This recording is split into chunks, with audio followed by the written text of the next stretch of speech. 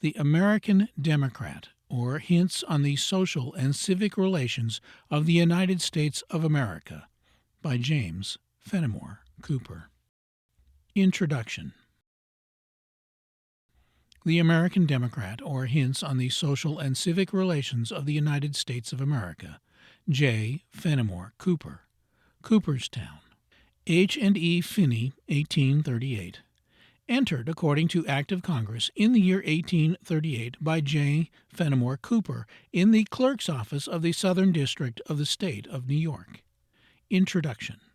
This little work has been written in consequence of its authors having had many occasions to observe the manner in which principles that are of the last importance to the happiness of the community are getting to be confounded in the popular mind. Notions that are impracticable, and if wished persevered in, cannot fail to produce disorganization, if not revolution, are widely prevalent, and while many seemed disposed to complain, few show a disposition to correct them. In those instances in which efforts are made to resist or to advance the innovations of the times, the writers take the extremes of the disputed points, the one side looking as far behind it over ground that can never be retrod, as the other looks ahead in the idle hope of substituting a fancied perfection for the ills of life. It is the intention of this book to make a commencement towards a more just discrimination between truth and prejudice.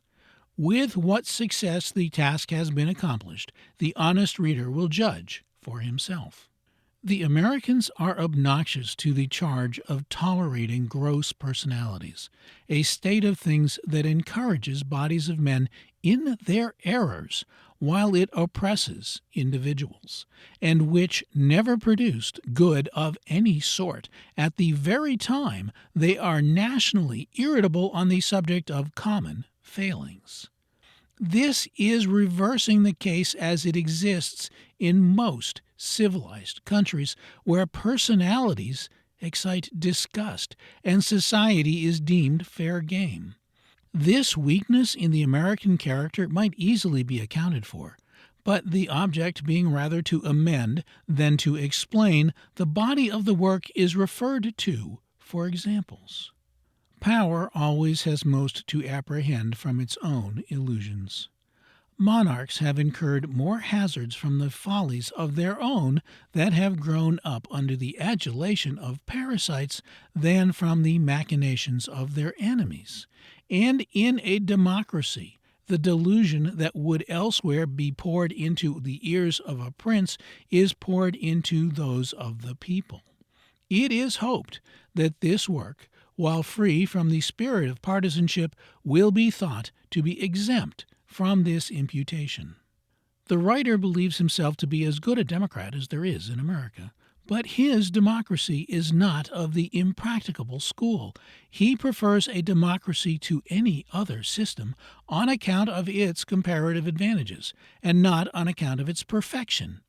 He knows it has evils, great and increasing evils, and evils peculiar to itself, but he believes that monarchy and aristocracy have more. It will be very apparent to all who read this book that he is not a believer in the scheme of raising men very far above their natural propensities. A long absence from home has in a certain degree put the writer in the situation of a foreigner in his own country, a situation probably much better for noting peculiarities than that of one who never left it. Two things have struck him painfully on his return: a disposition in the majority to carry out the opinions of the system to extremes, and a disposition in the minority to abandon all to the current of the day with the hope that this current will lead in the end to radical changes. 15 years since, all complaints against the institutions were virtually silenced, whereas now it is rare to hear them praised except by the mass, or by those who wish to profit by the favors of the mass. In the midst of these conflicting opinions, the voice of simple, honest, and what in a country like this ought to be fearless truth is nearly smothered, the one party effecting its ends by fulsome, false, and meretricious eulogisms in which it does not itself believe, and the other giving utterance to its discontent in useless and unmanly complaints. It has been the aim of the writer to avoid both these errors also. No attempt has been made to write very profound treatises on any of the subjects of this little book. The limits and objects of the work forbade it, the intention being rather to present to the reader those opinions that are suited to the actual condition of the country than to dwell on principles more general. A work the size of this might be written on the subject of instruction alone, but it has been the intention to present reasons and facts to the reader that are peculiarly American, rather than to exhaust the subjects. Had a suitable compound offered, the title of this book would have been something like Anti-Cant, for such a term expresses the intention of the writer, better perhaps than the one he has actually chosen. The work is written more in the spirit of censure than of praise, for its aim is correction, and virtues bring their own reward, while errors are dangerous. This is the end of Chapter 0. On Government.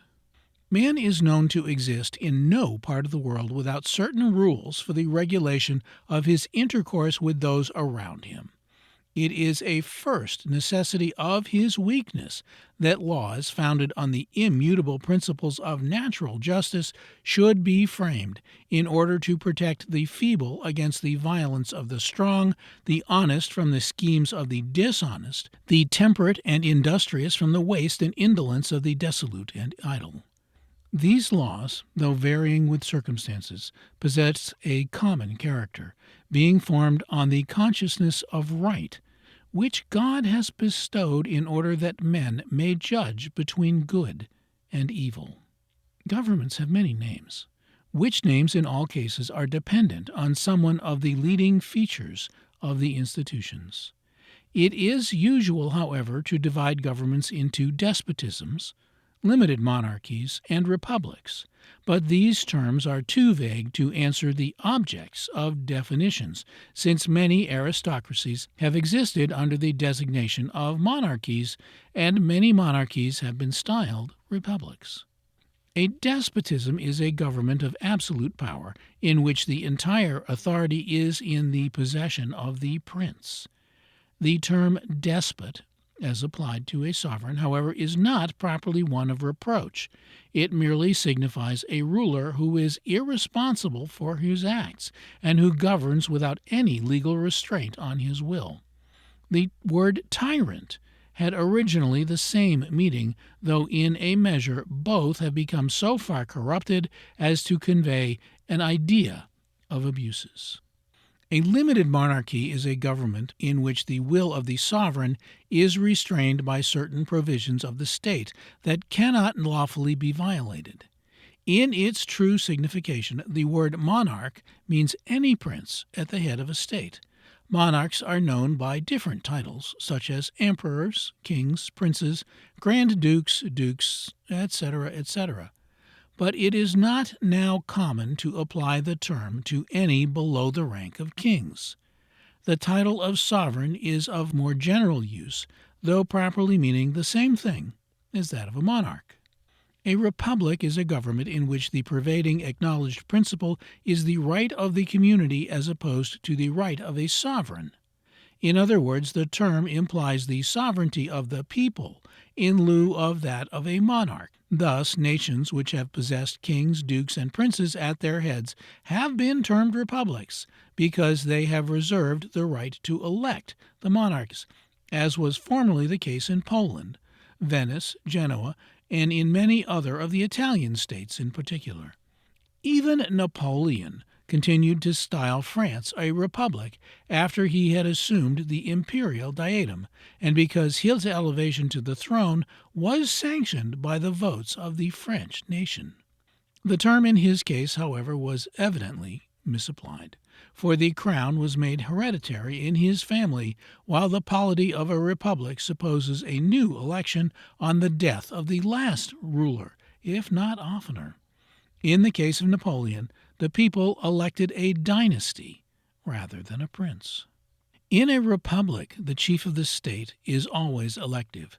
Perhaps this fact is the most accurate technical distinction between a monarchy and this form of government, though the pervading principle of the first is the right of the sovereign and of the last the right of the community. The term republic, republica, res, a thing, publico, public, public things, means the public things or the common weal. Hence the term commonwealth, the word wealth in this particular sense meaning prosperity in general and not riches in particular.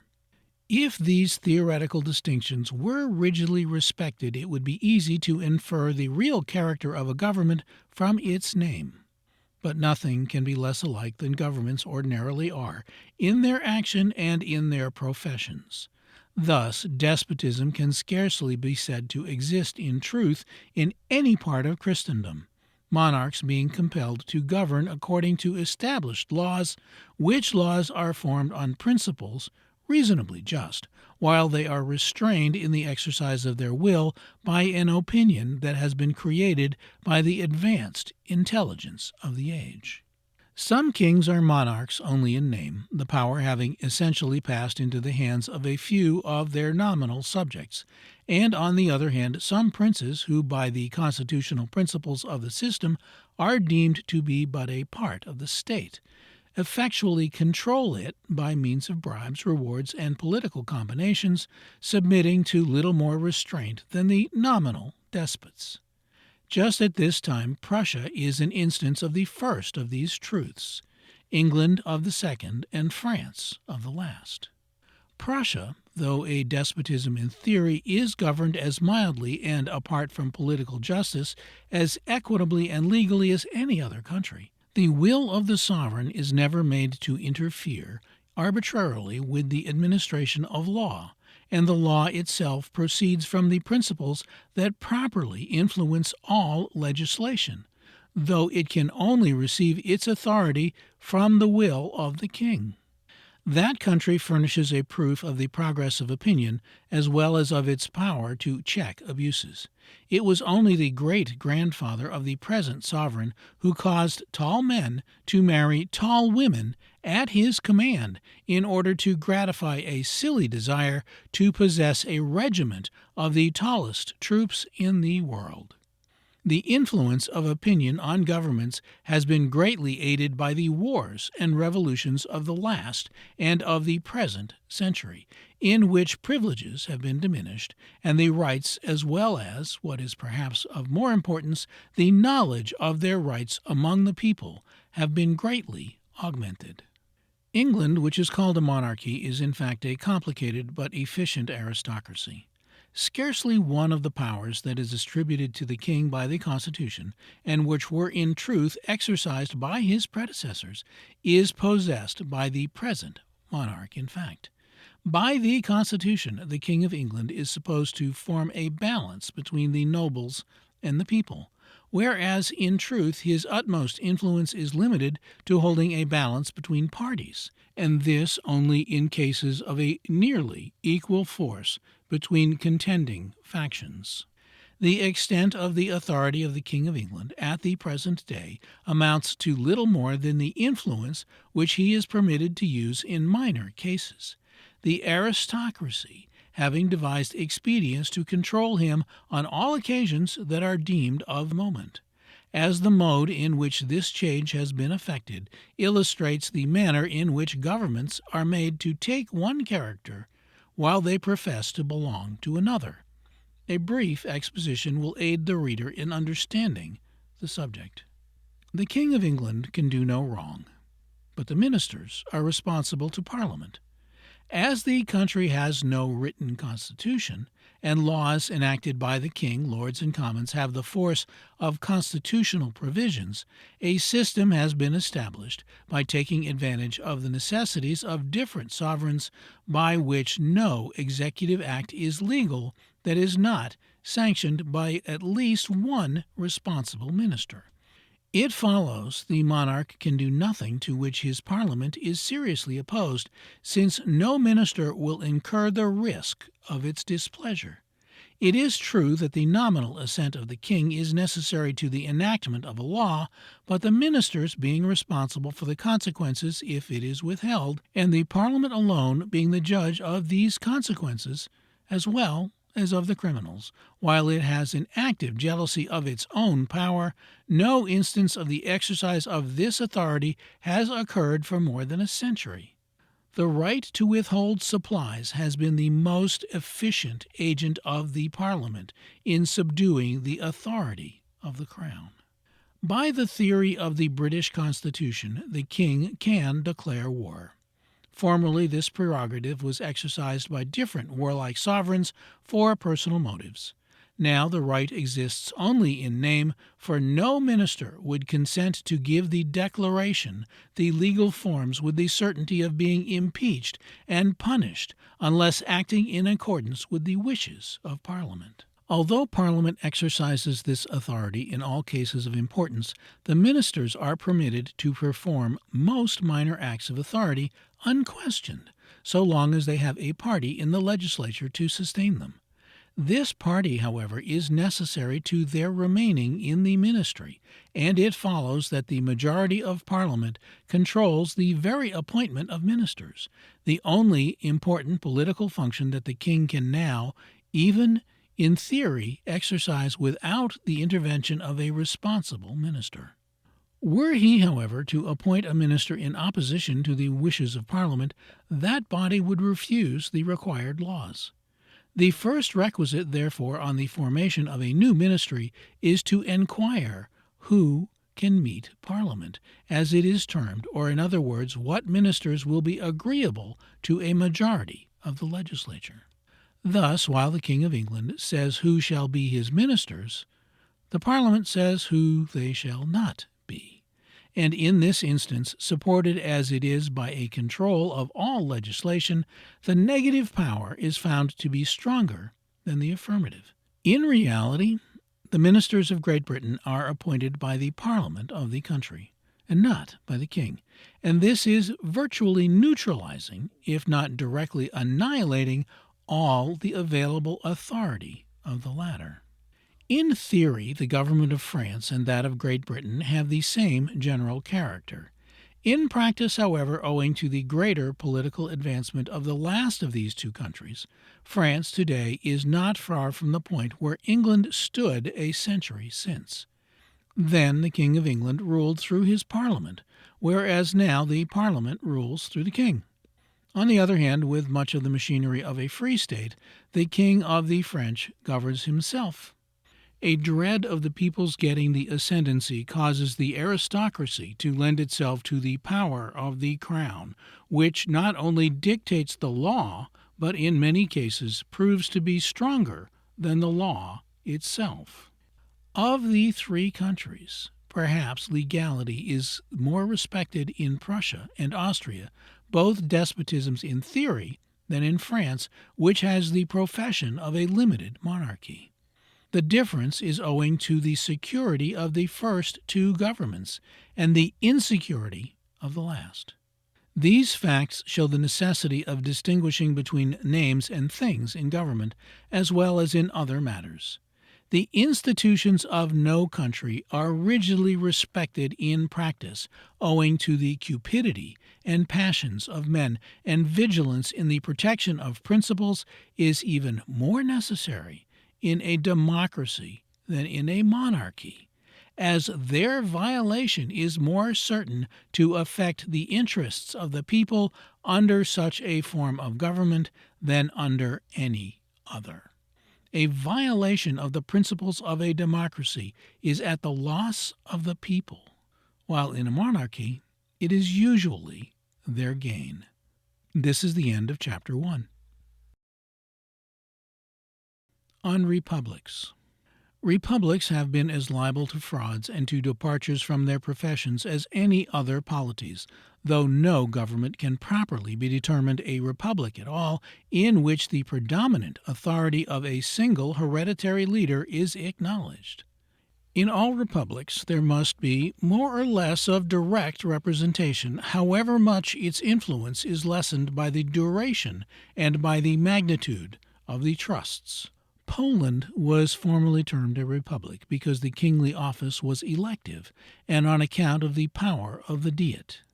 At any time, any member of this body could defeat a law by exclaiming in Latin, "Veto, I forbid it," from which usage the word veto has been adopted as a substantive in most of the languages of Christendom to express the same power in the different executive rulers, which it is now common to term the veto power. The exercise of this right was found so inconvenient in practice that at length, in cases of gravity, the nobles of the Diet would draw their swords and menace the dissenting member with death unless he withdrew his veto. As a negative authority often has the efficiency of that which is affirmative, it is scarcely possible to conceive of a system in which the will of a majority was less consulted than in this. The Republic of Venice was a hereditary aristocracy, as in a great measure was that of ancient Rome.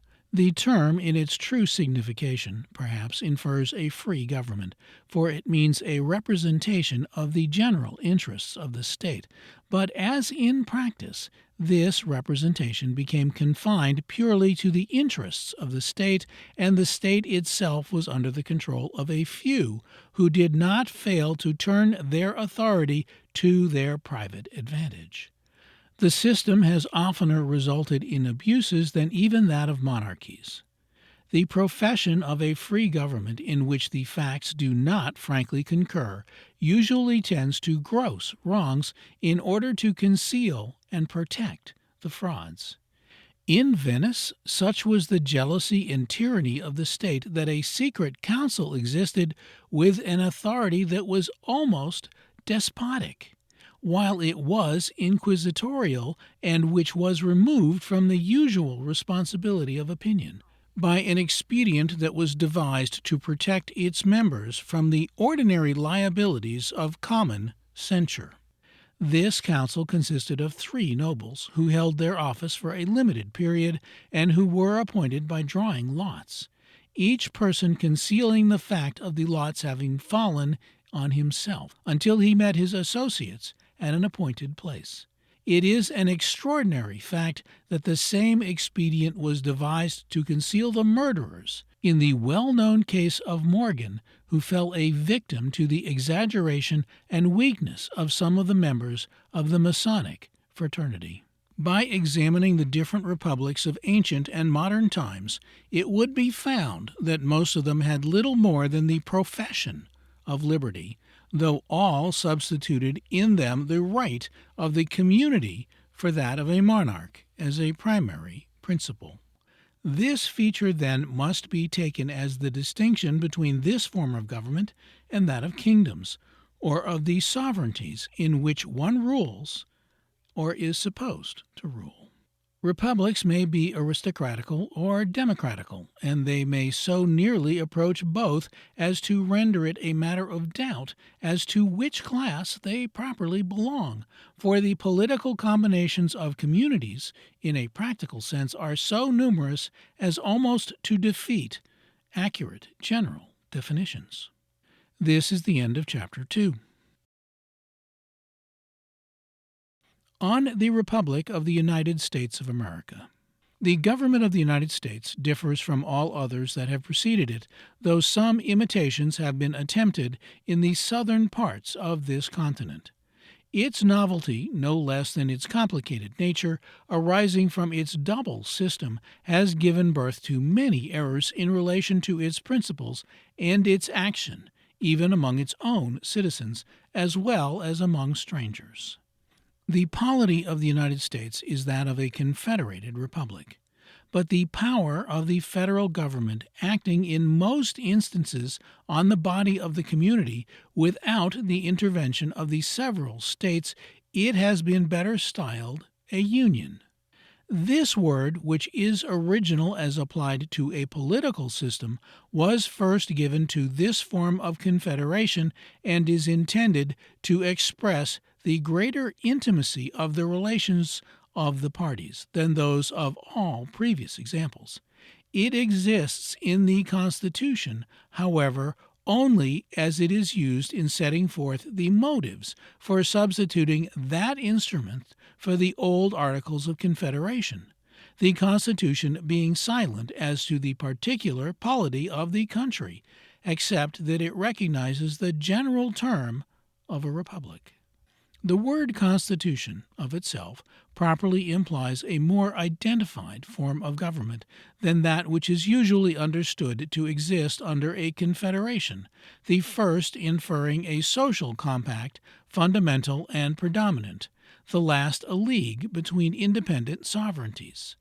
These distinctions have a certain weight, though they are rather arbitrary than logical, since men may create any degree of allegiance or of liability they may deem expedient under any form or modes of government.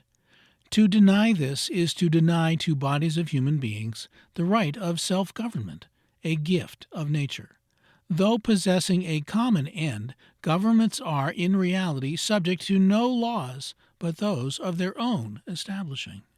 The government of the United States was formed by the several states of the Union as they existed at the period when the Constitution was adopted, and one of its leading principles is that all power which is not granted to the federal authority remain in the states themselves, or what is virtually the same thing, in the people of the states.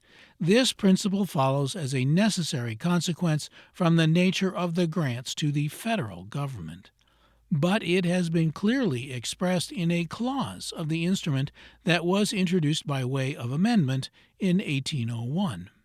This feature distinguishes this federal government from all the federal governments that have gone before it, as it was the general and ancient rule that liberty existed as a concession from authority, whereas here we find authority existing as a concession from the ruled.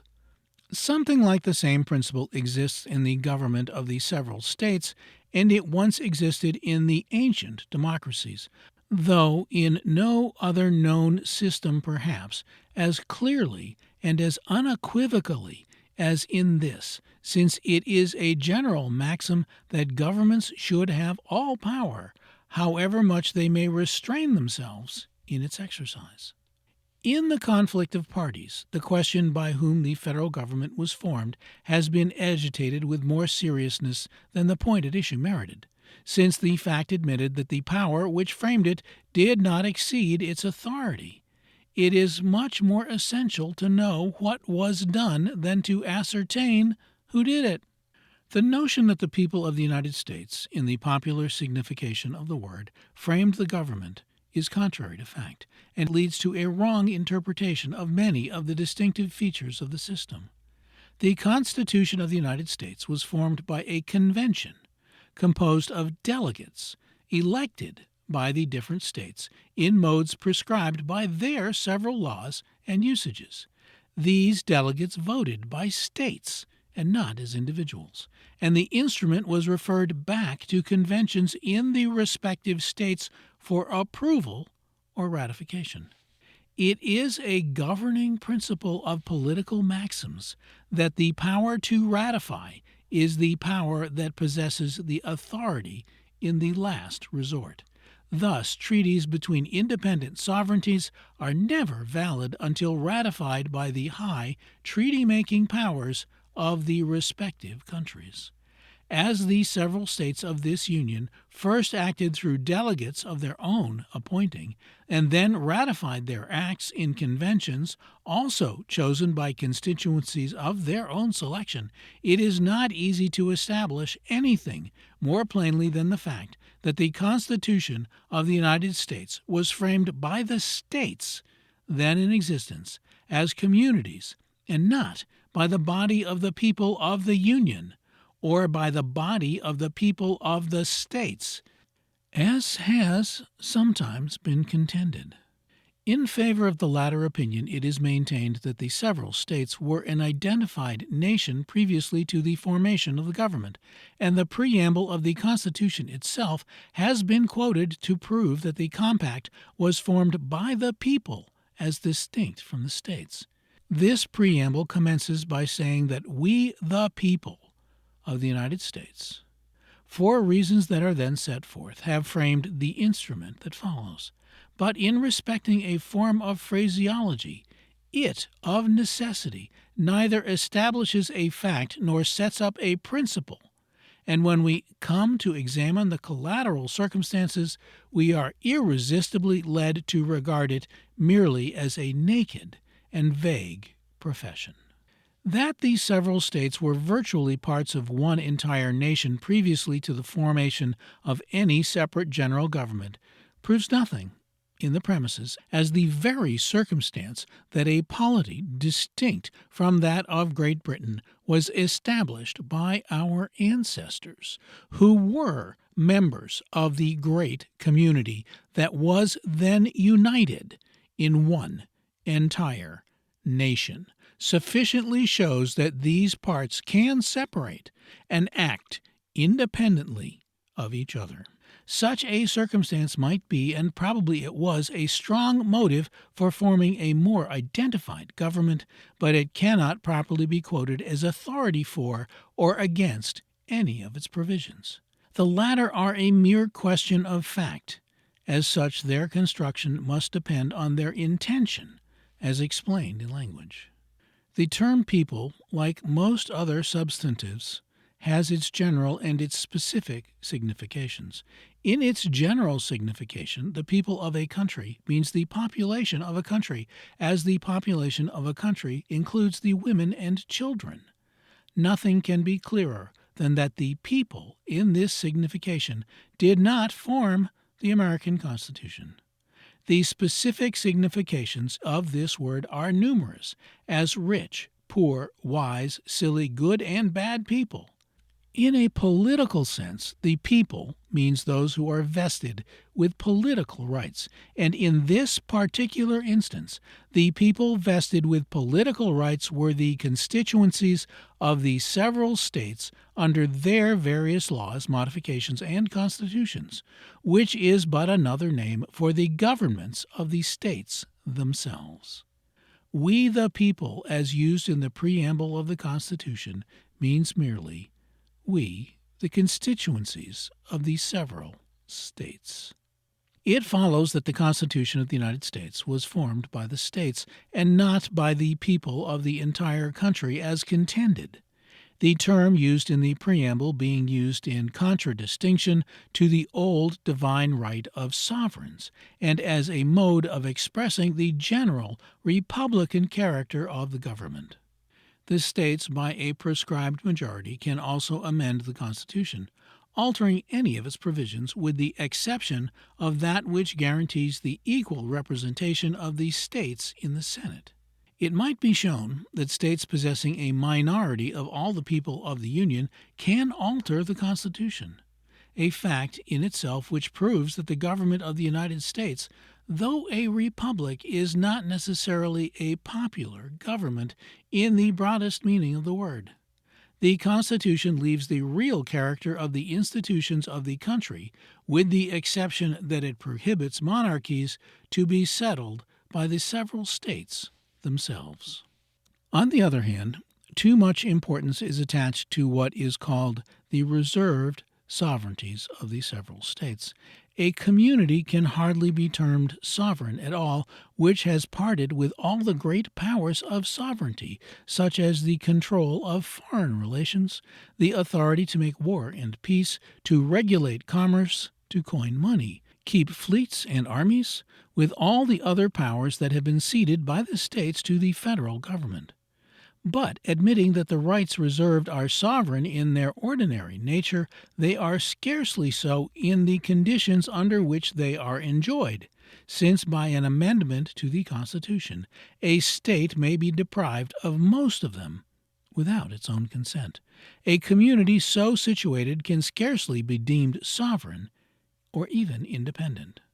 The habit of drawing particular inferences from general theories in matters as purely practical as those of government is at all times dangerous, and the safest mode of construing the Constitution of the United States is by looking only at the instrument itself, without adverting to other systems, except as they may serve to give proper signification of the terms of that instrument, as these terms were understood at the time it was framed. Many popular errors exist on the subject of the influence of the federal Constitution on the rights and liberties of the citizen. The rights and liberties of the citizen to a great degree depend on the political institutions of the several states and not on those of the Union. Many of these errors have arisen from mistaking the meaning of the language of the Constitution. Thus, when the Constitution says that no laws shall be passed abridging the rights of the citizen in any particular thing, it refers to the power which under that particular Constitution has the authority to pass a law at all. This power under the government of the United States is Congress, and no other. An example will better show the distinction. In Article 6 of the amendments to the Constitution, we find the following clause. In all criminal prosecution, the accused shall enjoy the right of a speedy and public trial by an impartial jury, etc., etc., etc. It is not the meaning of this provision of the Constitution that under the laws of the several states the citizen shall be entitled to a public trial by jury, but that these privileges shall be assured to those who are accused of crimes against the laws of the United States. It is true that similar privileges, as they are deemed essential to the liberties of their citizens, are assured to them by the constitutions of the several states, but this has been done by voluntary acts of their own, every state having full power, so far as the Constitution of the United States has any control over it, to cause its accused to be tried in secret or without the intervention of juries, as the people of that particular state may see fit. There is nothing in the Constitution of the United States to prevent all the states, or any particular state, from possessing an established religion, from putting the press under the control of censors, from laying restrictions and penalties on the rights of speech, or from imposing most of the political and civil restraints on the citizen that are imposed under any other form of government. The guarantees for the liberties of the citizens given by the Constitution of the United States are very limited, except as against the action of the government of the Union alone. Congress may not pass any law establishing a religion or abridging the freedom of speech or of the press, but the provisions of the Constitution relating to these subjects have no reference to the rights of the states. This distinction is very essential to a correct understanding of the institutions of the country, as many are misled on the subject. Some of the states, for example, are rigid in enforcing respect for the Sabbath, and a popular notion has prevailed that their laws are unconstitutional, since the federal compact guarantees liberty of conscience. This guarantee, like most of the others of the same nature, is only against the acts of Congress, and not against the acts of the states themselves. A state may pass any law it please to restrain the abuses of the Sabbath, provided it do not infringe on the provisions of its own Constitution, or invade a right conceded to the United States. It cannot stop the mail, for instance, or the passage of troops in the service of the federal government, but it may stop all who are not thus constitutionally protected by the superior power of the Union. This reading of the Constitution is in conformity with all the rules of construction, but that it is right can be shown from the language of the instrument itself.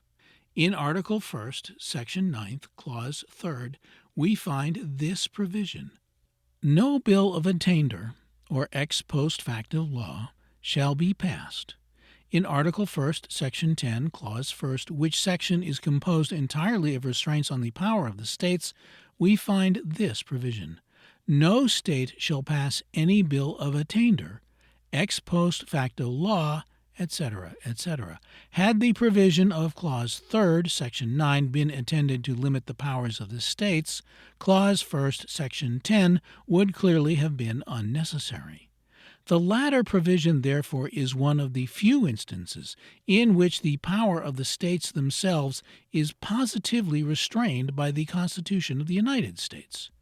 Although several states have conceded to the United States most of the higher attributes of sovereignty, they have reserved to themselves nearly all of the functions that render governments free, or otherwise. In declaring war, regulating commerce, keeping armies and navies, coining money, which are all high acts of sovereignty, despotisms and democracies are alike, all forms of government equally controlling these interests, and usually in the same manner. The characters of institutions depend on the repositories of power, in the last resort. In despotisms, the monarch is this repository. In aristocracies, the few. In democracies, the many. By the Constitution of the United States, its government is composed of different representations, which are chosen, more or less directly, by the constituencies of the several states. As there is no common rule for the construction of these constituencies, their narrowness or width must depend on the fundamental laws of the states themselves. It follows that the federal government has no fixed character so far as the nature of its constituency is concerned, but one that may constantly vary and which has materially varied since the commencement of the government, though as yet its changes have always been in the direction of popular rights. The only distinctive restriction imposed by the Constitution of the United States on the character of the states' governments is contained in Article 4th, Section 4th, Clause 1st, which guarantees to each state a republican form of government. No monarchy, therefore, can exist in this country, as existed formerly and now exists in the Confederation of Germany. But a republican form of government is not necessarily a free government. Aristocracies are oftener republics than anything else, and they have been among the most oppressive governments the world has ever known. No state can grant any title of nobility, but titles of nobility are oftener the consequence than the cause of narrow governments. Neither Venice, Poland, Genoa, Bern, a canton of Switzerland, nor most of the other narrow aristocracies of Europe had any titular nobles, though some of these countries were afflicted by governments of great oppression. Any state of this union, by altering its own constitution, may place the power of its own government, and by consequence its representation in the government of the United States, in any dozen families, making it perpetual and hereditary. The only guarantee against such an act is to be found in the discretion of the people of the several states, none of whom would probably part with power for such a purpose, and the check which the other states might hold over any one of their body by amending the Constitution. As this instrument now exists, however, there can be no reasonable doubts of the power of anyone or of all the states to so alter their polities. By considering these facts, we learn the true nature of the government, which may be said to have both a theoretical character and one in fact. In theory, this character is vague, and with the immaterial exception of the exclusion of a monarchy and the maintenance of the representative form, one altogether dependent on the policy of the states, by which it may be made a representative aristocracy, a representative democracy, or a union of the two. The government, in fact, is a near approach to that of a representative democracy, though it is not without a slight infusion from a few mild aristocracies. So long as slavery exists in the country, or were it better to say so long as the African race exists, some portion of this aristocratic infusion will probably remain. Stress is laid on the foregoing distinctions because the government of the Union is a compact between separate communities, and popular misconceptions on the nature of the institutions in a nation so much controlled by popular opinion not only lead to injustice, but may lead to dissension. It is the duty of every citizen to acquire just notions of the terms of the bargain before he pretends to a right to enforce them. This is the end of Chapter 3. On distinctive American principles. Distinctive American principles as properly refer to the institutions of the states as to those of the Union. A correct notion of the first cannot be formed without keeping the latter constantly in view. The leading distinctive principle of this country is connected with the fact that all political power is strictly a trust, granted by the constituent to the representative. These representatives possess different duties, and as the greatest check that is imposed on them while in the exercise of their offices exists in the manner in which the functions are balanced by each other. It is of the last importance that neither class trespass on the trusts that are not especially committed to its keeping. The machinery of the state being the same in appearance in this country and in that from which we are derived, inconsiderate commentators are apt to confound their principles. In England, the institutions have been the result of those circumstances to which time has accidentally given birth. The power of the king was derived from violence. The monarch, before the Act of Succession in the reign of Queen Anne, claimed the throne in virtue of the conquest by William in 1060.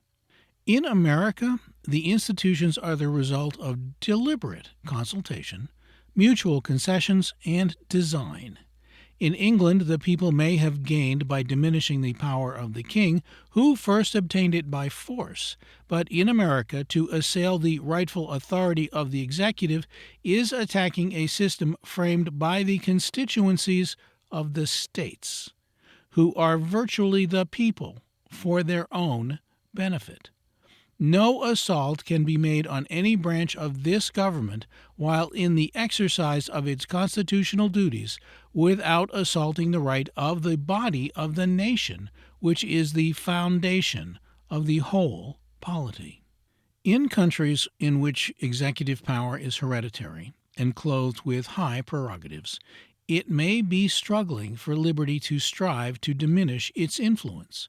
But in this republic, in which the executive is elective, has no absolute authority in framing the laws, serves for a short period, is responsible, and has been created by the people through the states for their own purposes, it is assailing the rights of that people to attempt in any manner to impede its legal and just action.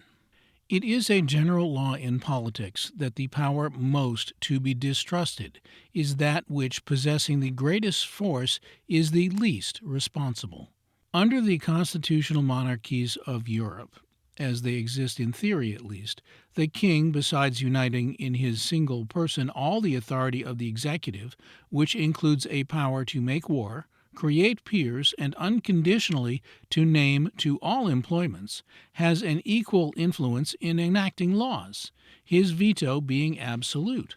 But in America, the executive, besides being elective, is stripped of most of these high sources of influence, and is obliged to keep constantly in view the justice and legality of his acts, both on account of his direct responsibilities and on account of the force of public opinion.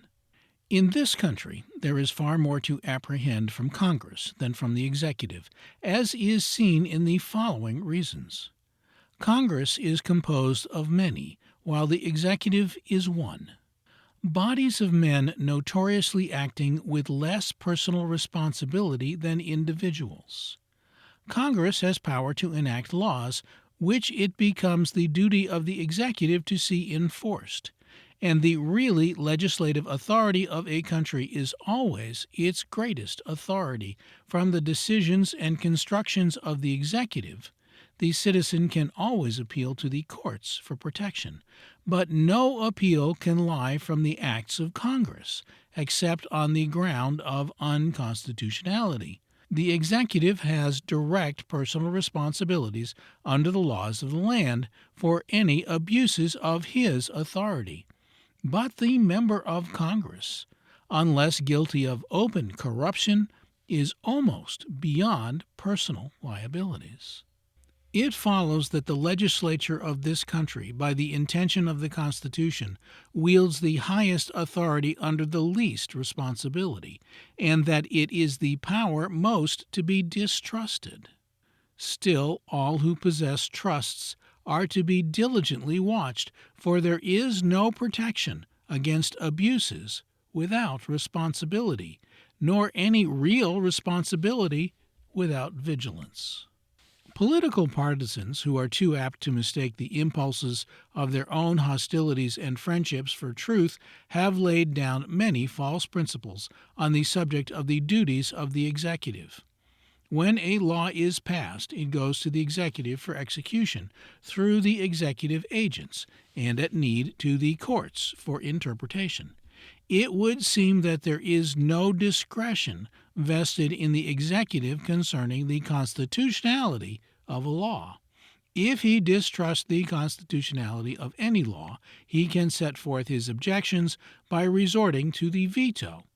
But it is clearly the intention of the system that the whole legislative power, in the last resort, shall abide in Congress, while it is necessary to the regular action of the government that none of its agents, but those who are especially appointed for that purpose, shall pretend to interpret the Constitution in practice. The citizen is differently situated. If he conceive himself oppressed by an unconstitutional law, it is his inalienable privilege to raise the question before the courts, where a final interpretation can be had. By this interpretation, the executive and all his agents are equally bound to abide. This obligation arises from the necessity of things as well as from the nature of the institutions. There must be somewhere a power to decide on the constitutionality of laws, and this power is vested in the Supreme Court of the United States on final appeal. When called on to approve a law, even though its principles should have been already pronounced on by the courts, the executive is independent. He is now a legislator and can disregard all other constructions of the Constitution but those dictated by his own sense of right. In this character, to the extent of his veto power, he is superior to the courts, which have cognizance of no more than each case as it is presented for their consideration. The President may approve of a law that the court has decided to be unconstitutional in principle, or he may veto a law that the court has decided to be constitutional in principle.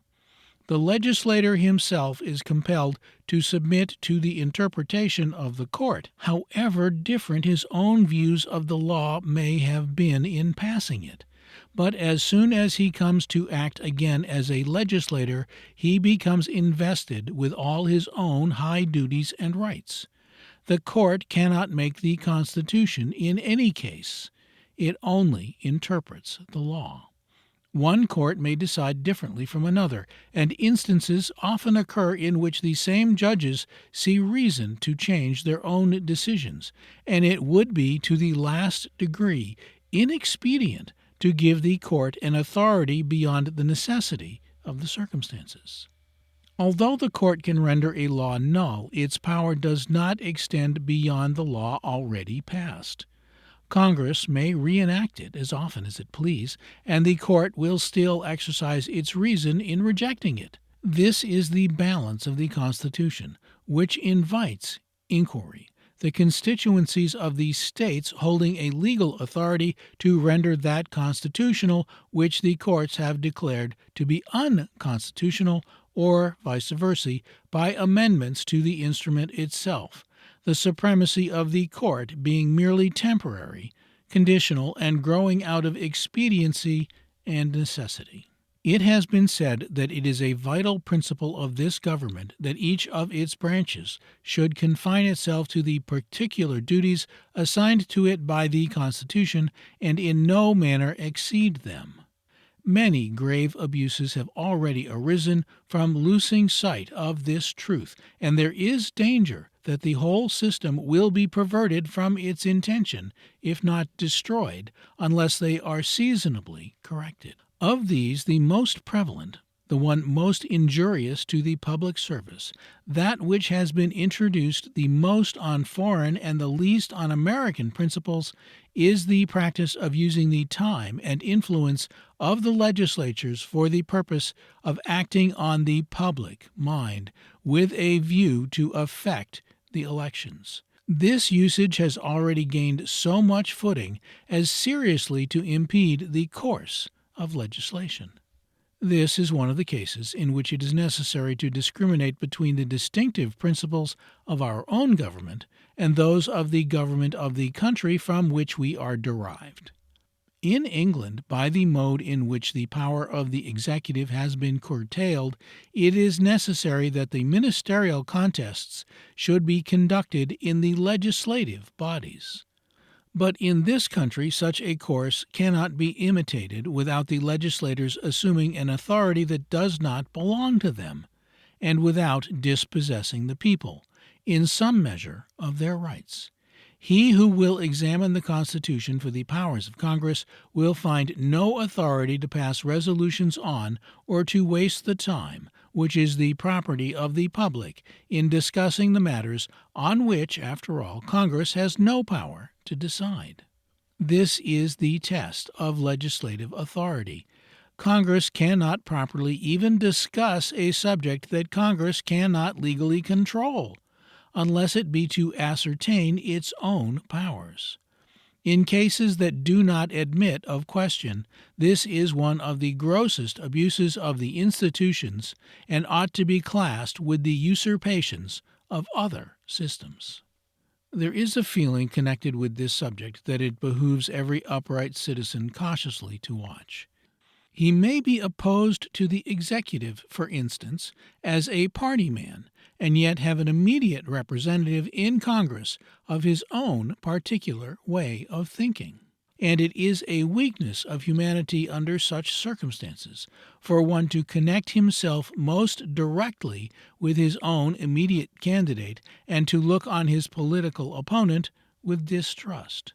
The jealousy created by this feeling induces unreflecting men to imagine that curbing their particular representatives in manners of this nature is curtailing their own rights, and disposes them to defend what is inherently wrong on personal motives. Political systems ought to be, and usually are, framed on certain great and governing principles. These principles cannot be perverted or lost sight of without perverting or rendering nugatory the system itself. And under a popular government in an age like this, far more is to be apprehended from indirect attacks on the institutions than from those which are direct. It is usual to excuse these departures from the right on the plea of human propensities, but human institutions are framed expressly to curb such propensities, and no truth is more salutary than that which is contained in the homely saying that lawmakers should not be law breakers. It is the duty of the citizen to judge all political acts on the great principles of the government, and not according to his own political partialities or prejudices. His own particular representative is no more a representative of the people than the representative of any other man, and one branch of the government is no more representative than another.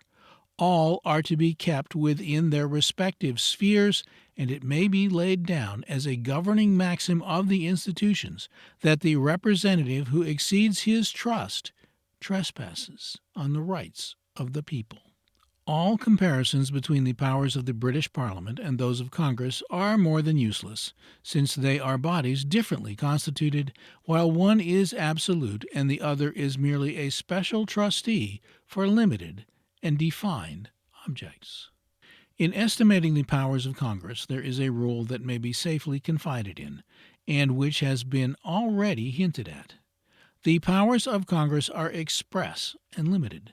That body, therefore, can have no right to pass resolutions other than those which will affect their own police, or in a moral sense, even to make speeches, except on subjects on which they have a right to pass laws. The instant they exceed these limits, they exceed the bounds of their delegated authority. By applying this simple test to their proceedings, any citizen may, in ordinary cases, ascertain how far the representatives of the nation abuse their trusts. Liberty is not a matter of words, but a positive and important condition of society. Its great safeguards, after placing its foundations on a popular base, is in the checks and balances imposed on the public servants, and all its real friends ought to know that the most insidious attacks are made on it by those who are the largest trustees of authority in their efforts to increase their power. The government of the United States has three branches: the executive, the legislative, and the judicial. These several branches are independent of each other, though the first is intended to act as a check on the second, no law or resolution being legal that is not first submitted to the President for his approval. This check, however, does not render the first an integral part of the legislature, as laws and resolutions may be passed without his approval by votes of 2/3. In most constitutional monarchies, the legislatures, being originally secondary powers, were intended as checks on the action of the Crown, which was possessed of the greatest and, by consequence, of the most dangerous authority, whereas the case is reversed in America, the executive using his veto as a check on Congress. Such is the intention of the Constitution, though the tactics of party and the bitterness of opposition have endeavored to interpret the instrument differently by appealing to the ancient prejudices derived from England. This is the end of Chapter 4. On the powers of the executive. The President sees the laws faithfully executed. In order to render this power efficient, he appoints to office and removes all officers but the judges, and those whom they are authorized by Congress to appoint, who form an independent portion of the government. As this has been a disputed authority, it may be well to explain it more distinctly. The President nominates to the Senate, and with its advice and consent appoints all the officers of the government, with the exception of those whose appointment Congress has authority to vest by law in the heads of departments or in the courts of justice. The functionaries appointed by the courts of law are not removable, either directly or indirectly, by the President, that branch of the government being independent and not executing but merely interpreting the laws. Although the President cannot remove the officers who are appointed by the heads of departments, he can remove those heads of departments themselves, thereby securing a prompt and proper execution of their duties. In this manner, all the executive agents are subject to the supervisory power of the President, as there can be no just doubt was the intention of the Constitution. The right of the President to remove from office has been disputed, but on insufficient grounds, unless the Constitution shall be so interpreted as to give him this power.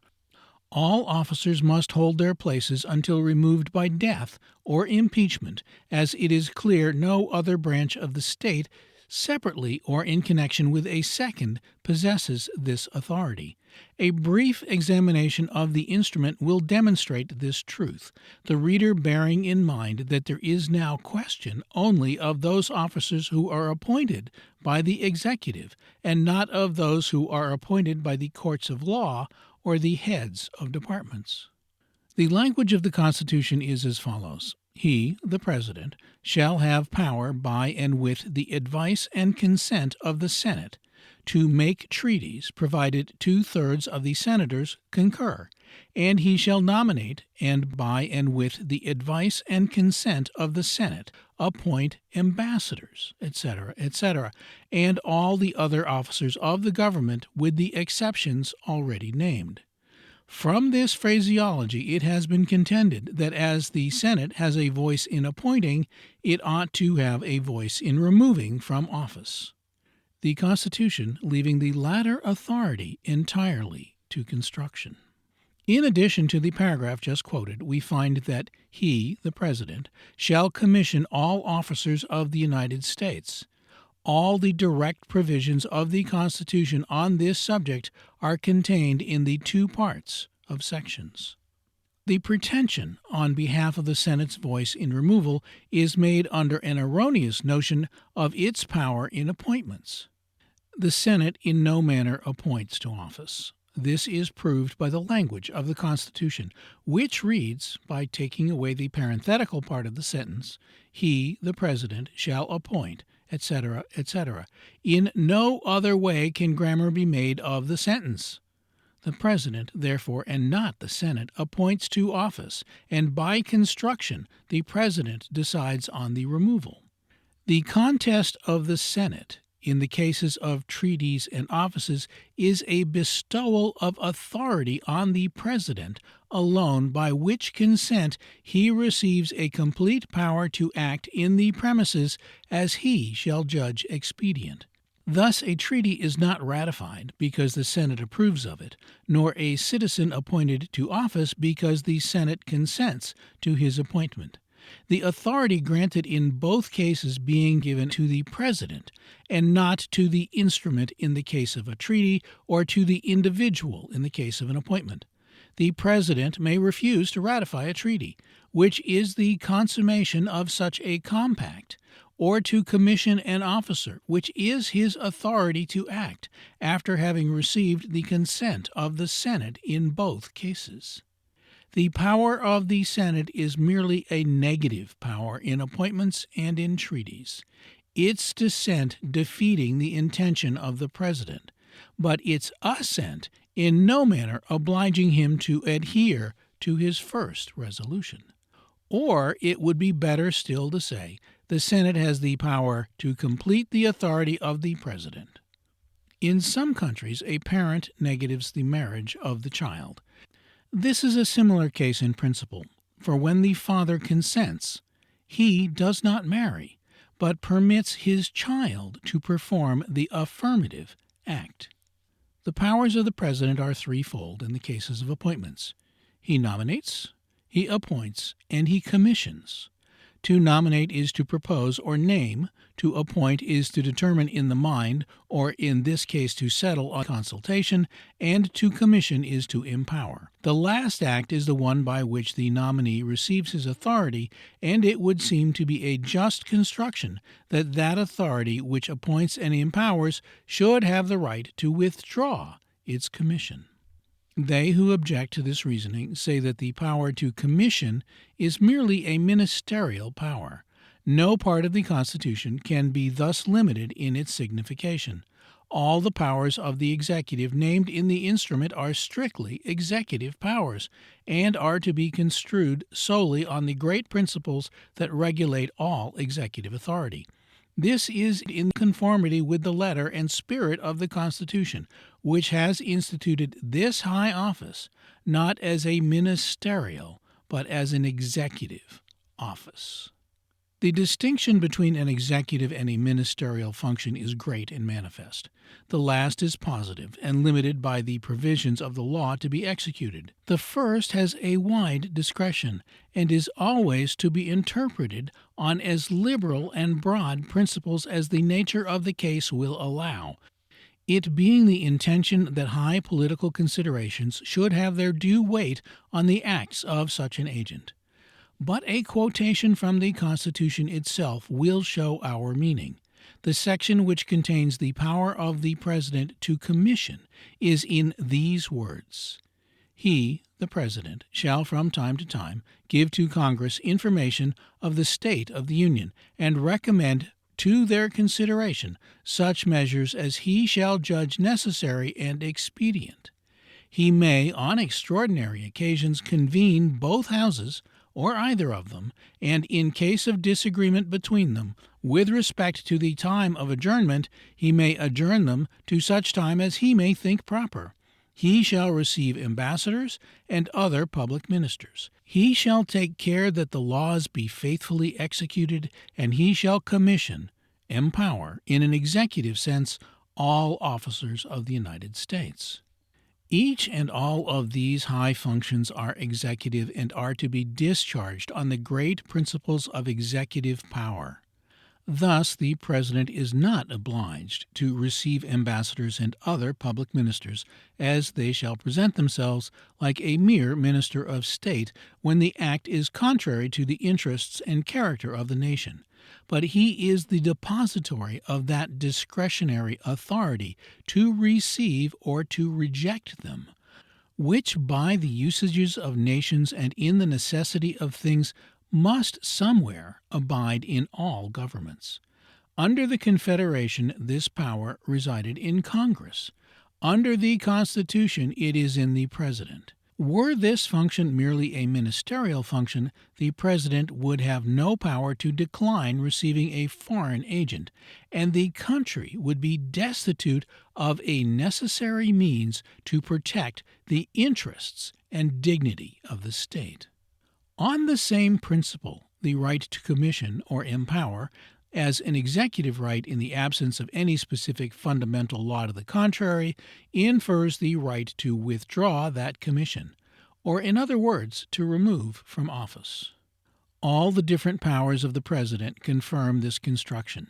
He is commanded to take care that the laws be faithfully executed, a duty that can be discharged in no other manner than by displacing unworthy agents and entrusting the authority to worthier.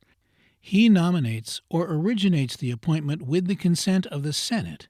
He settles the matter in his own mind, or appoints, and according to the true and technical signification of the word, he commissions or empowers, unless it be intended that all offices shall be held during good behavior, he removes. That the Constitution did not intend that officers should be irremovable is to be inferred from the fact that duties are assigned to the President that can be discharged in no other manner than by displacing delinquents, from the general usages of government, and from the fact that certain officers are named in the way of expectations as those who are to hold their trusts during good behavior. An example will show the necessity of this power's existing in the President.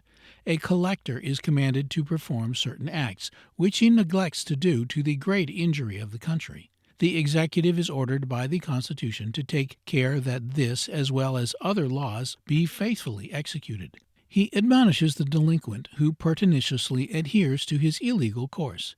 In what manner is the President to enforce the law? Impeachment is not in his power in the first place, and in the next place it does not enforce the law, but punishes the offender. He may, in some cases, order the law officers of the government to prosecute for penalties, perhaps, but the law officers may also refuse to do their duties, and thus the whole intention of the institutions would be set at naught. Errors have arisen on these subjects by misconceiving the meaning of the terms. Nominate, appoint, and commission are to be construed in their broadest significations, in an instrument as dignified and comprehensive as a constitution, and with strict reference to the general character of the functions with which they are connected, functions that are purely executive and in no manner ministerial. This is the only statesmanlike view of the question, though the practice of permitting common law lawyers to expound the great national compact has had the effect to narrow and degrade the instrument, favoring the views of political factions and not unfrequently disturbing the country without a commensurate object.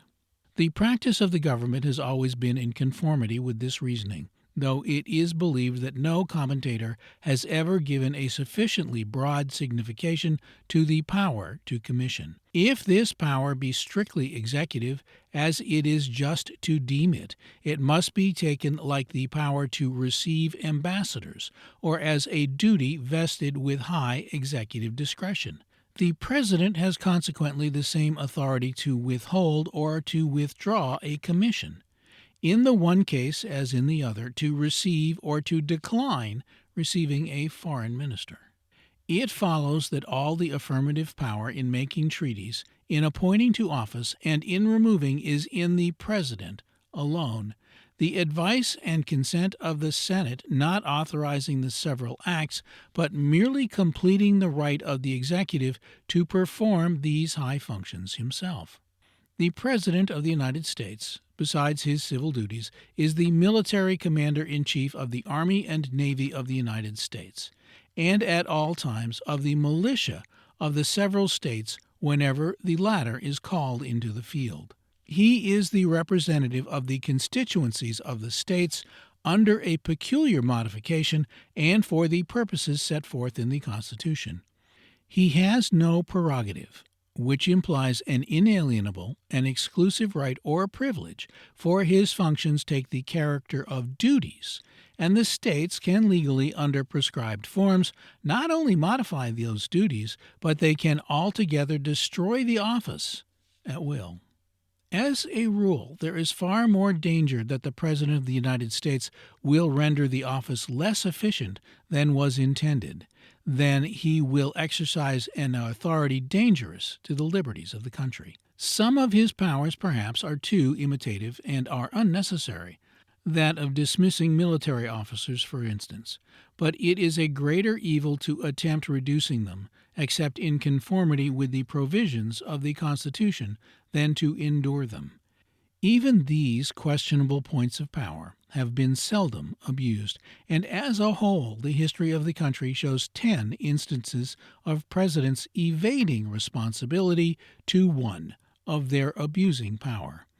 A recent case is that of the executives assenting to an indirect law recognizing the independence of Texas, a measure that is purely diplomatic and international, and which, of course, ought to be regulated by treaty and in no other manner. A step of this gravity, if referred to the proper authority, would have required the sanction of a 2/3 vote in the Senate, and consequently a deliberation and prudence that might do better justice, and possibly avoid a war.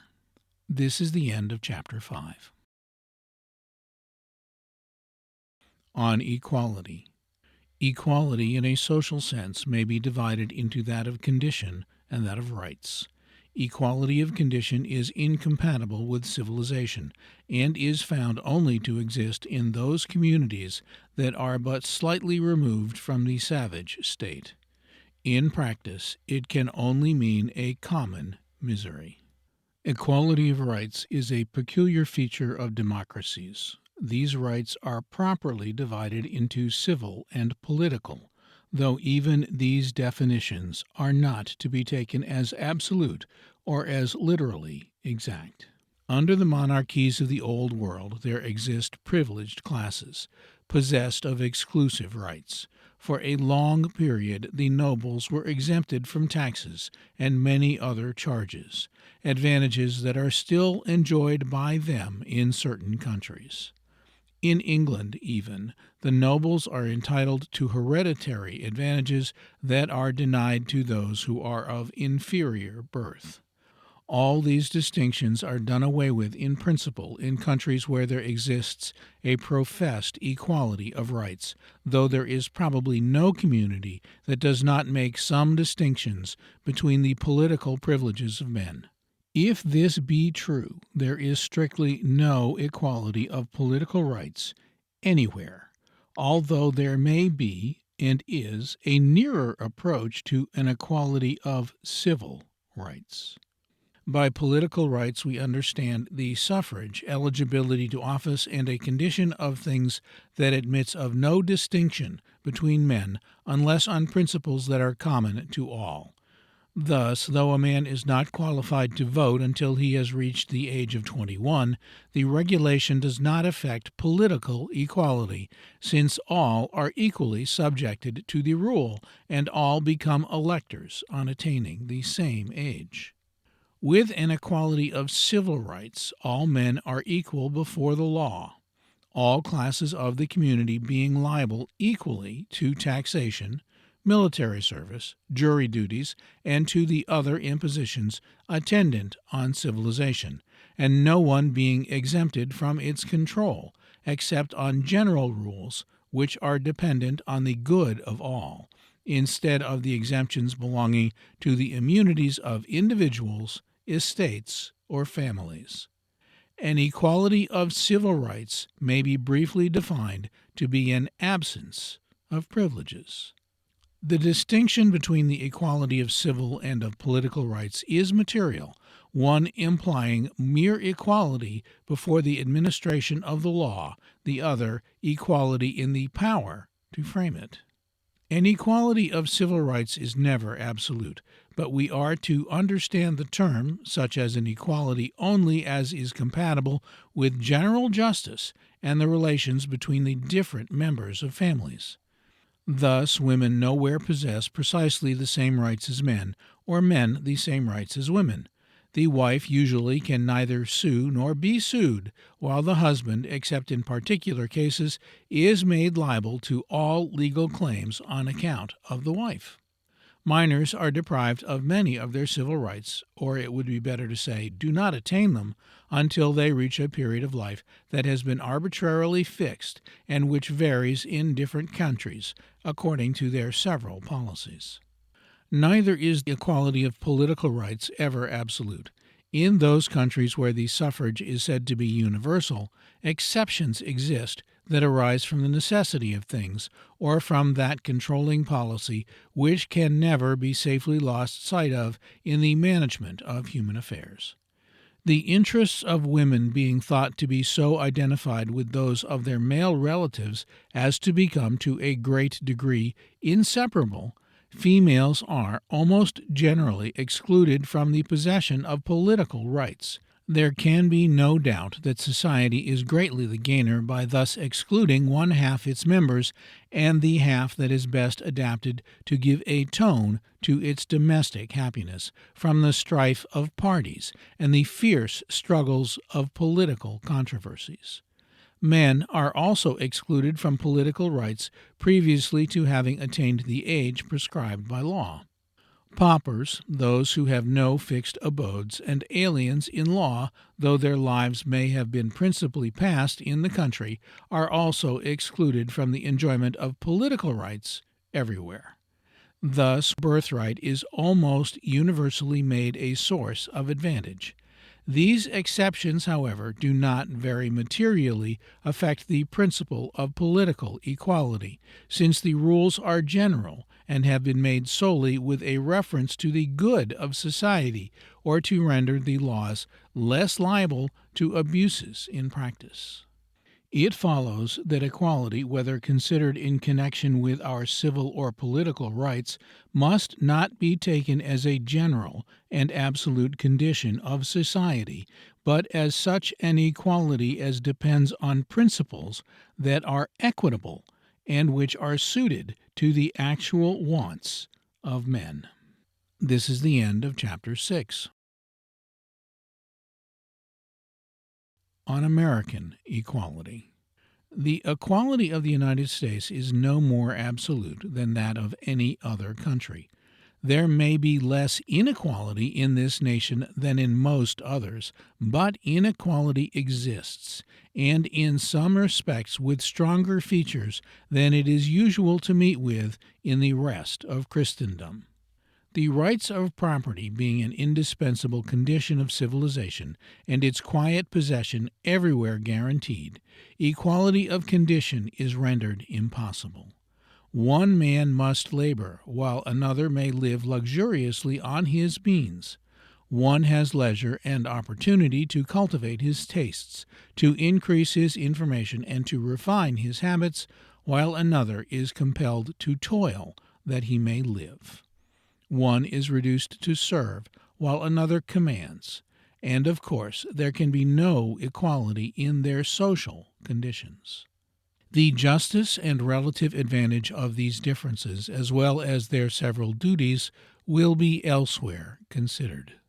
By the inequality of civil and political rights that exists in certain parts of the Union, and the great equality that exists in others, we see the necessity of referring the true character of the institutions to those of the states, without a just understanding of which it is impossible to obtain any general and accurate ideas of the real polity of the country. The same general exceptions to civil and political equality that are found in other free countries exist in this, though under laws peculiar to ourselves. Women and minors are excluded from the suffrage and from maintaining suits at law under the usual provisions, here as well as elsewhere. None but natives of the country can fill many of the higher offices, and paupers, felons, and all those who have not fixed residences are also excluded from the suffrage. In a few of the states, property is made the test of political rights, and in nearly half of them, a large portion of the inhabitants who are of a different race from the original European occupants of the soil are entirely excluded from all political and from many of the civil rights that are enjoyed by those who are deemed citizens. A slave can neither choose nor be chosen to office, nor in most of the states can even a free man unless a white man. A slave can neither sue nor be sued. He cannot hold property, real or personal, nor can he in many of the states be a witness in any suit, civil or criminal. It follows from these facts that absolute equality of condition, of political rights, or of civil rights does not exist in the United States, though they all exist in a much greater degree in some states than in others, and in some of the states perhaps to as great a degree as is practicable. In what are usually called the free states of America, or those in which domestic slavery is abolished, there is to be found as much equality in every respect as comports with safety, civilization, and the rights of property. This is also true as respects the white population in those states in which domestic slavery does exist, though the number of the bond is in a large proportion to that of the free. As the tendency of the institutions of America is to the right, we learn in these truths the power of facts, every question of politics being strictly a question of practice. They who fancy it possible to frame the institutions of a country on the pure principles of abstract justice, as these principles exist in theories, know little of human nature, or of the restraints that are necessary to society. Abuses assail us in 1,000 forms, and it is hopeless to aspire to any condition of humanity approaching perfection. The very necessity of a government at all arises from the impossibility of controlling the passions by any other means than that of force. The celebrated proposition contained in the Declaration of Independence is not to be understood literally. All men are not created equal, in a physical or even in a moral sense, unless we limit the signification to one of political rights. This much is true, since human institutions are a human invention with which nature has had no connection. Men are not born equals, physically, since one has a good constitution, another a bad, one is handsome, another ugly, one white, another black. Neither are men born equals morally, one possessing genius or a natural aptitude, while his brother is an idiot. As regards all human institutions, men are born equal, no sophistry being able to prove that nature intended one should inherit wealth and power, another slavery and want. Still, artificial inequalities are the inevitable consequences of artificial ordinances, and in founding a new government principle for the social compact, the American legislatures instituted new modes of difference. The very existence of government at all infers inequality. The citizen who is preferred to office becomes the superior of those who are not, so long as he is the repository of power, and the child inherits the wealth of the parent as a controlling law of society. All that the great American proposition therefore can mean is to set up new and juster notions of natural rights than those which existed previously, by asserting, in substance, that God has not instituted political inequalities as was pretended by the advocates of jus divinium, that men possessed a full and natural authority to form such social institutions as best suited their necessities. There are numerous instances in which the social inequality of America may do violence to our notions of abstract justice. But the compromise of interests under which all civilized society must exist renders this unavoidable.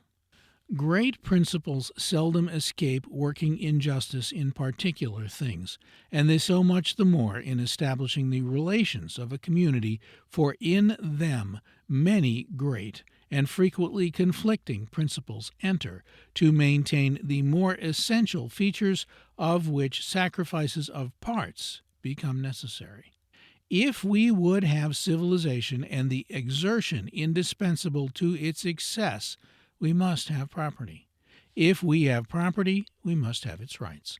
If we have the rights of property, we must take those consequences of the rights of property which are inseparable from the rights themselves. The equality of rights in America, therefore, after allowing for the striking exception of domestic slavery, is only a greater extension of the principle than common, while there is no such thing as an equality of condition. All that can be said of the first is that it has been carried as far as a prudent discretion will at all allow, and of the last that the inequality is the simple result of civilization, unaided by any of those fictitious plans that have been elsewhere devised in order to augment the power of the strong and to enfeeble the weak. Equality is nowhere laid down as a governing principle of the institutions of the United States. Neither the word, nor any inference that can be fairly deduced from its meaning, occurring in the Constitution. As respects the states themselves, the professions of an equality of rights are more clear, and, slavery excepted, the intention in all their governments is to maintain it as far as practicable, though equality of condition is nowhere mentioned, all political economists knowing that it is unattainable, if indeed it be desirable. Desirable in practice it can hardly be, since the result would be to force all down to the level of the lowest. All that a good government aims at, therefore, is to add no unnecessary and artificial aid to the force of its own unavoidable consequences, and to abstain from fortifying and accumulating social inequality as a means of increasing political inequalities. This is the end of Chapter 7. On liberty. Liberty, like equality, is a word more used than understood. Perfect and absolute liberty is as incompatible with the existence of society as equality of condition. It is impracticable in a state of nature even, since without the protection of the law, the strong would oppress and enslave the weak. We are then to understand by liberty merely such a state of the social compact as permits the members of a community to lay no more restraints on themselves than are required by their real necessities and obvious interests. To this definition may be added that it is a requisite of liberty that the body of a nation should retain the power to modify its institutions as circumstances shall require. The natural disposition of all men being to enjoy a perfect freedom of action, it is a common error to suppose that the nation which possesses the mildest laws, or laws that impose the least personal restraints, is the freest. This opinion is untenable, since the power that concedes this freedom of action can recall it unless it is lodged in the body of the community itself. There is, therefore, no pledge for the continuance of such a liberty. A familiar supposititious case will render this truth more obvious. A slaveholder in Virginia is the master of 2 slaves. To one he grants his liberty, with the means to go to a town in a free state. The other accompanies his old associate clandestinely. In this town they engage their services voluntarily to a common master, who assigns to them equal shares in the same labor, paying them the same wages. In time the master learns their situation, but being an indulgent man, he allows the slave to retain his present situation. In all material things these brothers are equal. They labor together, receive the same wages, and eat of the same food. Yet one is bond, and the other free. Since it is in the power of the master, or of his heir, or of his assignee, at any time to reclaim the services of the one who was not legally manumitted, and reduce him again to the condition of slavery. One of these brothers is the master of his own acts, while the other, though temporarily enjoying the same privileges, holds them subject to the will of a superior. This is an all-important distinction in the consideration of political liberty, since the circumstances of no 2 countries are precisely the same, and all municipal regulations ought to have direct reference to the actual condition of a community. It follows that no country can properly be deemed free unless the body of the nation possess, in the last resort, the legal power to frame its laws according to its wants. This power must also abide in the nation, or it becomes merely an historical fact. For he that was once free is not necessarily free always, any more than he was once happy is to consider himself happy in perpetuity. This definition of liberty is new to the world, for a government founded on such principles is a novelty. Hitherto a nation has been deemed free whose people were possessed of a certain amount of franchises, without any reference to the general repository of power. Such a nation may not be absolutely enslaved, but it can scarcely be considered in possession of an affirmative political liberty, since it is not the master of its own fortunes. Having settled what is the foundation of liberty, it remains to be seen by what process a people can exercise this authority over themselves. The usual course is to refer all matters of choice to the decision of majorities. The common axiom of democracies, however, which says that the majority must rule, is to be received with many limitations. Were the majority of a country to rule without restraint, it is probable that as much injustice and oppression would follow as are found under the dominion of one. It belongs to the nature of men to arrange themselves in parties, to lose sight of truth and justice in partisanship and prejudice, to mistake their own impulses for that which is proper, and to do wrong because they are indisposed to seek the right. Were it wise to trust power unreservedly to majorities, all fundamental and controlling laws would be unnecessary, since they might, as occasion required, emanate from the will of numbers. Constitutions would be useless. The majority rules in prescribed cases and in no other. It elects to office. It enacts ordinary laws, subject, however, to the restrictions of the Constitution, and it decides most of the questions that arise in the primitive meetings of the people, questions that do not usually affect any of the principal interests of life.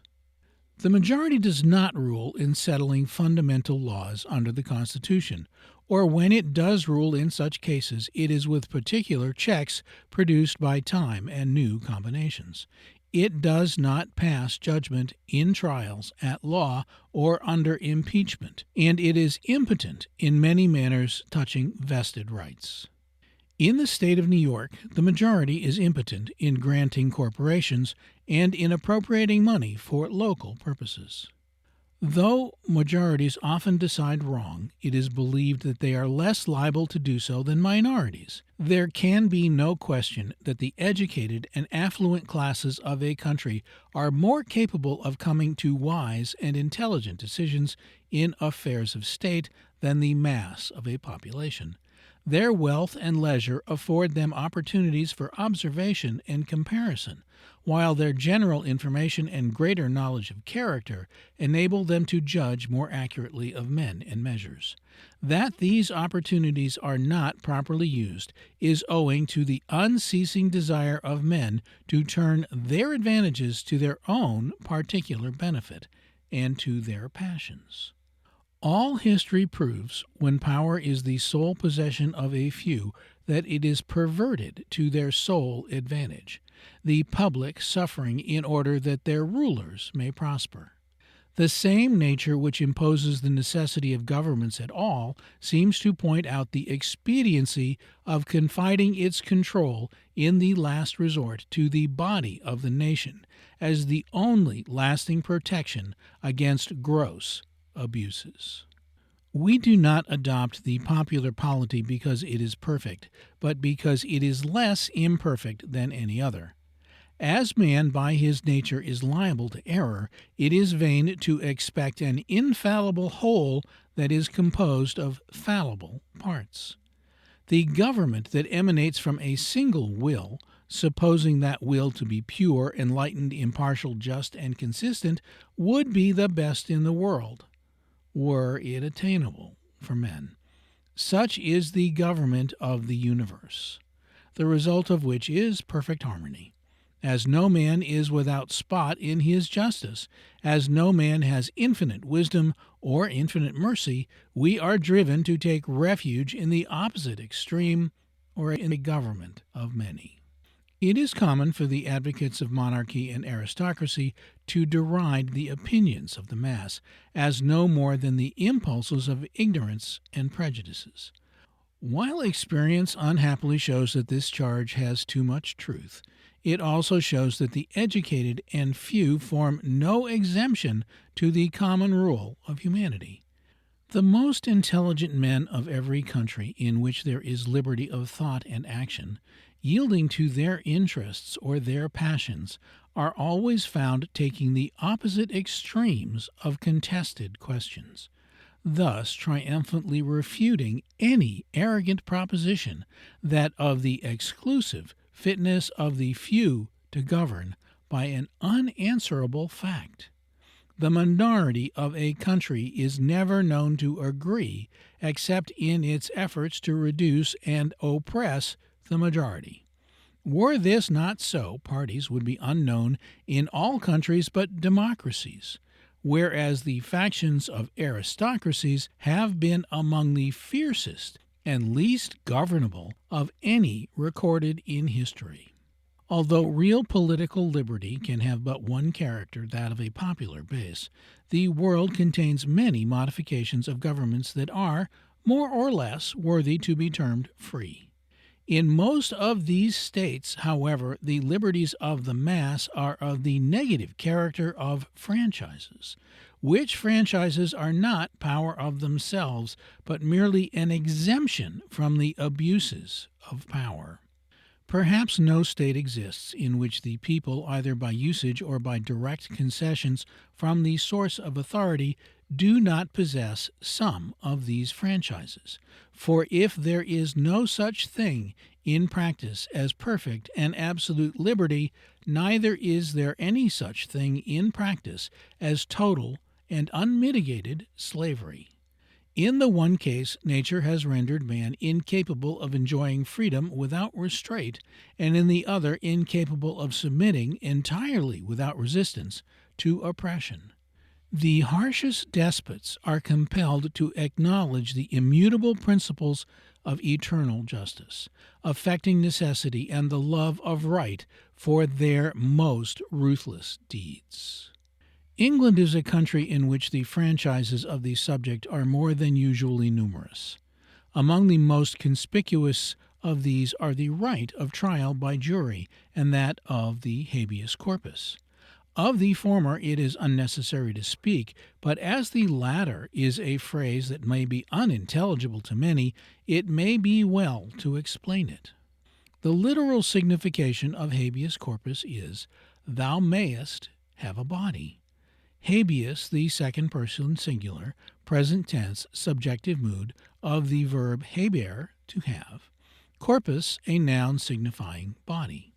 In arbitrary governments it is much the usage to oppress men under the pretense of justice by causing them to be arrested on false or trivial charges and subjecting them to long and vexatious imprisonments by protracting or altogether evading the day of trial.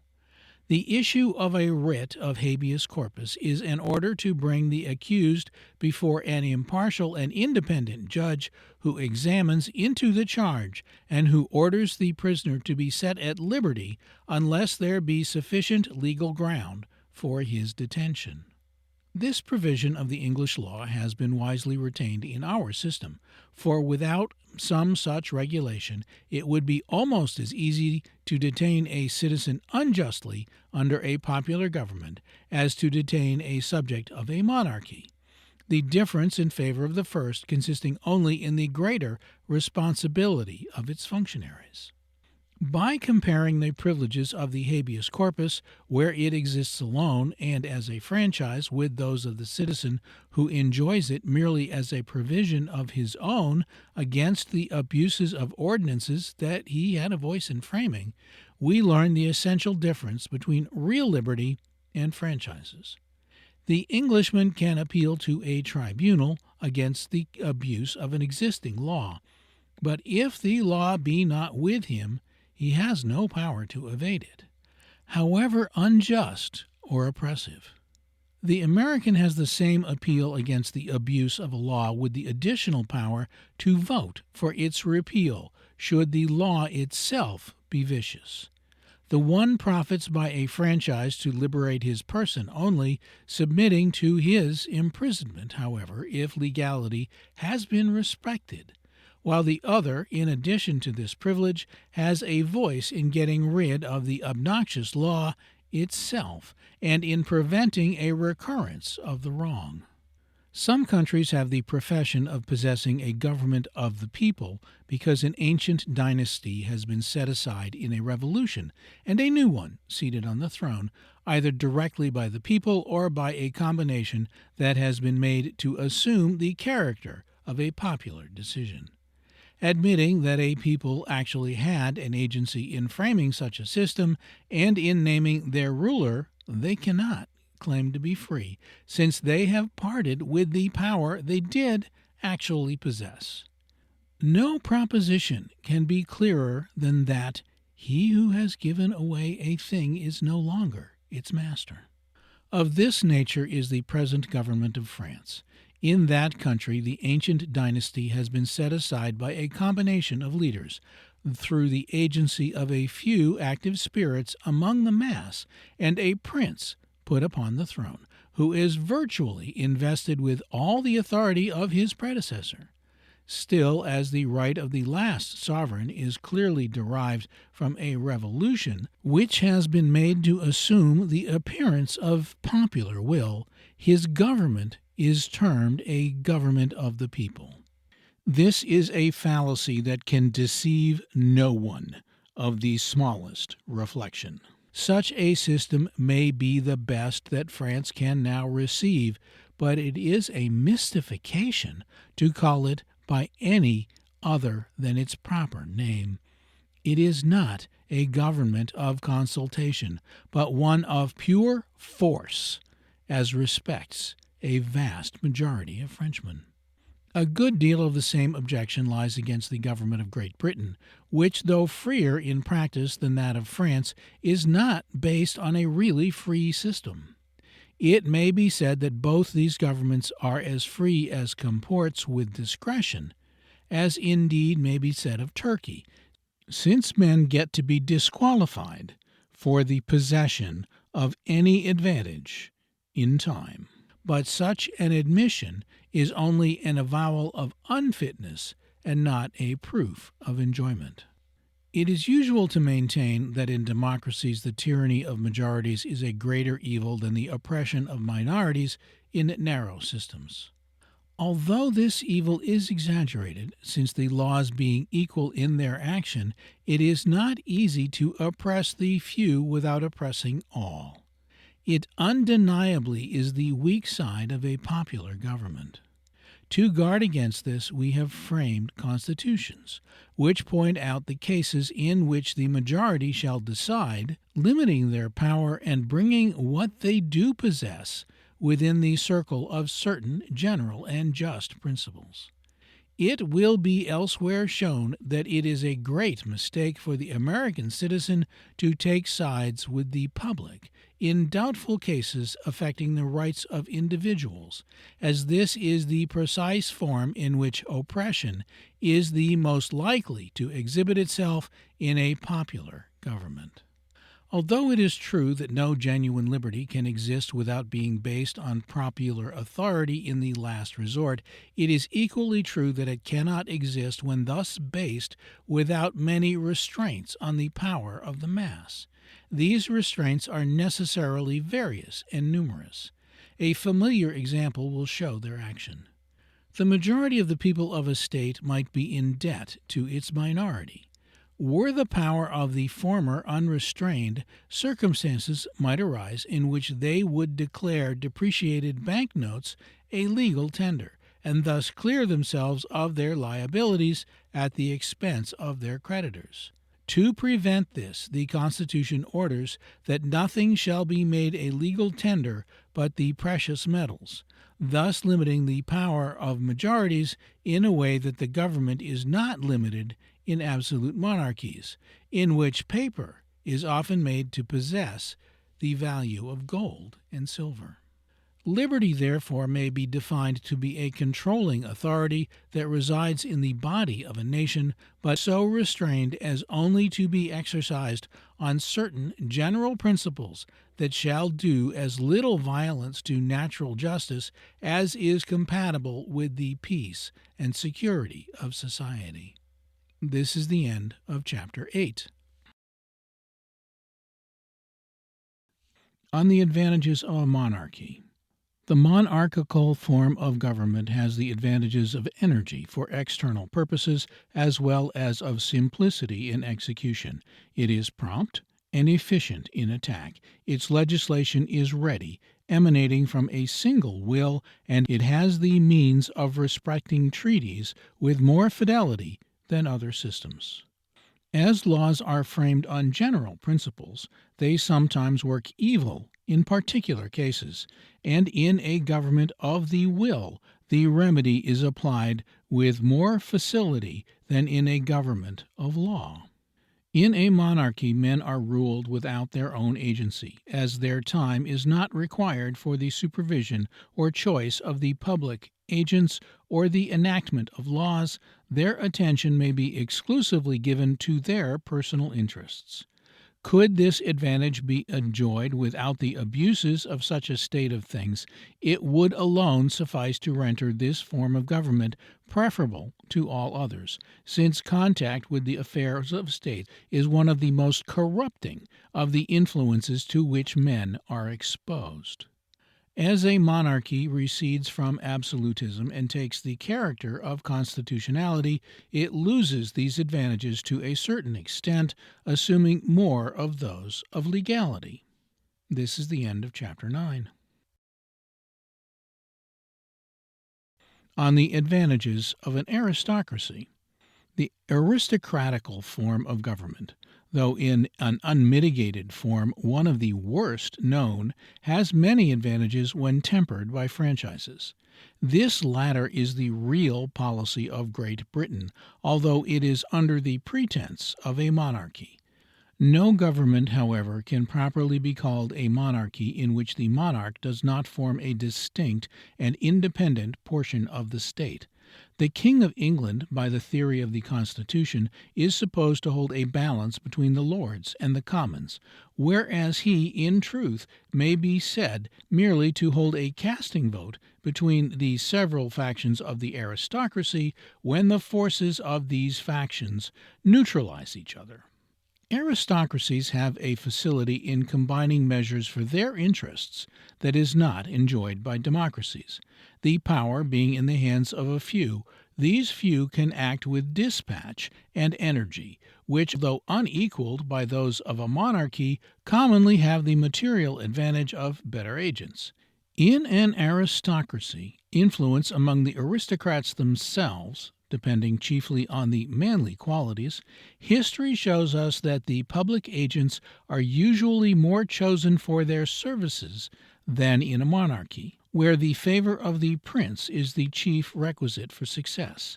It may therefore be assumed that the higher qualities of those who fill the public trusts in an aristocracy more than neutralize the greater concentration of a monarchy, and render it the most efficient form of government for the purposes of conquest and foreign policy.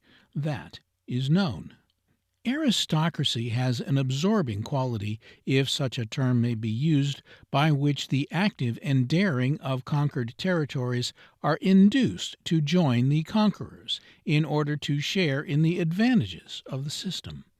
Thus, we find that almost all the countries that have made extensive conquests over civilized people and who have long retained them have been aristocracies.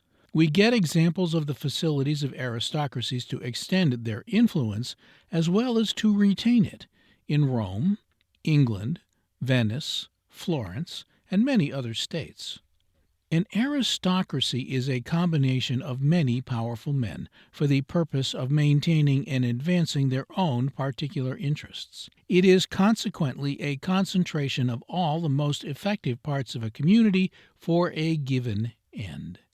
Hence its energy, efficiency, and success.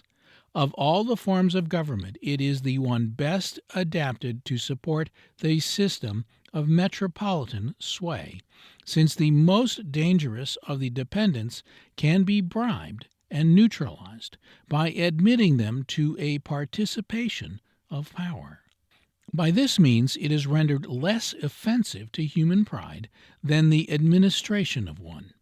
The present relations between England and Ireland are a striking instance of what is meant.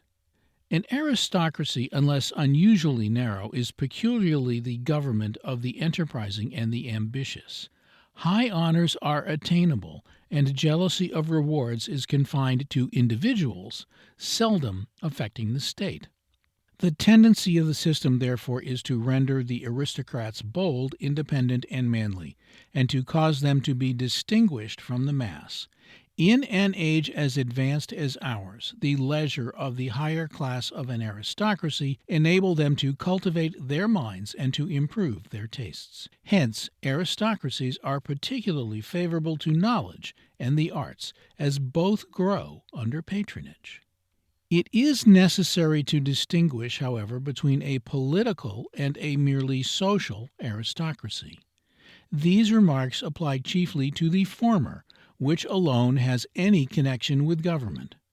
The term aristocracy, in fact, applies properly to no other, though vulgar use has perverted its signification to all nobles, and even to the gentry of democracies. This is the end of Chapter 10. on the advantages of democracy. The principal advantage of a democracy is a general elevation in the character of the people. If few are raised to a very great height, few are depressed very low. As a consequence, the average of society is much more respectable than under any other form of government. The vulgar charge that the tendency of democracies is to leveling, meaning to drag all down to the level of the lowest, is singularly untrue. Its real tendency being to elevate the depressed to a condition not unworthy of their manhood. In the absence of privileged orders, entails, and distinctions, devised permanently to separate men into social castes, it is true none are great but those who become so by their acts. But, confining the remark to the upper classes of society, it would be much more true to say that democracy refuses to lend itself to unilateral and arbitrary distinctions than to accuse it of a tendency to level those who have a just claim to be elevated. A denial of a favor is not an invasion of a right. Democracies are exempt from the military charges, both pecuniary and personal, that become necessary in governments in which the majority are subjects, since no force is required to repress those who, under other systems, are dangerous to the state by their greater physical power. As the success of democracies is mainly dependent on the intelligence of the people, the means of preserving the government are precisely those which most conduce to the happiness and social progress of man. Hence we find the state endeavoring to raise its citizens on the scale of being, the certain means of laying the broadest foundation of national prosperity. If the arts are advanced in aristocracies through taste of patrons, in democracies, though of slower growth, they will prosper as a consequence of general information or as a superstructure reared on a wider and more solid foundation. Democracies being, as nearly as possible, founded in natural justice, little violence is done to the sense of right by the institutions, and men have less occasion than usual to resort to fallacies and false principles in cultivating the faculties. As a consequence, common sense is more encouraged, and the community is apt to entertain juster notions of all moral truths than under systems that are necessarily sophisticated. Society is thus a gainer in the greatest element of happiness, or in the right perception of the different relations between men and things. Democracies being established for the common interests and the public agents being held in constant check by the people, their general tendency is to serve the whole community, and not small portions of it, as is the case in narrow governments. It is as rational to suppose that a hungry man will first help his neighbor to bread when master of his own acts, as to suppose that any but those who feel themselves to be truly public servants will first bethink themselves of the public when in situations of public trust. In a government of one, that one and his parasites will be the first and best served. In a government of a few, the few, and in a government of many, the many. Thus, the general tendency of democratical institutions is to equalize advantages and to spread its blessings over the entire surface of society. Democracies, other things being equal, are the cheapest form of government, since little money is lavished in representation, and they who have to pay the taxes have also, directly or indirectly, a voice in imposing them. Democracies are less liable to popular tumults than any other politics, because the people, having legal means in their power to redress wrongs, have little inducement to employ another.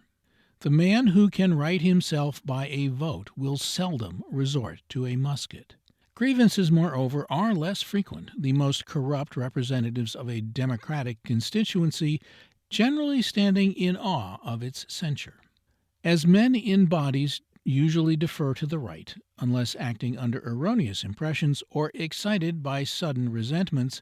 Democracies pay more respect to abstract justice in the management of their foreign concerns than either aristocracies or monarchies, an appeal always lying against abuses or violations of principle to a popular sentiment that in the end seldom fails to decide in favor of truth.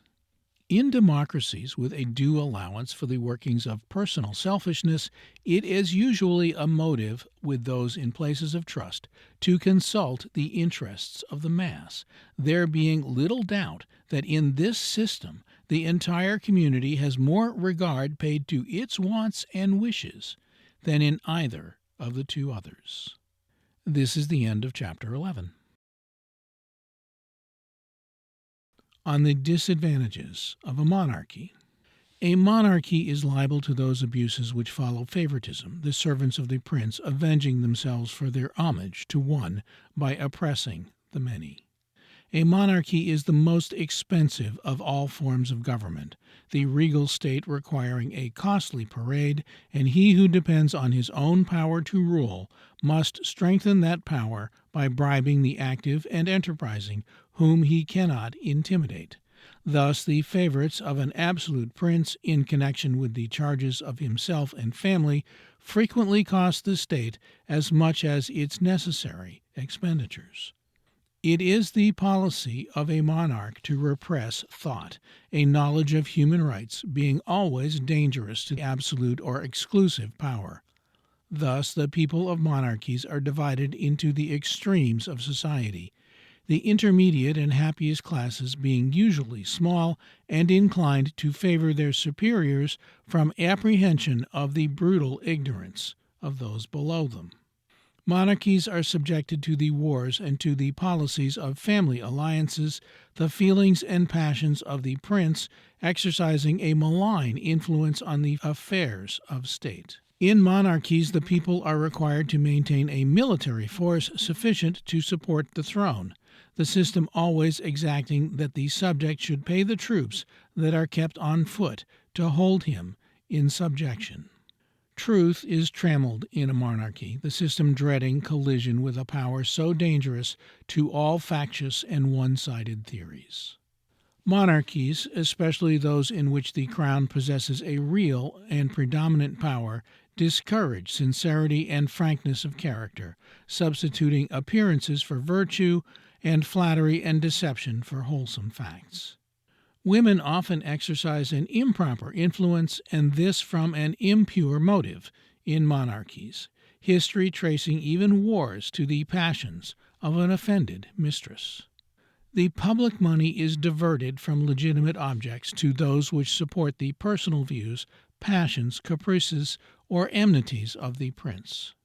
Monarchies are subject to all these abuses, which depend on an irresponsible administration of power and an absence of publicity, abuses that oppress the majority for the benefit of a few, and which induce subserviency of character, frauds, flatteries, and other similar vices.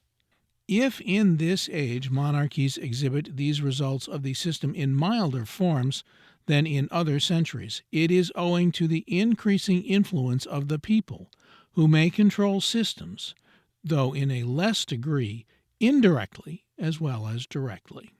This is the end of Chapter 12. On the disadvantages of aristocracy. Aristocracy has in common with monarchy the evils of an expenditure that depends on representation, the state maintaining little less pomp under aristocrats than under princes. It is compelled to maintain itself against the physical superiority of numbers also by military charges that involve heavy personal services and large expenditures of money. Being a government of the few, it is in the main as a necessity of human selfishness, administered in the interests of the few. The ruled are depressed in consequence of the elevation of their rulers. Information is kept within circumscribed limits, lest the mass should come to a knowledge of their force. For horses would not submit to be put in harness and made to toil for hard taskmasters, did they know as much as men. Aristocracies partaking of the irresponsible nature of corporations are soulless, possessing neither the personal feelings that often temper even despotism, nor submitting to the human impulses of popular bodies. This is one of the worst features of an aristocracy, a system that has shown itself more ruthless than any other, though tempered by civilization, for aristocracy and barbarism cannot exist in common. As there are many masters in an aristocracy, the exactions are proportionately heavy, and this the more so as they who impose the burdens generally find the means to evade their payment. The apothegm that it is better to have one tyrant than many, applying peculiarly to aristocracies and not to democracies, which cannot permanently tyrannize at all without tyrannizing over those who rule. Aristocracies have a natural tendency to wars and aggrandizement, which bring with them the inevitable penalties of taxes, injustice, demoralization, and bloodshed. This charge has been brought against republics generally, but a distinction should be made between a republic with an aristocratical base and a republic with a democratical base, their characters being as dissimilar as those of any two forms of government known. Aristocracies, feeling less of the better impulses of man, are beyond their influence, while their means of combining are so great that they oftener listen to their interests than to those of the sentiments of natural justice that in a greater or less degree always control masses. Aristocracies usually favor those vices that spring from the love of money, which there is divine authority for believing to be the root of all evil. In modern aristocracies, the controlling principle is property, an influence the most corrupting to which men submit, and which, when its ordinary temptations are found united to those of political patronage and power, is much too strong for human virtue. Direct bribery, therefore, has been found to be the bane of aristocracies. The influence of individuals supplying the place of merit, services, and public virtue. In Rome, this system was conducted so openly that every man of note had his clients, a term which then signified one who depended on the favor of another for the advancement of his interests and even for the maintenance of his rights. Aristocracies wound the sense of natural justice and consequently unsettle principles by placing men altogether unworthy of trust in high hereditary situations, a circumstance that not only offends morals, but sometimes, though possibly less often than is commonly imagined, inflicts serious injuries on a state. On this point, however, too much importance must not be attached to theories, for in the practices of states a regard is necessarily paid to certain indispensable principles, and the comparative merits of systems are to be established from their general tendencies, rather than from the accidental exceptions that may occasionally arise. The quality in the personnel of administrations depending quite as much on the general civilization of a nation as on any other cause. This is the end of Chapter 13. On the disadvantages of democracy. Democracies are liable to popular impulses which, necessarily arising from imperfect information, often work injustice from good motives. Tumults of the people are less apt to occur in democracies than under any other form of government, for, possessing the legal means of redressing themselves, there is less necessity to resort to force. But Public opinion, constituting virtually the power of the state, measures are more apt to be influenced by sudden mutations of sentiment than under systems where the rulers have better opportunities and more leisure for examination. There is more feeling and less design in the movements of masses than in those of small bodies, except as design emanates from demagogues and political managers. The efforts of the masses that are struggling to obtain their rights in monarchies and aristocracies, however, are not to be imputed with democracy.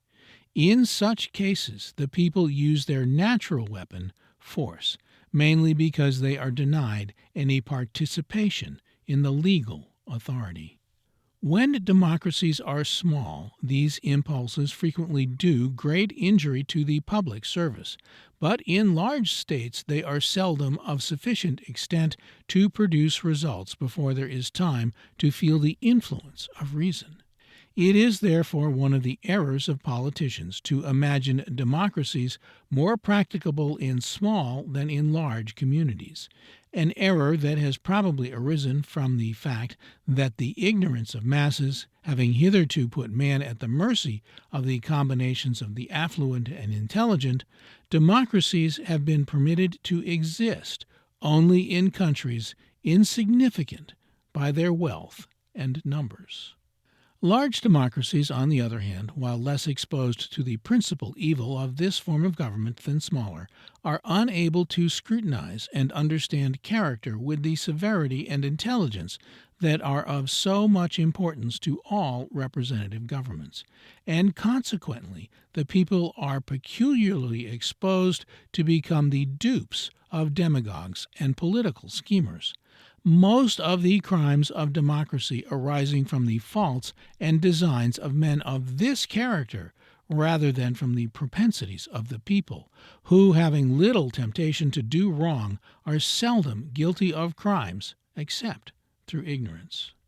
Democracies are necessarily controlled by public opinion, and failing of the means of obtaining power more honestly, the fraudulent and ambitious find a motive to mislead and even to corrupt the common sentiment to attain their ends. This is the greatest and most pervading danger of all large democracies, since it is sapping the foundations of society by undermining its virtue. We see the effects of this baneful influence in the openness and audacity with which men avow improper motives and improper acts, trusting to find support in a popular feeling. For while vicious influences are perhaps more admitted in other countries than in America, in none are they so openly avowed. It may also be urged against democracies that nothing being more corrupting than the management of human affairs, which are constantly demanding sacrifices of permanent principles to interests that are as constantly fluctuating, their people are exposed to assaults on their morals from this quarter, that the masses of other nations escape. It is probable, however, that this evil, while it ought properly to be enumerated as one of the disadvantages of the system, is more than counterbalanced by the main results, even on the score of morals. The constant appeals to public opinion in a democracy, though excellent as a corrective of public vices, induce private hypocrisy, causing men to conceal their own convictions when opposed to those of the mass, the latter being seldom wholly right or wholly wrong. A want of national manliness is a vice to be guarded against, for the man who would dare to resist a monarch shrinks from opposing an entire community. That the latter is quite often wrong, however, is abundantly proved by the fact that its own judgments fluctuate, as it reasons and thinks differently this year, or this month even, from what it reasoned and thought the last. The tendency of democracies is in all things to mediocrity, since the tastes, knowledge, and principles of the majority form the tribunal of appeal. This circumstance, while it certainly serves to elevate the average qualities of a nation, renders the introduction of a high standard difficult. Thus do we find in literature, the arts, architecture, and in all acquired knowledge a tendency in America to gravitate towards the common center in this, as in other things, lending a value and estimation to mediocrity that are not elsewhere given. It is fair to expect, however, that a foundation so broad may in time sustain a superstructure of commensurate proportions, and that the influence of masses will in this, as in the other interests, have a generally beneficial effect. Still, it should not be forgotten that with the exception of those works of which, as they appeal to human sympathies or the practices of men, an intelligent public is the best judge. The mass of no community is qualified to decide the most correctly on anything which in its nature is above its reach. It is a besetting vice of democracies to substitute public opinion for law. This is the usual form in which masses of men exhibit their tyranny. When the majority of the entire community commits this fault, it is a sore grievance. But when local bodies, influenced by local interests, pretend to style themselves the public, they are assuming powers that properly belong to the whole body of the people, and to them only under constitutional limitations. No tyranny of one, nor any tyranny of the few, is worse than this. All attempts in the public, therefore, to do that which the public has no right to do should be frowned upon as the precise form in which tyranny is the most apt to be displayed in a democracy. Democracies, depending so much on popular opinion, are more liable to be influenced to their injury through the management of foreign and hostile nations than other governments. It is generally known that in Europe secret means are resorted to influence sentiment in this way, and we have witnessed in this country open appeals to the people against the acts of their servants in matters of foreign relations, made by foreign, not to say hostile, agents. Perhaps no stronger case can be cited of this weakness on the part of the democracies than is shown in this fact. For here we find men sufficiently audacious to build the hope of so far abusing opinion as to persuade a people to act directly against their own dignity and interests. The misleading of public opinion in one way or another is the parent of the principal disadvantages of a democracy, for in most instances it is first corrupting a community in order that it may be otherwise injured. Were it not for the counteracting influence of reason, which in the end seldom, perhaps never, fails to assert its power, this defect would of itself be sufficient to induce all discreet men to decide against this form of government. The greater the danger, the greater the necessity that all well-intentioned and right-minded citizens should be on their guard against its influence.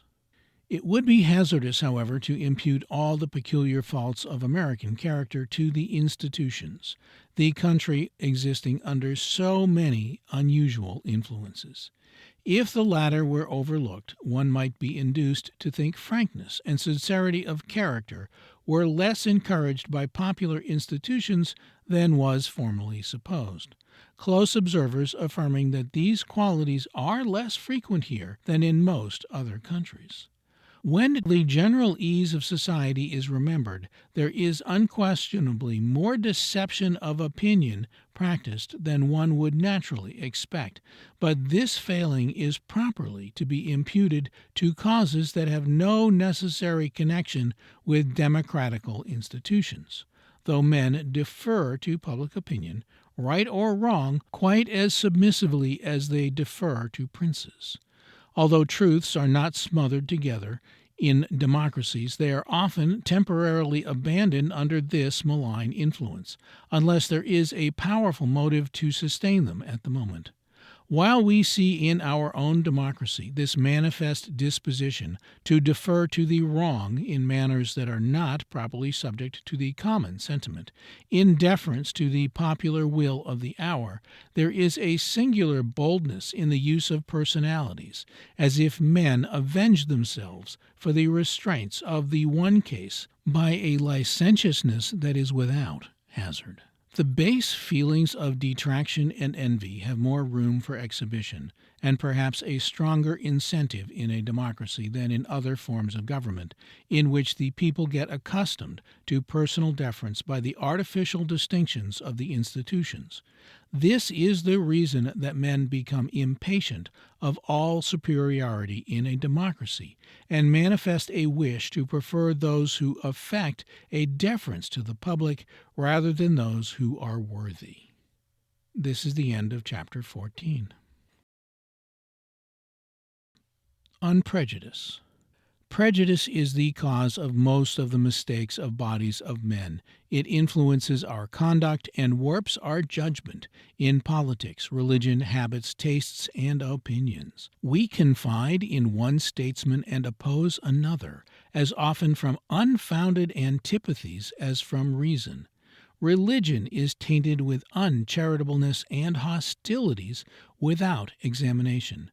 Usages are condemned, tastes ridicule, and we decide wrong from the practice of submitting to a preconceived and an unfounded prejudice, the most active and the most pernicious of all the hostile agents of the human mind. The migratory propensities of the American people and the manner in which the country has been settled by immigrants from all parts of the Christian world have an effect in diminishing prejudices of a particular kind, though in other respects few nations are more bigoted or provincial in their notions. Innovations on the usages connected with the arts of life are made here with less difficulty than common reason, interest, and enterprise, proving too strong for prejudice. But in morals, habits, and tastes, few nations have less liberality to boast of than this. America owes most of its social prejudices to the exaggerated religious opinions of the different sects which were so instrumental in establishing the colonies.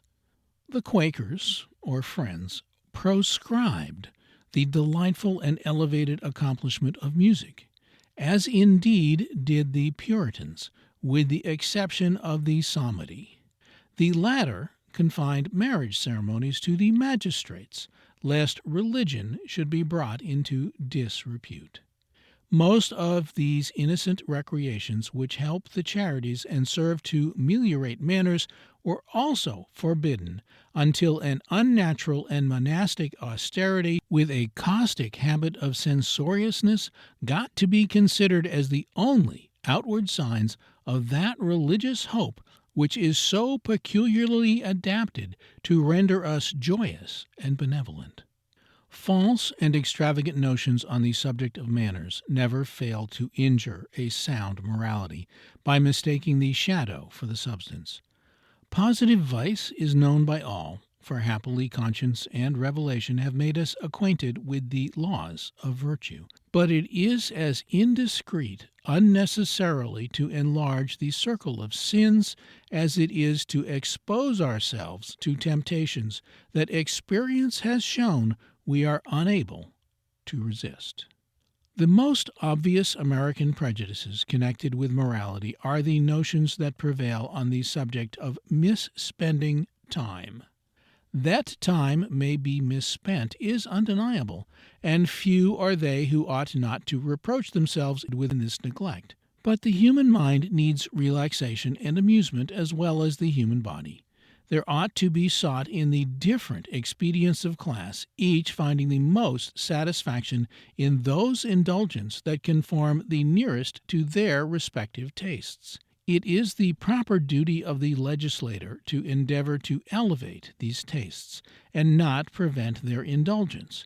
Those nations in which the cord of moral discipline, according to the dogmas of fanatics, has been drawn the tightest, usually exhibit the gravest scenes of depravity on the part of those who break loose from restraints so ill-judged and unnatural. On the other hand, the lower classes of society in nations where amusements are tolerated are commonly remarkable for possessing some of the tastes that denote civilization and refinement. Thus do we find in Catholic countries that the men who in Protestant nations would pass their leisures in the coarsest indulgences frequent operas and theatrical representations, classes of amusements which, well conducted, may be made powerful auxiliaries of virtue, and which generally have a tendency to improve the tastes. It is to be remarked that these exhibitions themselves are usually less gross and more intellectual in Catholic than in Protestant countries, a result of this improvement in manners. The condition of this country is peculiar and requires greater exertions than common in extricating the mind from prejudices. The intimate connection between popular opinion and positive law is one reason, since under a union so close there is danger that the latter may be colored by motives that have no sufficient foundation in justice. It is vain to boast of liberty if the ordinances of society are to receive the impression of sectarianism or of a provincial and narrow morality. Another motive peculiar to the country for freeing the mind from prejudice is the mixed character of the population. Natives of different sections of the United States and of various parts of Europe are brought in close contact, and without a disposition to bear with each other's habits, association becomes unpleasant and enmities are engendered. The main result is to liberalize the mind beyond a question. Yet we see neighborhoods in which oppressive intolerance is manifested by the greater number, for the time being, to the habits of the less. This is a sore grievance, more especially when, as is quite frequently the case, the minority happen to be in possession of usages that mark the highest stage of civilization. It ought never to be forgotten, therefore, that every citizen is entitled to indulge without comment or persecution in all his customs and practices that are lawful and moral. Neither is morality to be regulated by the prejudices of sects or social classes, but it is to be left strictly to the control of the laws, divine and human. To assume the contrary is to make prejudice, and prejudice of a local origin too, more imperious than the institutions. The justice, not to say necessity, of these liberal concessions is rendered more apparent when we remember that the parties meet as immigrants on what may be termed neutral territory. For it would be the height of presumption for the native of New York, for instance, to insist on his own peculiar customs that other portions of the company perhaps repudiate within the territory of New England, in opposition not only to the wishes of many of their brother emigrants, but to those of the natives themselves. This is the end of Chapter 15. On station. Station may be divided into that which is political or public, and that which is social or private. In monarchies and aristocracies the two are found united, since the higher classes, as a matter of course, monopolize all the offices of consideration. But in democracies there is not, nor is it proper that there should be, any intimate connection between them. Political or public station is that which is derived from office, and in a democracy must embrace men of very different degrees of leisure, refinement, habits, and knowledge. This is characteristic of the institutions which, under a popular government, confer on political station more power than rank, since the latter is expressly avoided in this system. Social station is that which one possesses in the ordinary associations, and is dependent on birth, education, personal qualities, property, tastes, habits, and in some instances on caprice or fashion. Although the latter undeniably is sometimes admitted to control social station, it generally depends, however, on the other considerations named. Social station in the main is a consequence of property. So long as there is civilization, there must be the rights of property, and so long as there are the rights of property, their obvious consequences must follow. All that democracies legitimately attempt is to prevent the advantages which accompany social station from accumulating rights that do not properly belong to the condition, which is effected by pronouncing that it shall have no factious political aids. They who have reasoned ignorantly, or who have aimed at effecting their personal ends by flattering the popular feeling, have boldly affirmed that one man is as good as another, a maxim that is true in neither nature, revealed morals, nor political theory. That one man is not as good as another in natural qualities is proved on the testimony of our senses. One man is stronger than another. He is handsomer, taller, swifter, wiser, or braver than all his fellows. In short, the physical and moral qualities are unequally distributed, and as a necessary consequence, in none of them can one man be justly said to be as good as another. Perhaps no two human beings can be found so precisely equal in everything that one shall not be pronounced the superior of the other, which of course establishes the fact that there is no natural equality.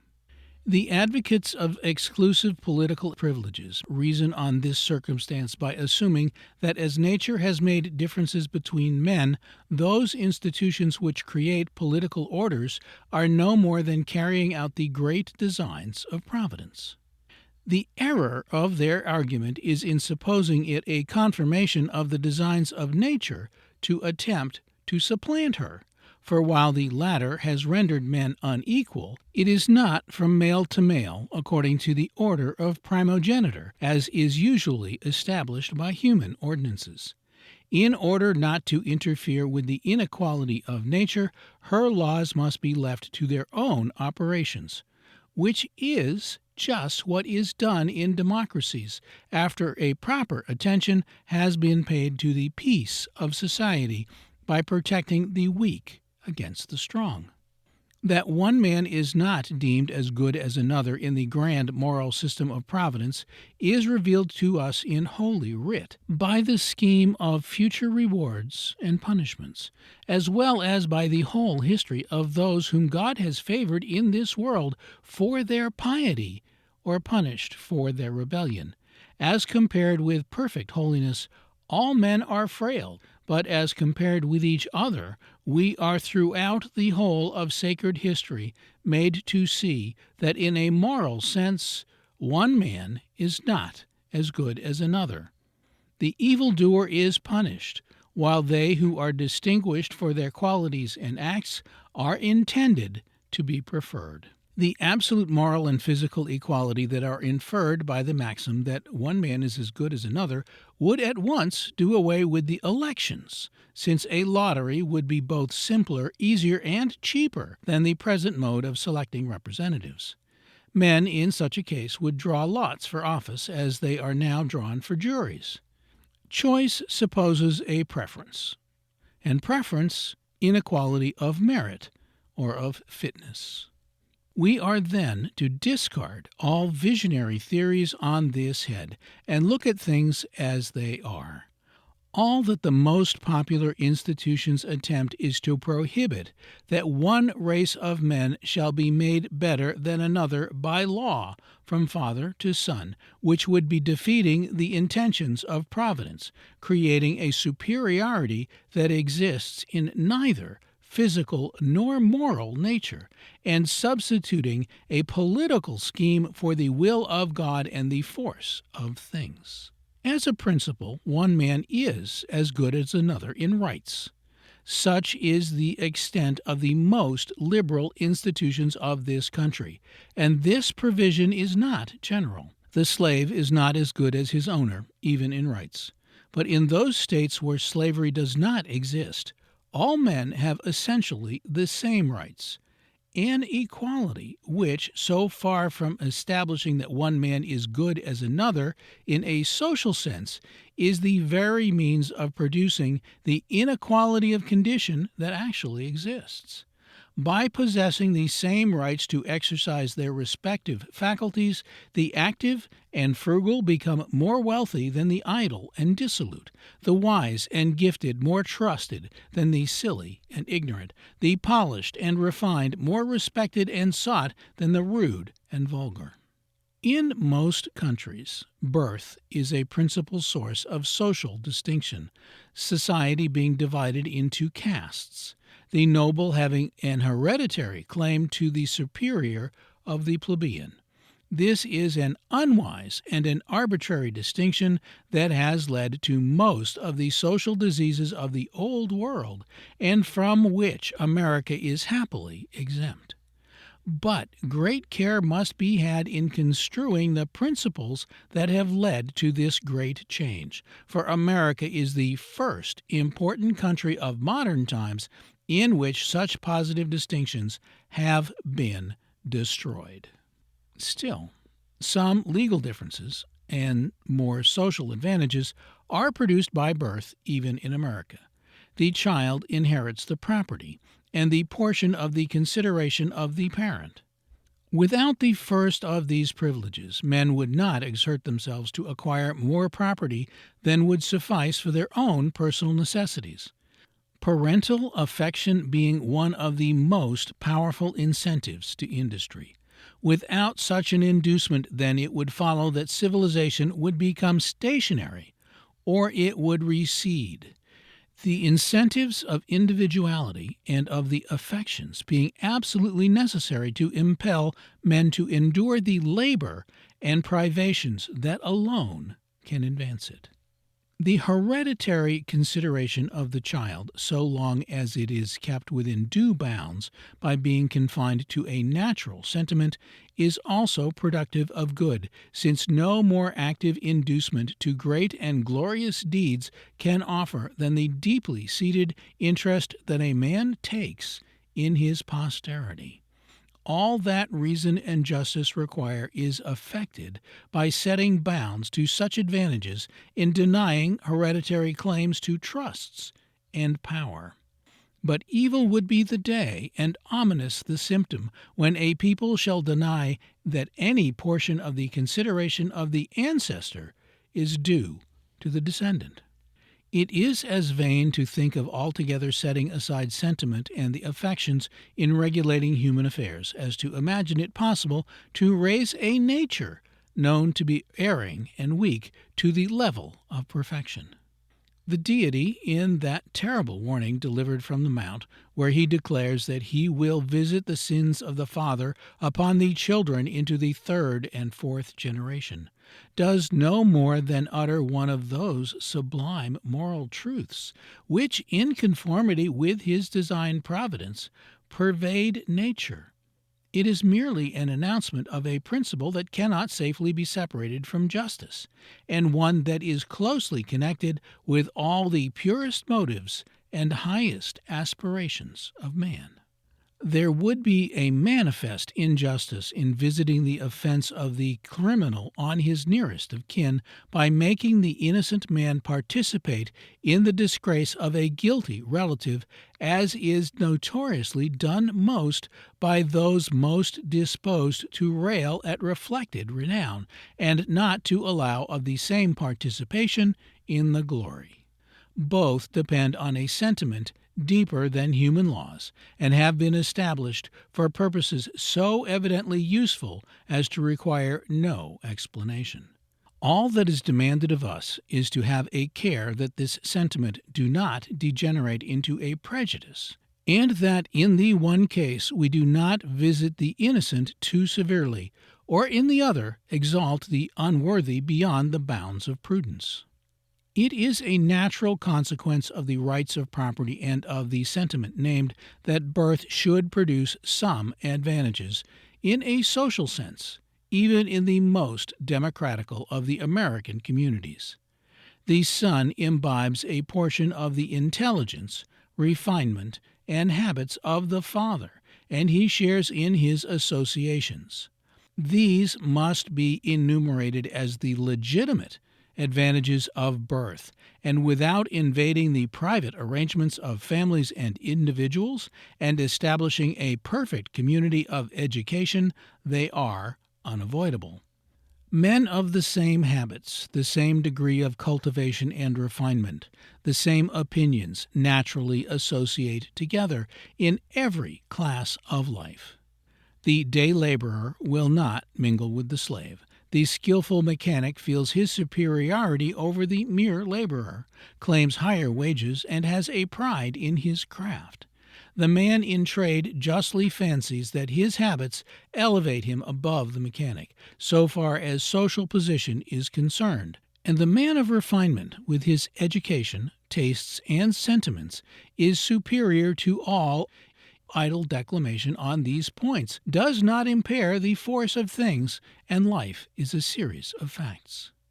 These inequalities of condition, of manners, of mental cultivation must exist, unless it be intended to reduce all to a common level of ignorance and vulgarity, which would be virtually to return to a condition of barbarism.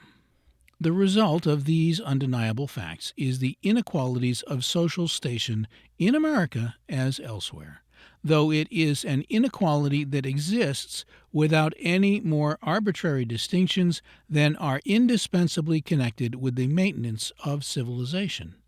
In a social sense, there are orders here, as in all other countries, but the classes run into each other more easily, and the lines of separation are less strongly drawn, and their shadows are more intimately blended.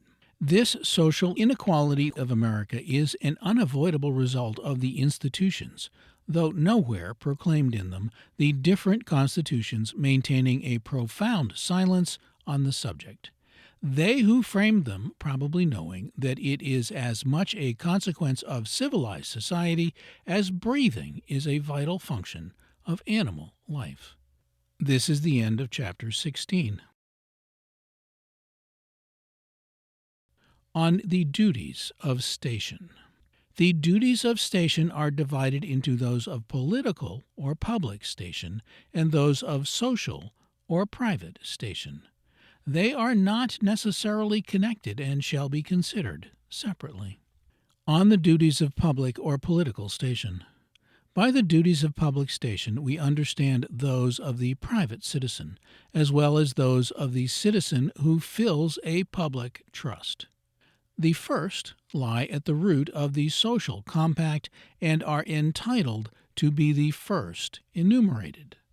On the manner in which the public duties of the private citizen are discharged in a really free government depend the results of the institutions. If the citizen is careless of his duties, regardless of his rights, and indifferent to the common weal, it is not difficult to foresee the triumph of abuses, peculation, and frauds. It is as unreasonable to suppose that the private servant who is not overlooked will be faithful to his master as to suppose that the public servant who is not watched will be true to his trusts. In both cases, a steady, reasoning, but vigilant superintendence is necessary to the good of all concerned, to the agent by removing the temptation to err, and to the principal by securing an active attention to his interests. The American citizens are possessed of the highest political privileges that can fall to the lot of the body of any community, that of self-government. On the discreet use of this great power depends the true character of the institutions. It is consequently an imperious duty of every elector to take care and employ none but the honest and intelligent in situations of high trust. Every position in life has its peculiar dangers.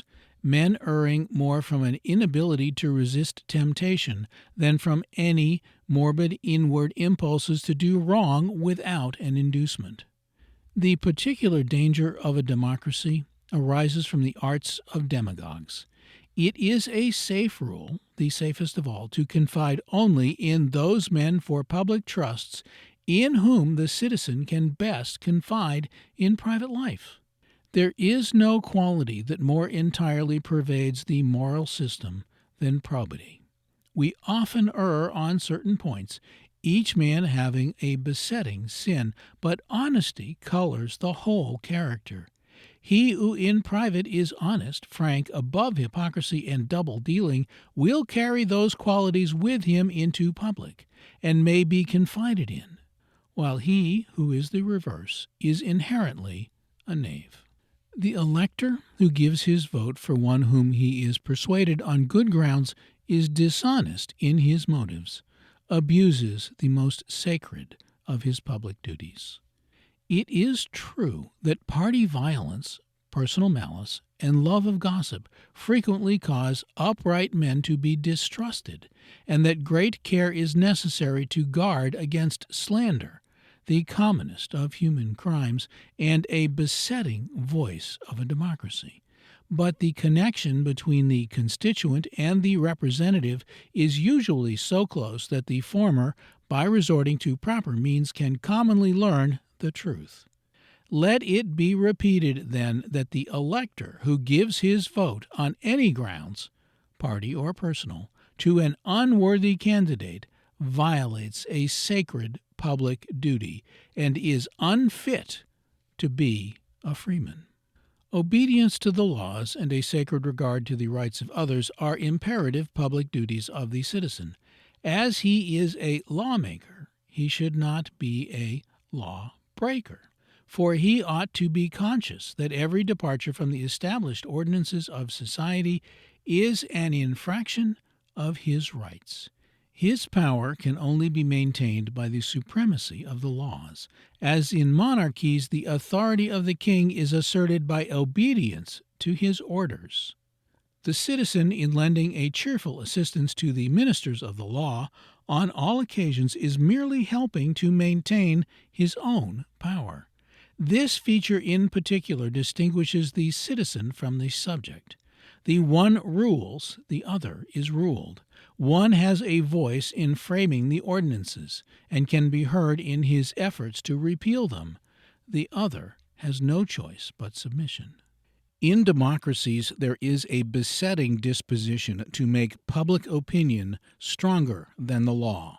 This is the particular form in which tyranny exhibits itself in a popular government. For wherever there is power, there will be found a disposition to abuse it. Whoever opposes the interests or wishes of the public, however right in principle or justifiable by circumstances, finds little sympathy. For in a democracy, resisting the wishes of the many is resisting the sovereign in his caprices. Every good citizen is bound to separate this influence of his private feelings from his public duties, and to take heed that while pretending to be struggling for liberty, because contending for the advantage of the greatest number, he is not helping despotism. The most insinuating and dangerous form in which oppression can overshadow a community is that of popular sway. All the safeguards of liberty in a democracy have this in view. As in monarchies, they are erected against the power of the crown. The old political saying that the people are their own worst enemies, while false as a governing maxim, contains some truth. It is false to say that a people left to govern themselves would oppress themselves, as monarchs and aristocrats throughout all time are known to oppress the ruled. But it is true to say that the peculiar sins of a democracy must be sought for in the democratical character of the institutions.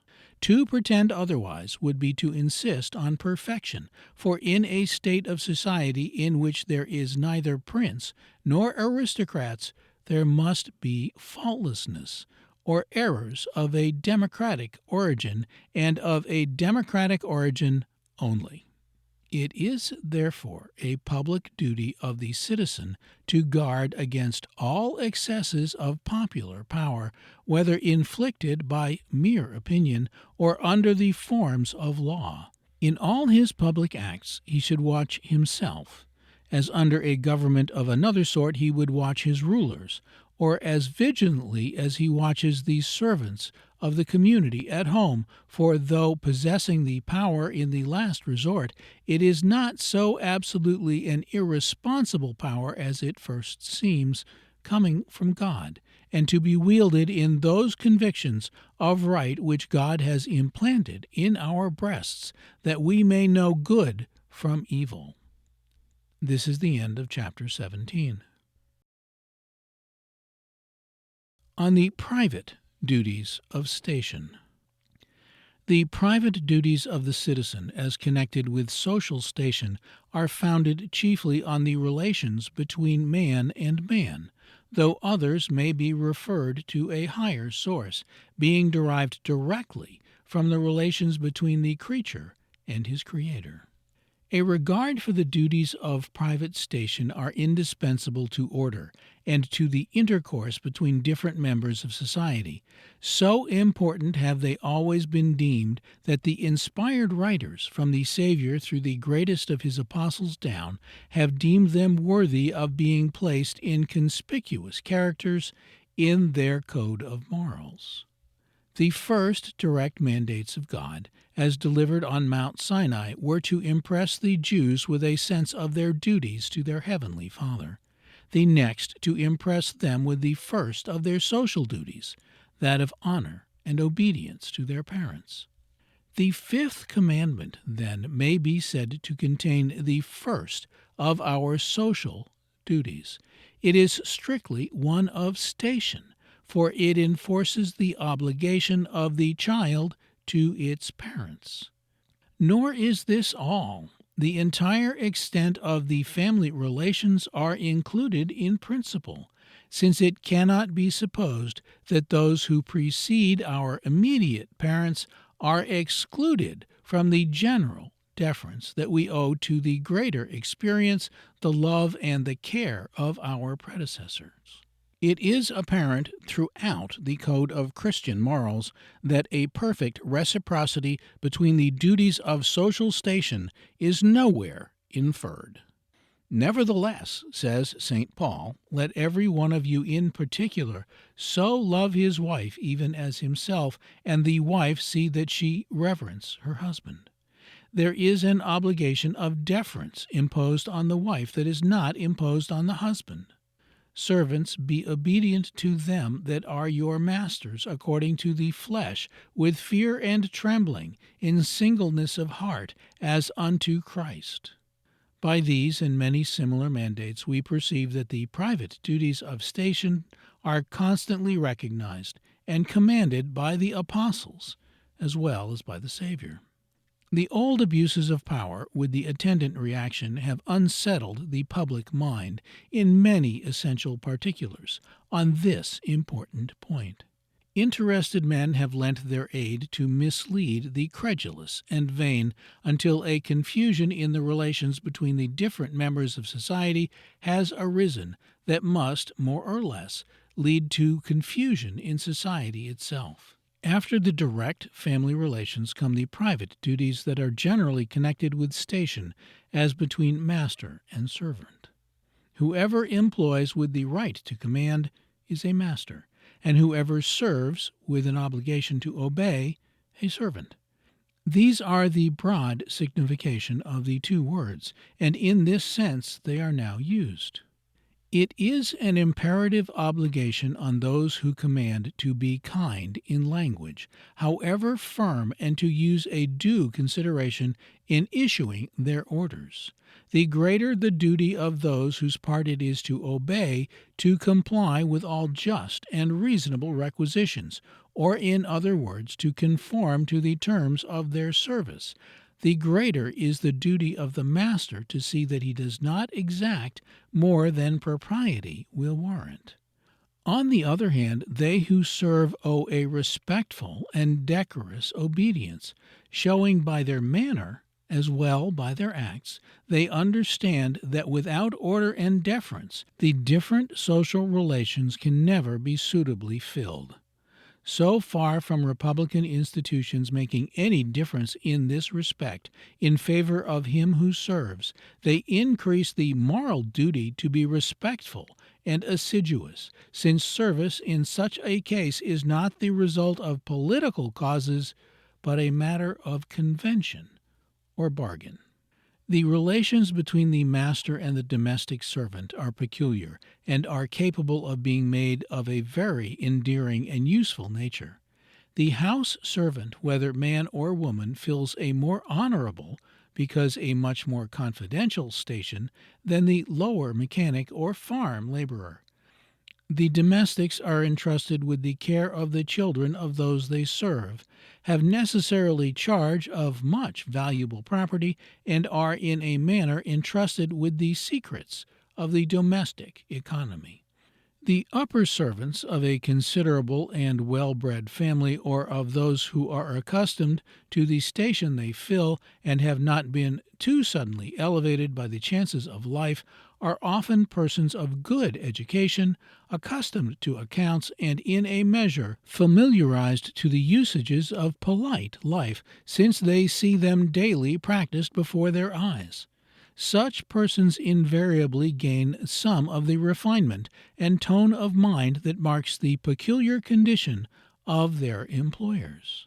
The rule of most civilized nations is for the master to treat the servant as an humble friend. In the more polished countries of Europe, the confidential domestic holds a high place in the household, and after a long service is commonly considered as an inferior member of the family. It is a misfortune of America to admit so many of the dogmas from the country from which she is derived, while living in a state of society so very different.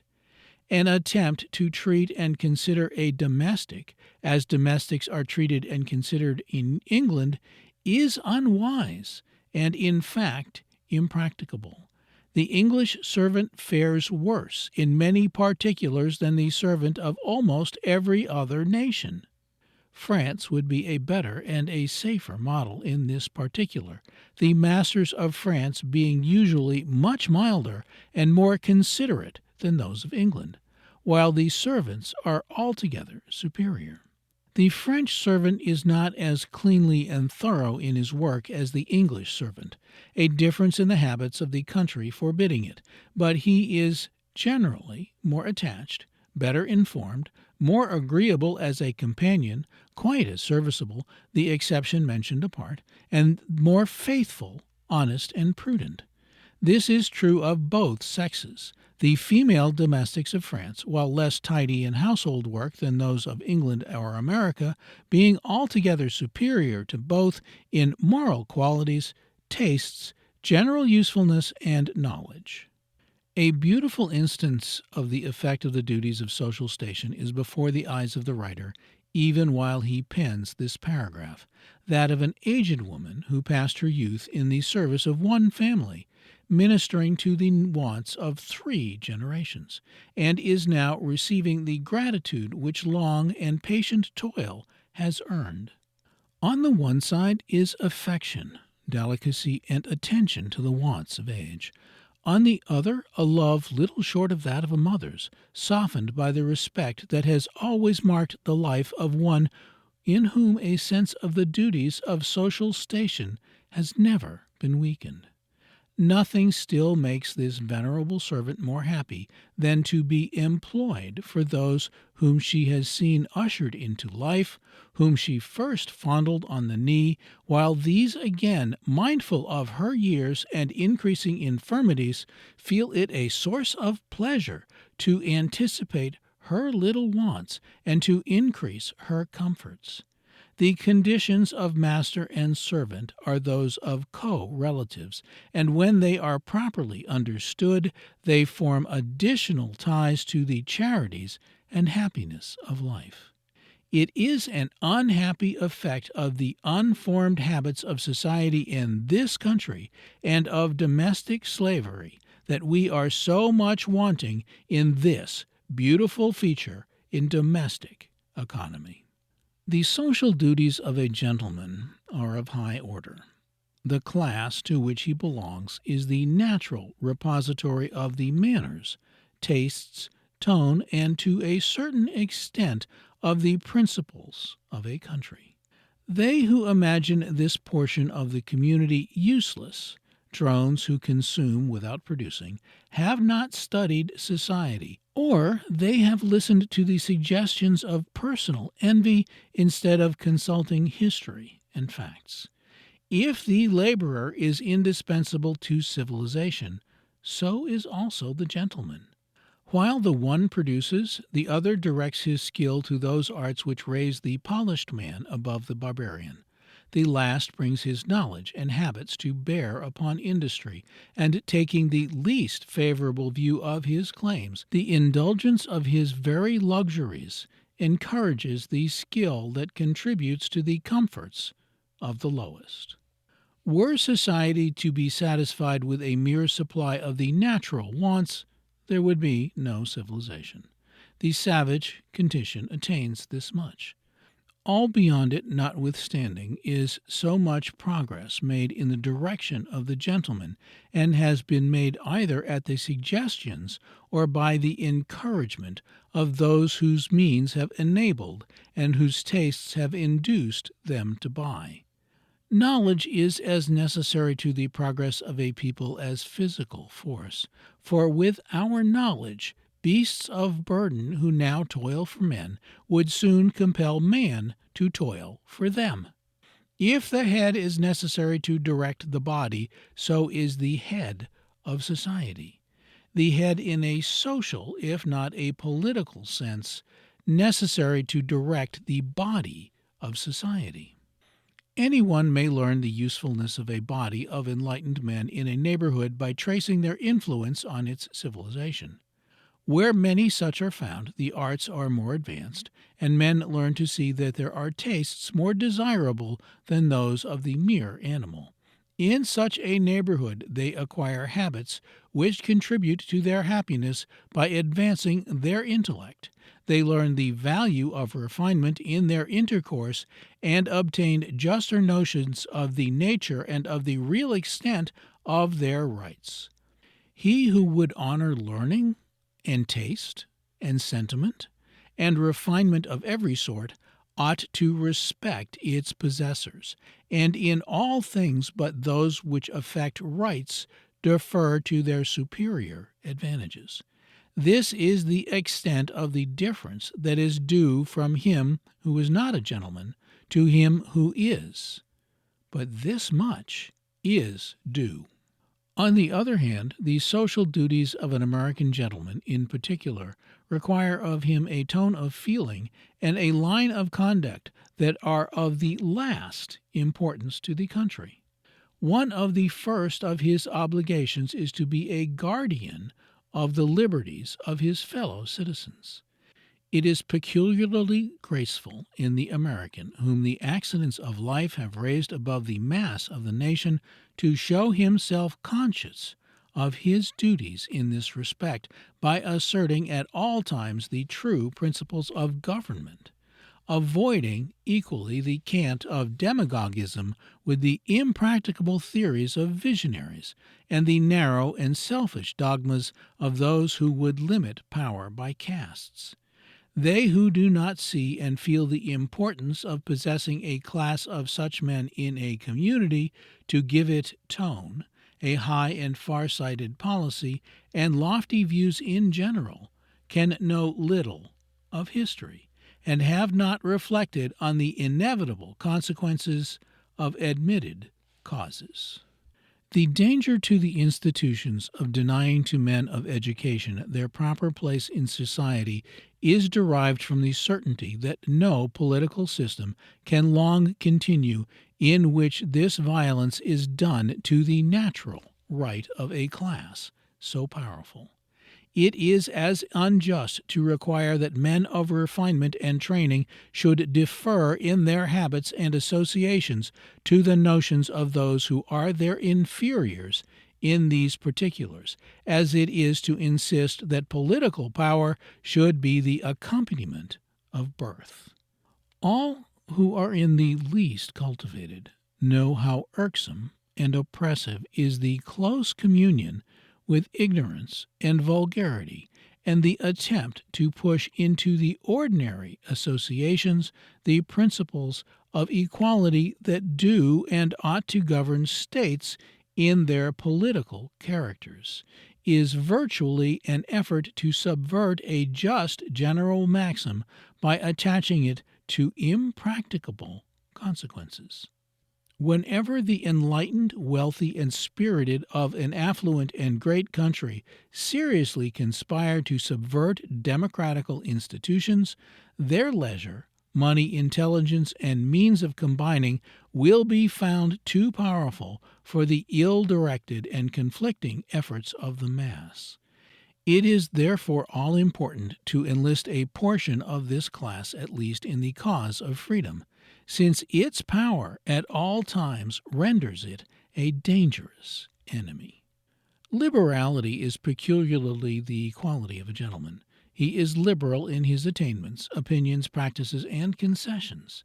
He asks for himself no more than he is willing to concede to others. He feels that his superiority is in his attainments, practices, and principles, which, if they are not always moral, are above meanness, and he has usually no pride in the mere vulgar consequence of wealth. Should he happen to be well born, for birth is by no means indispensable to the character, his satisfaction is in being allied to men of the same qualities as himself, and not to a senseless pride in an accident. The vulgar-minded mistake motives that they cannot feel, but he at least is capable of distinguishing between things that are false and the things that make him what he is. An eminent writer of our own time has said in substance that a nation is happy in which the people possessing the power to select their rulers select the noble. This was the opinion of a European who had been accustomed to see the liberal qualities in the exclusive possession of a caste, and who was not accustomed to see the people sufficiently advanced to mingle in affairs of state. Power cannot be extended to a caste without castes reaping its principal benefit. But happy, indeed, is the nation in which power, being a common property, there is sufficient discrimination and justice to admit the intelligent and refined to a just participation of its influence. This is the end of chapter 18.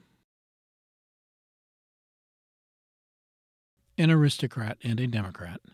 We live in an age when the words aristocrat and democrat are much used without regard to the real significations. An aristocrat is one of the few who possess the political power of a country.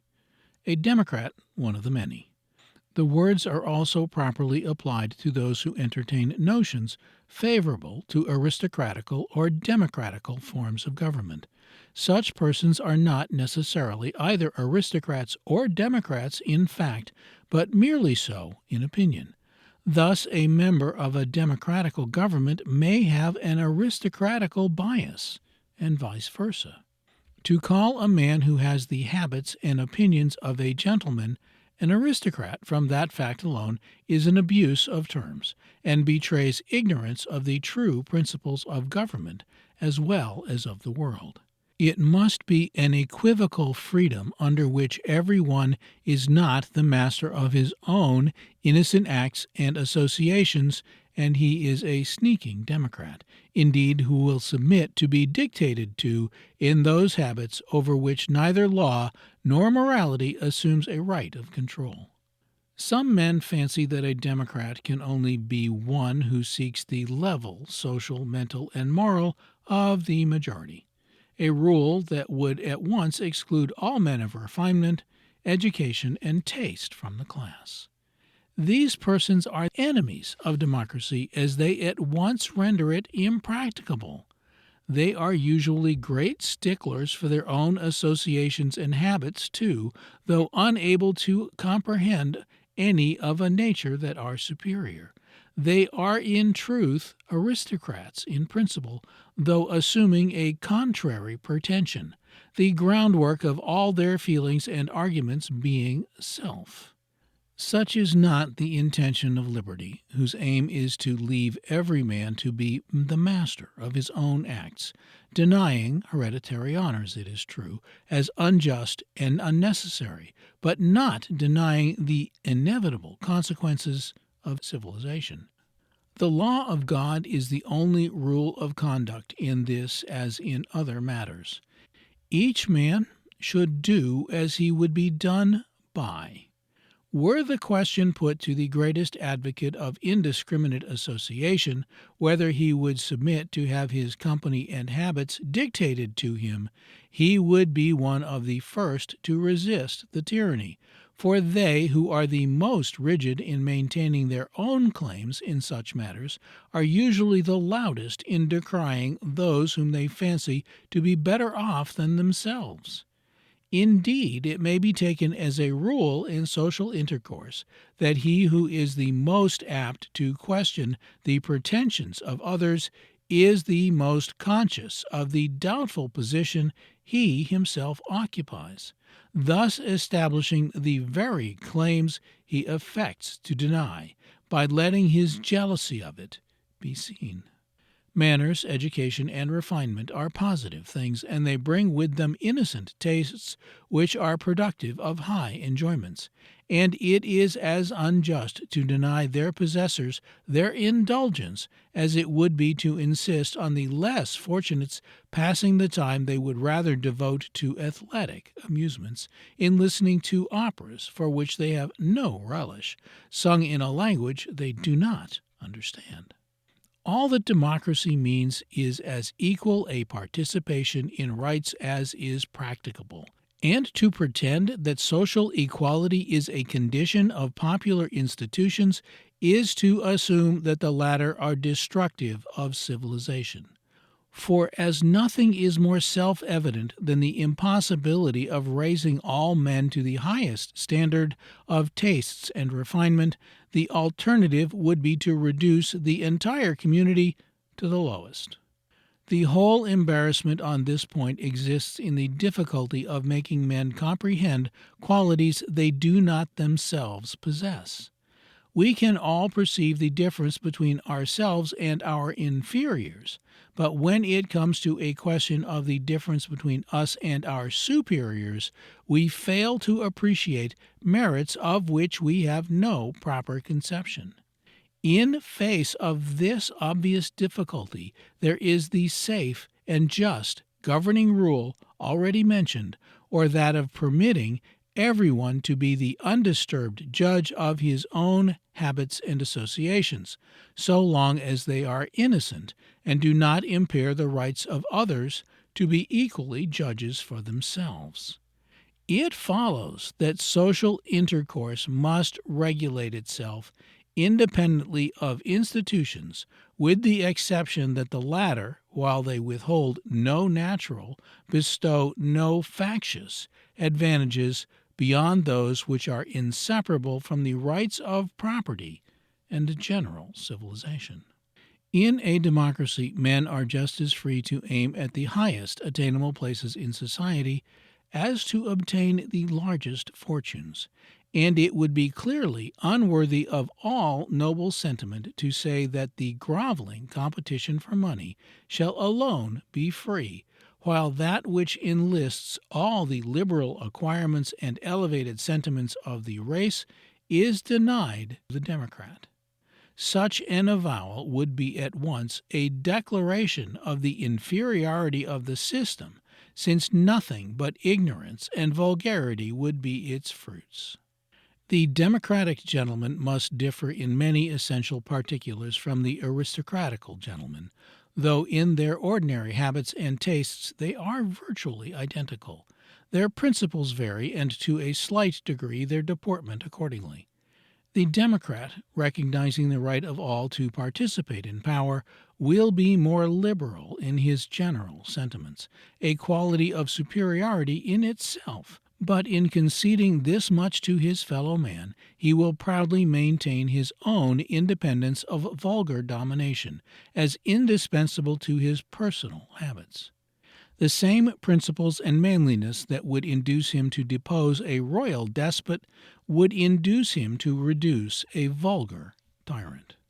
There is no more capital, though more common error, than to suppose him an aristocrat who maintains his independence of habits, for democracy asserts the control of the majority only in matters of law, and not in matters of custom. The very object of the institution is the utmost practicable personal liberty, and to affirm the contrary would be sacrificing the end to the means. An aristocrat, therefore, is merely one who fortifies his exclusive privileges by positive institutions, and a democrat one who is willing to admit of a free competition in all things. To say, however, that the last supposes this competition will lead to nothing is an assumption that means are employed without any reference to an end. He is the purest democrat who best maintains his rights, and no rights can be dearer to a man of cultivation than exemptions from unseasonable invasions on his time by the coarse-minded and ignorant. This is the end of chapter 19. On demagogues.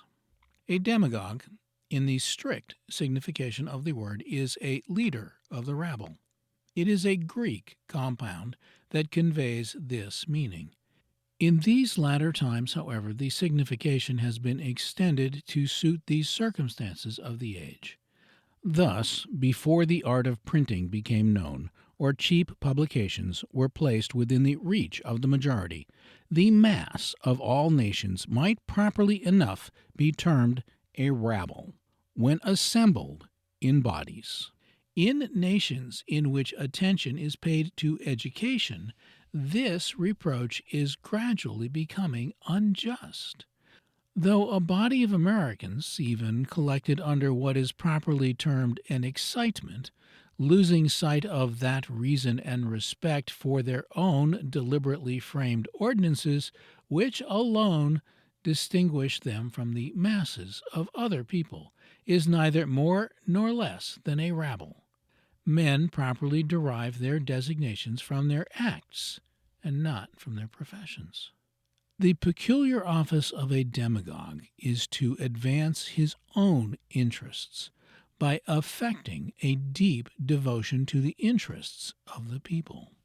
Sometimes the object is to indulge malignancy, unprincipled and selfish men submitting but to two governing motives, that of doing good to themselves and that of doing harm to others. The true theater of a demagogue is a democracy, for the body of the community possessing the power, the master he pretends to serve is best able to reward his efforts. As it is all important to distinguish between those who labor in behalf of the people on the general account and those who labor in behalf of the people on their own account, some of the rules by which each may be known shall be pointed out. The motive of the demagogue may usually be detected in his conduct. The man who is constantly telling the people that they are unerring in judgment and that they have all power is a demagogue. Bodies of men being composed of individuals can no more be raised above the commission of error than individuals themselves, and in many situations they are more likely to err from self-excitement and the division of responsibility. The power of the people is limited by the fundamental laws, or the Constitution. The rights and opinions of the minority, in all but those cases in which a decision becomes indispensable, being just as sacred as the rights and opinions of the majority. Else would a democracy be indeed what its enemies term it, the worst species of tyranny. In this instance, the people are flattered in order to be led, as in kingdoms the prince is blinded to his own defects in order to extract favor from him.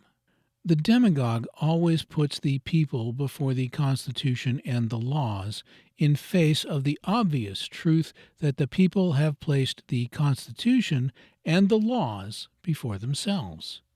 The local demagogue does not distinguish between the whole people and a part of the people, and is apt to betray his want of principles by contending for fancied or assumed rights in favor of a county or a town, though the act is obviously opposed to the will of the nation.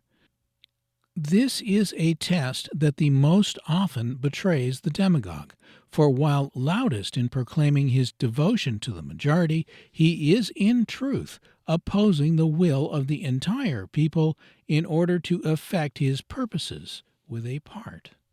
The demagogue is usually sly, a detractor of others, a professor of humility and disinterestedness, a great stickler for equality as respects all above him, a man who acts in corners, and avoids open and manly expositions of his course, calls blackguards gentlemen, and gentlemen folks, appeals to passions and prejudices rather than to reason, and is in all respects a man of intrigue and deception, of sly cunning and management, instead of manifesting the frank, fearless qualities of the democracy he so prodigally professes. The man who maintains the rights of the people on pure grounds may be distinguished from the demagogue by the reverse of all these qualities. He does not flatter the people even while he defends them, for he knows that flattery is a corrupting and dangerous poison. Having nothing to conceal, he is frank and fearless, as are all men with the consciousness of right motives. He oftener chides than commends, for power needs reproof and can dispense with praise. He who would be a courtier under a king is almost certain to be a demagogue in a democracy. The elements are the same, though brought into action under different circumstances. Ordinary observers are apt to fancy them the extremes of opposite moral castes. Travelers have often remarked that Americans who have made themselves conspicuous abroad for their adulation of rank and power have become zealous advocates of popular supremacy upon returning home. Several men of this stamp are at this moment in conspicuous political stations in the country, having succeeded by the commonest arts of courtiers.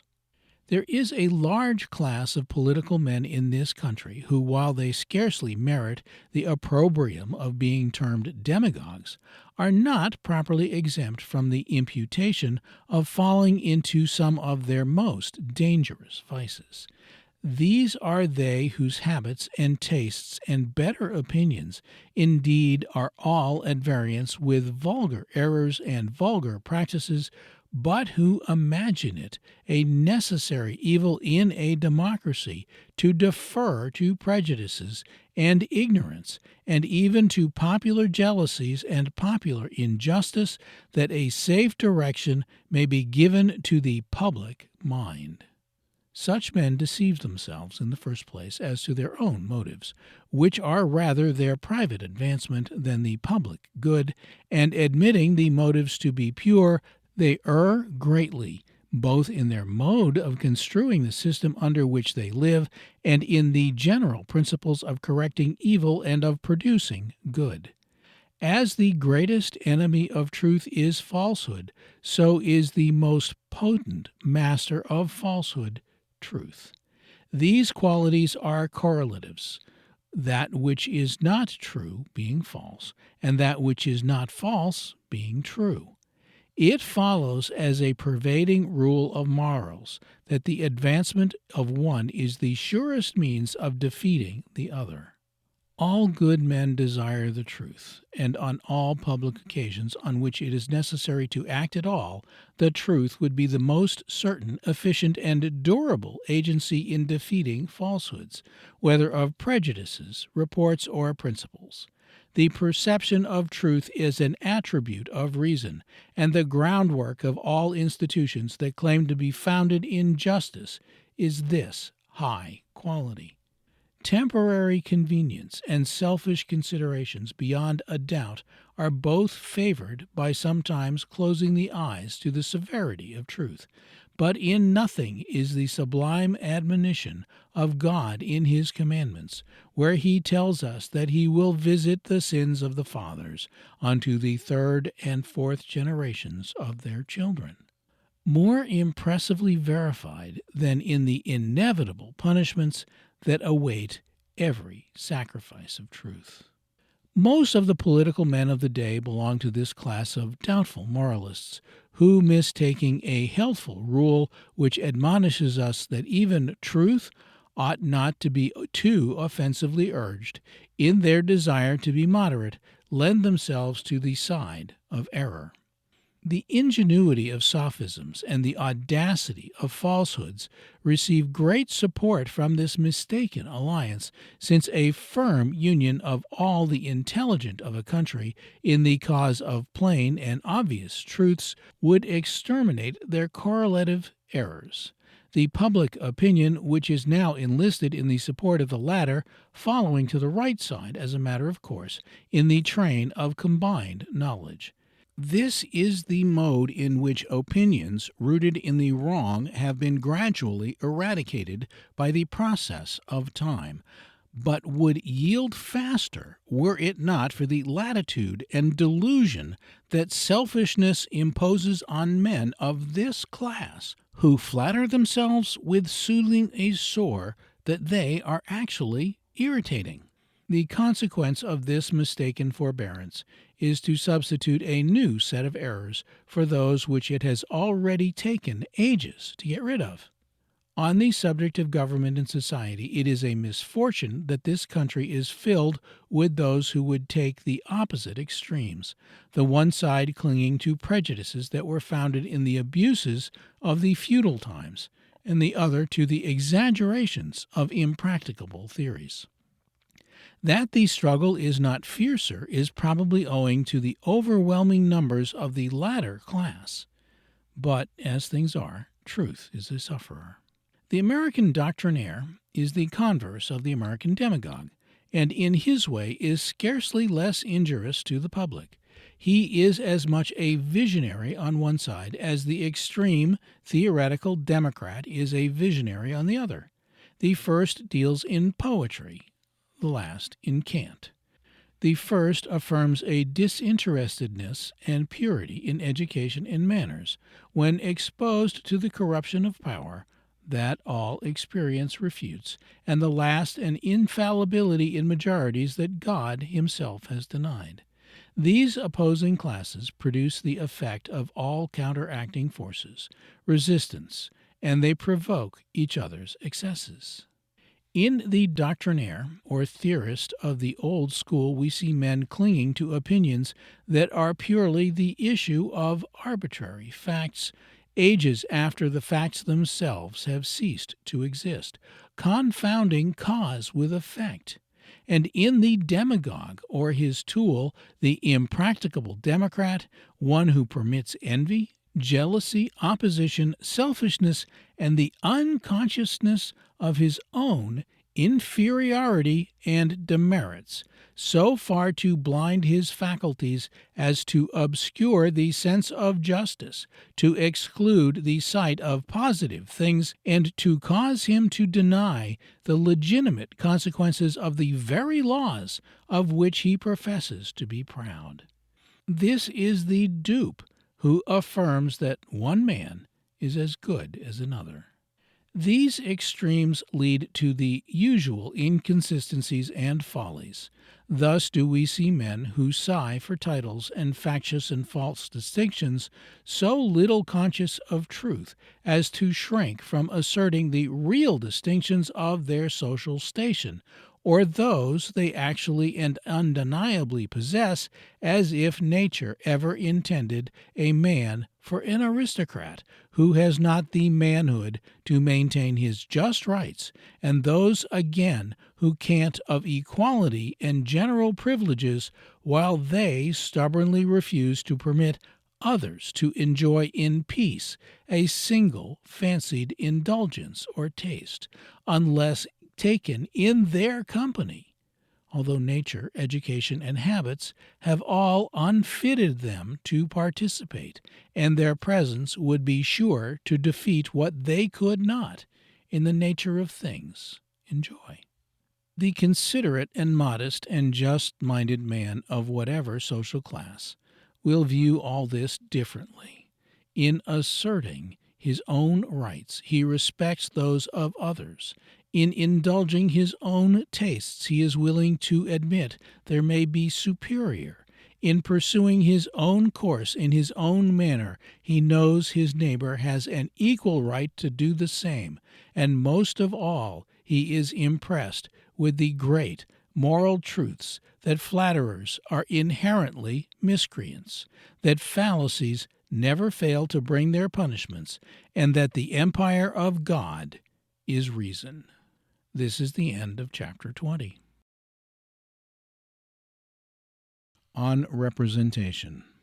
Representation is the vital principle of all free governments, with the exception of those which rule over unusually small territories. A pure democracy infers institutions under which the people, in primary assemblies, enact their own laws, a system of which the good is questionable under any circumstances, and which is evidently impracticable in large communities. The governments of the several states of this Union, with some slight modifications, are representative democracies, and as the federal government receives its distinctive character from the states themselves, the latter is necessarily a confederated representative democracy. Representation, therefore, lies at the root of the entire American system. Conflicting opinions exist on the subject of the relations between the representative and his constituent, impracticable notions and contradictory errors being equally maintained. These notions may be divided into those of two schools, equally ultra, one taking its rise in the sophisms and mystifications of English politics, the other arising from the disposition of men to obtain their objects by flattering popular power. This subject is grave and all important to a country like this. With the exception of a few popular boroughs and a county or two, England has no free representation. In most of the counties, even, the control of the elections is in the hands of the great landholders. In far the larger number of the boroughs, the power of the landlords is so great that they name the successful candidate as openly as the minister himself names to official employments. In the case of contested elections, even, the struggle is really between the power of two or more great families, and not between bodies of the electors, seats for boroughs being bought and sold like any other commodity. Under such circumstances, it is quite apparent that instructions from a constituency that is itself instructed whom to return would be a useless mockery. We are not to look at England, therefore, for principles on this subject, the fundamental systems of the two countries being so dissimilar, one giving power to property, the other to numbers. There is no doubt it is the intention of the American system that the will of the constitutional majorities, to a certain extent, should be properly regarded by the representative, and that when the latter, who has been elected with the express understanding that he is to support a particular measure or a particular set of principles, sees reason to change his opinion, he would act most in conformity with the spirit of the institutions, by resigning his trust.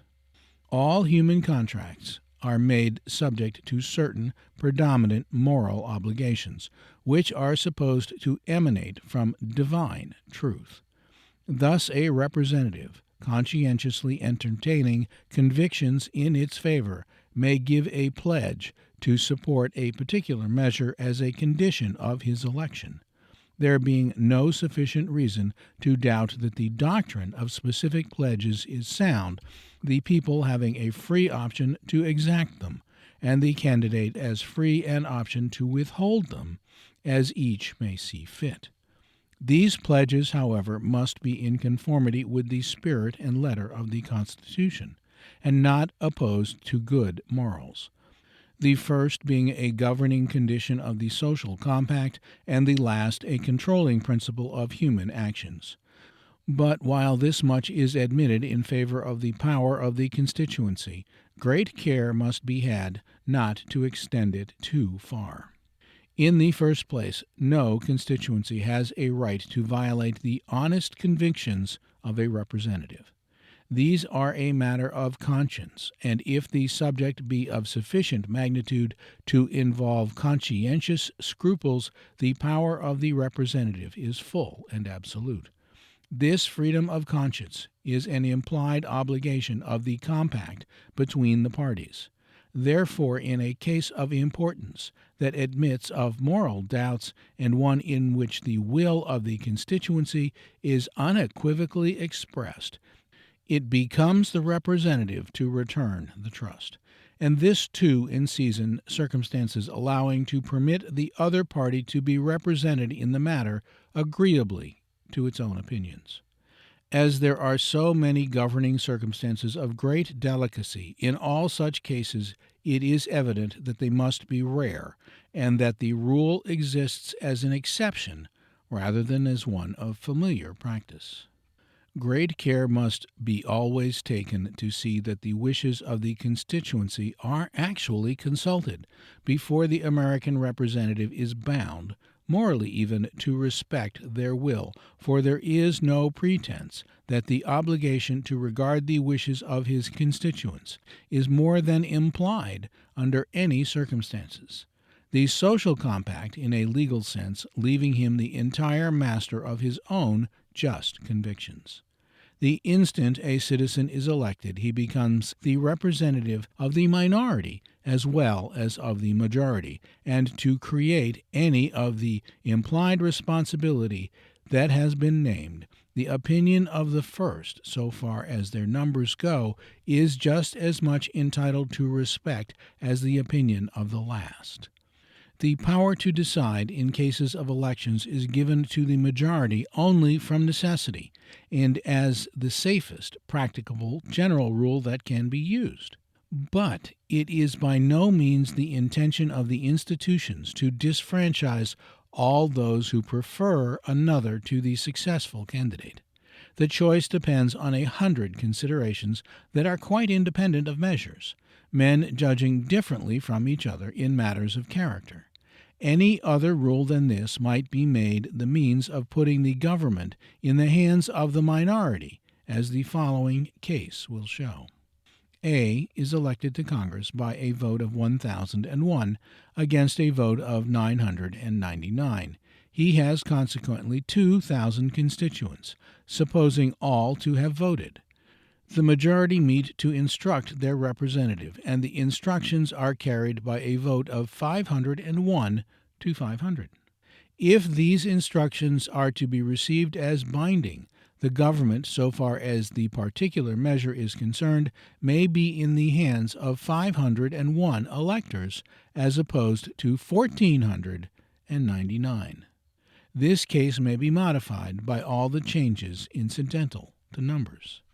To assume that majorities of caucuses or of ex parte collections of electors have a right to instruct is to pretend that the government is a government of party and not a government of the people.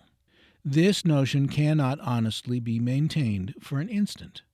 Recommendations emanating from such a source may be entitled to a respectful consideration, but not more so than a counter-recommendation from an opposing party. In all such cases, the intention of the representative system is to constitute the representative a judge between the conflicting opinions as judges at law are intended to settle questions of law, both being sworn to act on the recognized principles that control society. In the cases that plainly invade the Constitution, the constituents having no power themselves can dictate none to their representative. Both parties are bound equally to respect that instrument, and neither can evade the obligation by any direct or indirect means. This rule covers much of the disputed ground, for they who read the Constitution with an honest desire to understand it can have little difficulty in comprehending most of its important provisions, and no one can claim a right to impose sophistry and selfishness on another as reason and justice. As doubtful cases may certainly arise under the Constitution, the right of the constituency to influence the representative in instances of that sort may plausibly be supposed to be greater than in those of constructions plainly proceeding from the excitement and schemes of partisans. Still, the power of the constituency to interfere after an election beyond the right to urge their own sentiments as opinions entitled to particular respect from their particular representative is very questionable. The Constitution contains the paramount laws of society. These laws are unchangeable except as they are altered agreeable to prescribed forms, and until thus altered, no evasion of them is admissible. In the necessity of things, every public functionary must be permitted to interpret this instrument for himself, subject to the liabilities and responsibilities, official and otherwise, of his station.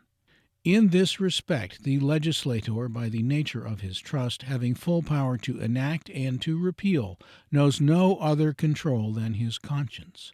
The expressed compact between the representative and the constituent gives to the first an absolute discretionary power, subject to this great rule, and by the implied, no instructions can ever weaken this high obligation, since it is clearly a governing condition of the bargain between them. A judge is representative in a government like this in a general sense, since he acts for and through the people. Now, it will not be pretended that the people can instruct the courts how to interpret the Constitution, although they can alter it. Nor should it be contended that the constituency can instruct a representative how to interpret the Constitution, when it involves a matter of conscience. The remedy in the one case is to alter the Constitution, and in the other to send a new representative, with pledges given previously to the election, to interpret the Constitution according to the conceptions of the right entertained by the constituency. Of course, such a pledge ought not to be given unless given conscientiously. The Constitution specifically guarantees the right of the citizens to assemble and petition Congress, a provision that would be a mockery did that instrument suppose a right to instruct. It has been said that the representative has the same relations to the minority as the majority of his constituents when elected. In a broader and equally binding sense, he has the same relations to the entire country as to his own immediate constituents. Else would legislation be reduced to a mere contest of local interests, without regard to justice or to general principles. If this be true, and it must be true, or all the fundamental governing rules of the social compact become of no account, the constituents of a particular representative can have no right even to request, much less to instruct him to support their local interests at the expense of others. And least of all can they have a right to violate the Constitution in order to do so. In this particular, the question has been involved in the same sophisms, and to a degree is to be settled by the same principles as those which appertain to the relations between the accused and his legal counsel. Some latitudinarians in morals have contended that the legal adviser of an accused has a right to do in his defense whatever the accused himself would do. That he is an attorney with full powers to execute all that the other's feelings, interests, and passions might dictate. This is a monstrous and untenable doctrine, being destructive of all moral responsibility, to say nothing of the laws. The counsel has a right to do no more than his client has a right to do, nor can the constituent in any case have a right to instruct his representative to do that which he has no right in a moral or legal sense to do himself, even admitting the general doctrine of instruction to be sound. Although the principle that the representative chosen by a few becomes the representative of all is sound as a general principle, it is not an unqualified rule anywhere, and still less so in the federal government. The Constitution requires that the representative should reside in the state from which he is sent, expressly to identify him with its particular interests, and in order to prevent that concentration which exists in other countries. Half the French deputies are from Paris, and a large portion of the English members of Parliament are virtually from the capital. Their systems are peculiarly systems of concentration, but ours is as peculiarly a system of diffusion. It may be questioned, therefore, how far the American representative ought to sacrifice the good of his particular state in order to achieve the general good. Cases may certainly occur in which the sacrifice ought to be made, but the union of these states is founded on an express compromise, and it is not its intention to reach a benefit, however considerable, by extorting undue sacrifices from particular members of the Confederacy. All cases to the contrary should be clear, and the necessary relations between good and evil beyond cavil. In identified governments, the principle that a few shall be sacrificed to the general good must always in a greater or less degree prevail. But it is not the intention of the American Compact that any one state should ruin itself, or even do itself any great and irreparable injury that the rest of the Union should become more prosperous. In this sense, then, the member of Congress represents his immediate constituents, or perhaps it would be better to say his immediate state, and although he has no right to further his interests at the expense of the interests of other states, he is not called on to sacrifice them for the benefit of the sisters of the Union. This is one of the cases in which the doctrines of English representation do not apply to the American system. The difference arises from the circumstances that in the one case the government is a compact between persons, in the other a compact between states. In a government like that of the United States, the executive is as much representative as the legislature. Will it therefore be pretended that the president is also bound to respect the instructions of the people? Is he to appoint those whom the people will, remove those whom the people denounce, pardon those whom the people order, and approve of such bills as the people dictate? Is he to command the army and navy, see that the laws are executed, and conduct the negotiations of the country according to the opinions and intimations of a majority of his constituents, or according to his own conceptions of duty and the light of his own knowledge and experience? If the representative is bound to obey the will of his constituents, all this must the president do, or prove false to the institutions. As the commander-in-chief, his own soldiers would have a right to instruct him in the mode of performing his military functions, as indeed they would have a right to tell Congress when and against whom to declare war. If the representative of the executive functions is thus bound to respect instructions, a majority of the people might virtually repeal an unpopular law by instructing the president not to see it enforced, and thus destroy the rights of third parties. Such a doctrine would throw society into confusion, leave nothing stable, and set up a dangerous and irresponsible power that would be stronger than the institutions themselves.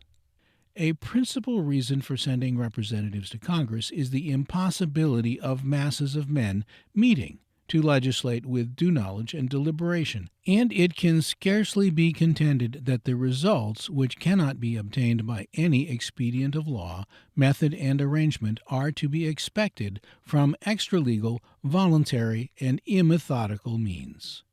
We ought not, consequently, to give an authority to those opinions of the people informally expressed that the Constitution would seem to show cannot be rendered available when formally expressed. The term representative implies full power to act, or at least full power to act under the limitations that environ the trust. A delegate is less gifted with authority and is understood to act under instructions. These are ancient distinctions, and existing as they did at the time the Constitution was framed, they are entitled to respect as explaining its intention. A representative is a substitute, a delegate, an ambassador.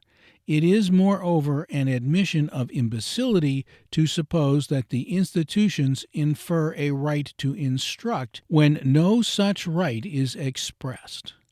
All the machinery of the state is opposed to it, while in other countries, as in Switzerland, where the delegate acts under instructions, the machinery of the state is framed to meet such an end. On the whole, when we take into consideration the received signification of terms as they were understood when the Constitution was framed, the legal effect of legislative acts, which are binding, though the entire constituency instruct to the contrary, the omission in the Constitution to point out any legal means of instructing, and the practical difficulties in obtaining instructions that shall be above the reproach of being ex parte and insufficient, the permanent obligations of the Constitution, the doubt and indecision instructions would induce into a government that was expressly framed to obviate these weaknesses, the dangers that constantly arise from the activity of the designing and the supineness of the well-meaning, the want of unity and of fixed principles it might give to a legislation that controls peace and war and the foreign relations, as well as the exposure to foreign influence directly exercised over irresponsible men, and the general character of deliberation and examination which is secured to Congress, which may be called on to act on information known only to itself.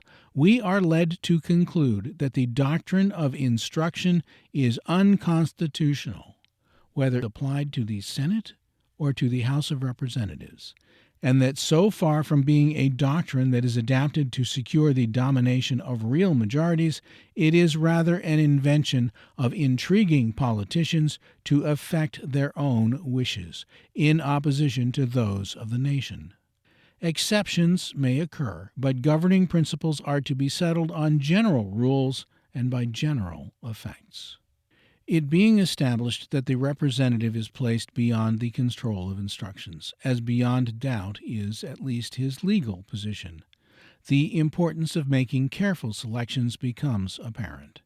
There is no safer rule in selecting a representative than that already named, or that of choosing the man for public confidence, who may be relied on in private.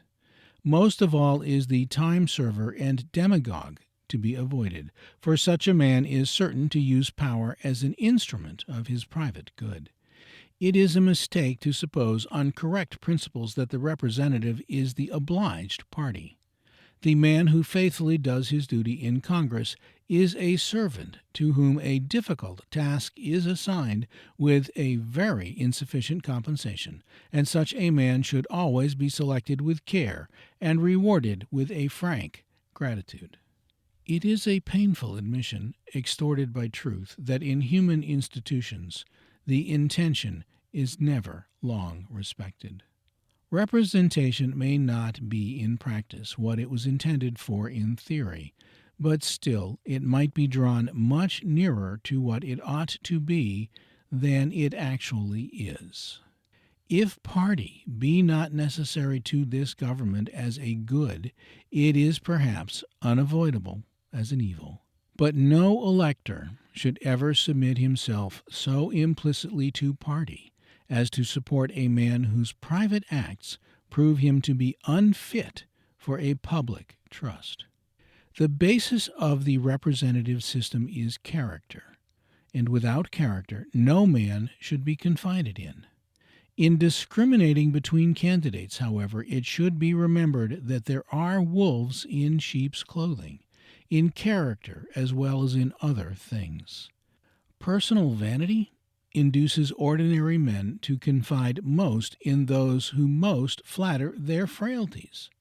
But it is a tolerably safe rule that he who is not afraid to speak the truth is not afraid to act the truth, and truths, moral, political, and social, are peculiarly the aim of this government. This is the end of chapter 21. On candor. Candor is a proof of both a just frame of mind and of a good tone of breeding. It is a quality that belongs equally to the honest man and to the gentleman, to the first as doing to others as we would ourselves be done by, to the last as indispensable to the liberality of the character. By candor we are not to understand trifling and uncalled for expositions of truth, but a sentiment that proves a conviction of the necessity of speaking truth when speaking at all, a contempt for all designing evasions of our real opinions, and a deep conviction that he who deceives by necessary implication deceives willfully. In all the general concerns, the public has a right to be treated with candor. Without this manly and truly republican quality, republican because no power exists in the country to intimidate any from its exhibition, the institutions are converted into a stupendous fraud. Foreigners reproach Americans on a want of directness and candor in conducting their ordinary intercourse. It is said that they dissemble thoughts that might properly be expressed in the presence of the parties interested, to express them openly and in a way to insinuate more than is asserted behind their backs. It is to be feared that this is a vice of humanity, but still one people may be more under its influence than another. It would be a singular and false effect of freedom to destroy a nation's character for candor. But we are not to be deceived by names, it being quite possible that a tyranny of opinion should produce such results, even in a democracy. America is under many powerful influences that have little connection with the institutions. The want of large towns, the scattered population, and the absence of much marked inequality of condition necessarily lend a provincial character to the population, a character that everywhere favors the natural propensity of man to bring all his fellows within the control of his own strictures. The religionists who first settled the country, too, have aided in bringing individual opinion in subjection to public opinion, and as the latter is always controlled by combinations and design, consequently more or less to error. There is no doubt that these combined causes have had the effect to make a large portion of the population less direct, frank, candid, and simple in the expression of their honest sentiments, and even in the relation of facts, than the laws of God and the social duties require. It is to this feeling that the habit has arisen of making cautious and evasive answers, such as, "I guess," "I conclude," "some think." I shouldn't wonder if such a man had said so-and-so, when the speaker is the whole time confident of the fact. This practice has the reproach of insincerity and equivocation, is discreditable, makes intercourse treacherous and unsafe, and is beneath the frankness of freemen. In all these respects, a majority of the American people might take a useful lesson from the habits of England, a country which, though remarkable for servility to superiors, can boast of more frankness in ordinary life than our own. Candor has the high merit of preventing misconceptions, simplifies intercourse, prevents more misunderstandings than equivocation, elevates character, inculcates the habit of sincerity, and has a general tendency to the manly and virtuous qualities. This is the end of Chapter 22. On language. Language being the medium of thought, its use enters into our most familiar practices. A just, clear, and simple expression of our ideas is a necessary accomplishment for all who aspire to be classed with gentlemen and ladies. It renders all more respectable, besides making intercourse more intelligible, safer, and more agreeable. The common faults of American language are an ambition of effect, a want of simplicity, and a turgid abuse of terms. To these may be added ambiguity of expression. Many perversions of significations also exist, and a formality of speech which, while it renders conversation ungraceful and destroys its playfulness, seriously weakens the power of the language by applying to ordinary ideas words that are suited only to themes of gravity and dignity. While it is true that the great body of the American people use their language more correctly than the mass of any other considerable nation, it is equally true that a smaller proportion than common attain to elegance in this accomplishment, especially in speech. Contrary to the general law in such matters, the women of the country have a less agreeable utterance than the men, a defect that great care should be taken to remedy, as the nursery is the birthplace of so many of our habits. The limits of this work will not permit an enumeration of the popular abuses of significations, but a few shall be mentioned in order that the student may possess a general clue to the faults. Creek, a word that signifies an inlet of the sea or of a lake, is misapplied to running streams and frequently to the outlets of lakes. A square is called a park. Lakes are often called ponds, and arms of the sea are sometimes termed rivers. In pronunciation, the faults are still more numerous, partaking decidedly of provincialisms. The letter U sounded like double O or oo, or like I, as in virtu, fortin, fortunate, and eu, pronounced also like oo, are common errors. This is an exceedingly vicious pronunciation, rendering the language mean and vulgar. New, pronounced as new, is an example, and few as in foo, and the true sounds are new and few, the U retaining its proper soft sound and not that of oo. The attempt to reduce the pronunciation of the English language to a common rule produces much confusion, and taking the usages of polite life as the standard, many uncouth innovations. All know the pronunciation of plow, but it will scarcely do to make this sound as the only power of the same combinations of final letters, for we should be compelled to call though, thou, through, throw, and tough, tow.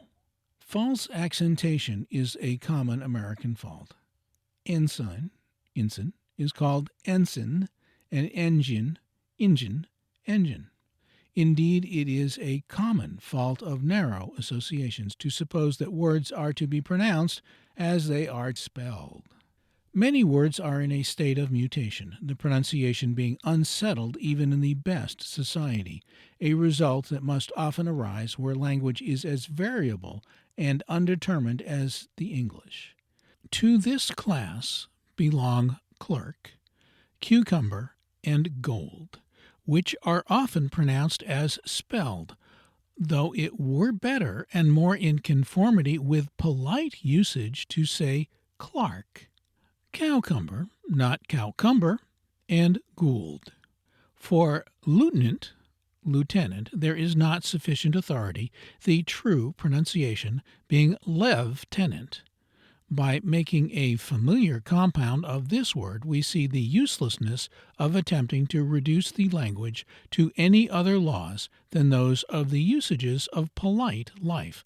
For they who affect to say lieutenant do not say lieutenant colonel, but lieutenant colonel.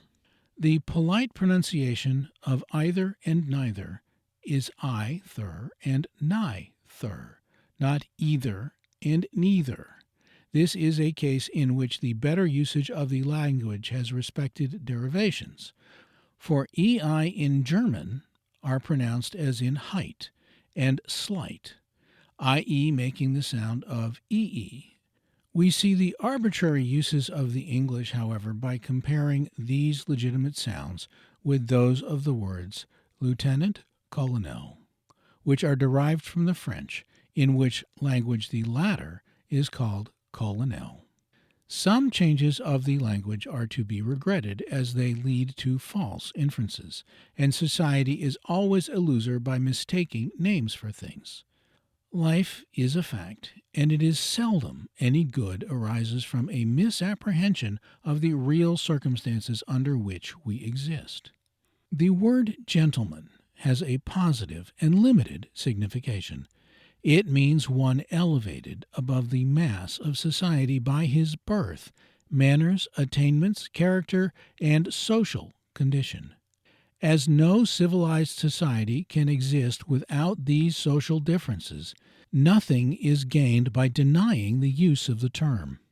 If blackguards were to be called gentlemen, and gentlemen blackguards, the difference between them would be as obvious as it is today. The word gentleman is derived from the French gentilhomme, which originally signified one of noble birth. This was at a time when the characteristics of the conditions were never found beyond a caste. As society advanced, ordinary men attained the qualifications of nobility without that of birth, and the meaning of the word was extended. It is now possible to be a gentleman without birth, though even in America, where such distinctions are purely conditional, they who have birth, except in extraordinary instances, are classed with gentlemen. To call a laborer one who has neither education, manners, accomplishments, tastes, associations, nor any one of the ordinary requisites a gentleman is just as absurd as to call one who is thus qualified a fellow. The word must have some special signification, or it would be synonymous with man. One may have gentlemanlike feelings, principles, and appearance without possessing the liberal attainments that distinguish the gentleman. Least of all does money alone make a gentleman, though as it becomes a means of obtaining the other requisites, it is usual to give it a place in the claims of the class. Men may be, and often are, very rich, without having the smallest title to be deemed gentleman.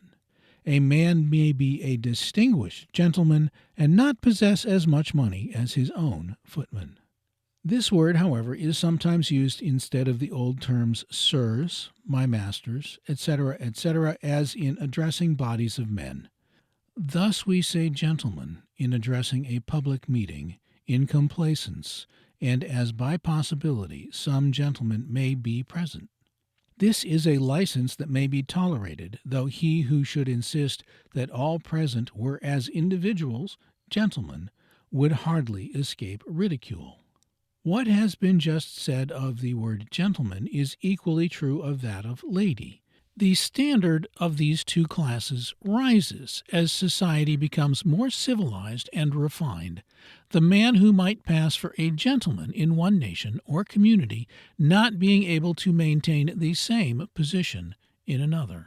The inefficiency of the effort to subvert things by names is shown in the fact that in all civilized communities there is a class of men who silently and quietly recognize each other as gentlemen, who associate together freely and without reserve, and who admit each other's claims without scruple or distrust. This class may be limited by prejudice and arbitrary enactments as in Europe, or it may have no other rules than those of taste, sentiment, and the silent laws of usage as in America. The same observations may be made in relation to the words master and servant. He who employs laborers with the right to command is a master, and he who lets himself to work with an obligation to obey a servant. Thus there are house or domestic servants, farm servants, shop servants, and various other servants, the term master being in all these cases the correlative. In consequence of the domestic servants of America having once been Negro slaves, a prejudice has arisen among the laboring class of the whites, who not only dislike the term servant, but have also rejected that of master. So far has this prejudice gone that in lieu of the latter, they have resorted to the use of the word boss, which has precisely the same meaning in Dutch. How far a subterfuge of this nature is worthy of a manly and common-sense people will admit of question. A similar objection may be made to the use of the word help, which is not only an innovation on a just and established term, but which does not properly convey the meaning intended. Those who aid their masters in the toil may be termed helps, but they who perform all the labor do not assist or help to do the thing, but they do it themselves. A man does not usually hire his cook to help him cook dinner, but to cook it herself. Nothing is therefore gained, while something is lost in simplicity and clearness by the substitution of new and imperfect terms for the long-established words of the language. In all cases in which the people of America have retained the things of their ancestors, they should not be ashamed to keep the names. The love of turgid expressions is gaining ground and ought to be corrected.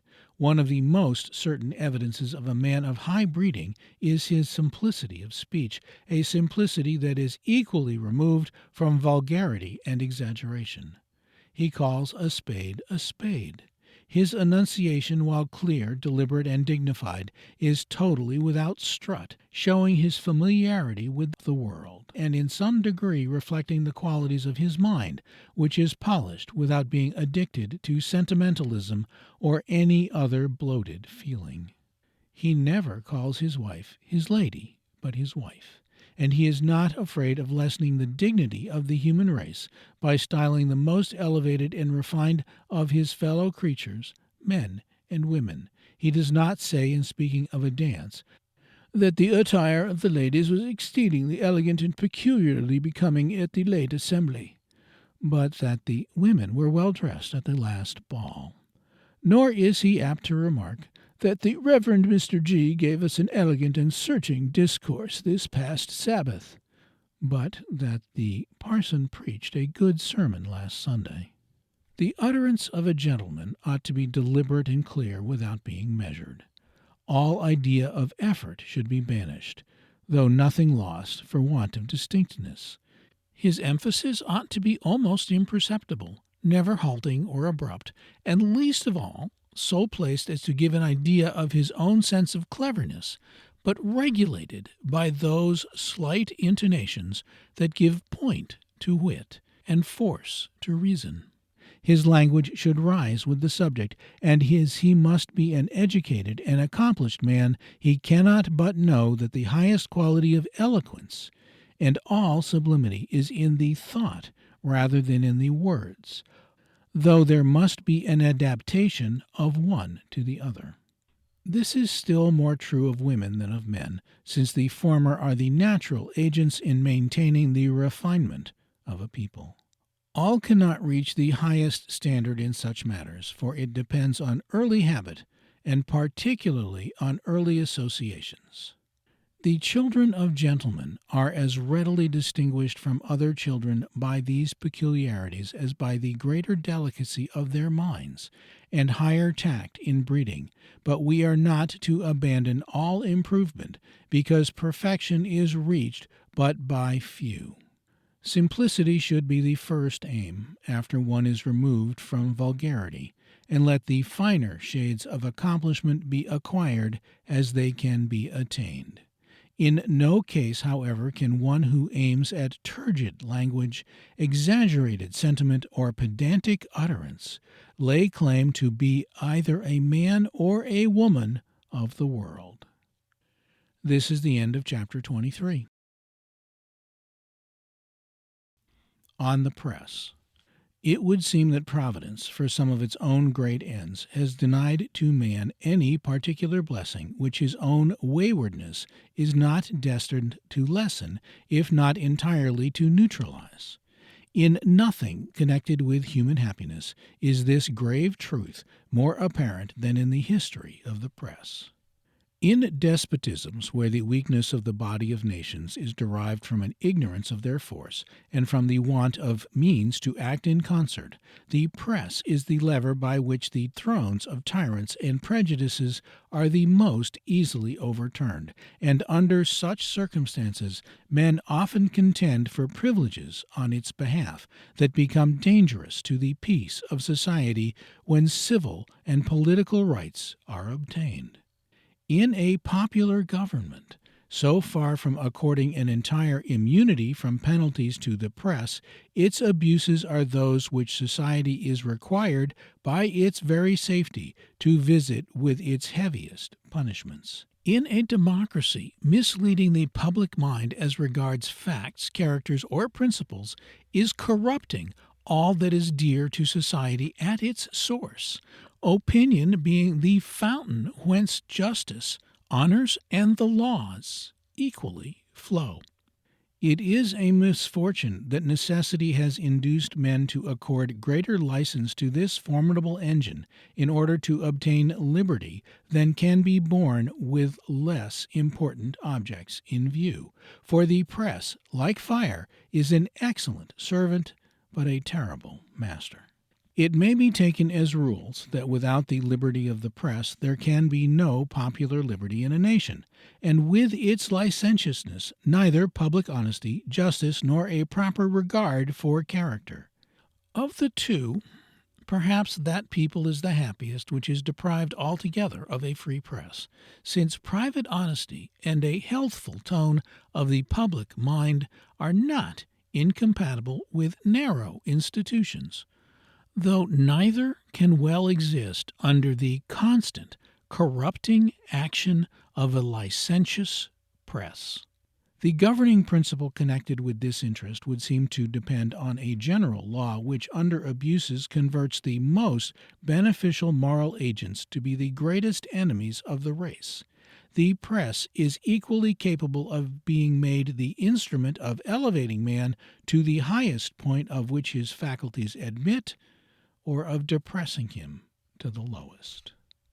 In struggling for liberty and emancipation from errors and prejudices, men have not always paused to reflect on the influence of the agents they have employed, when those agents, from contending with a powerful enemy, shall have become conquerors, and have begun to look about them for the fruits of victory.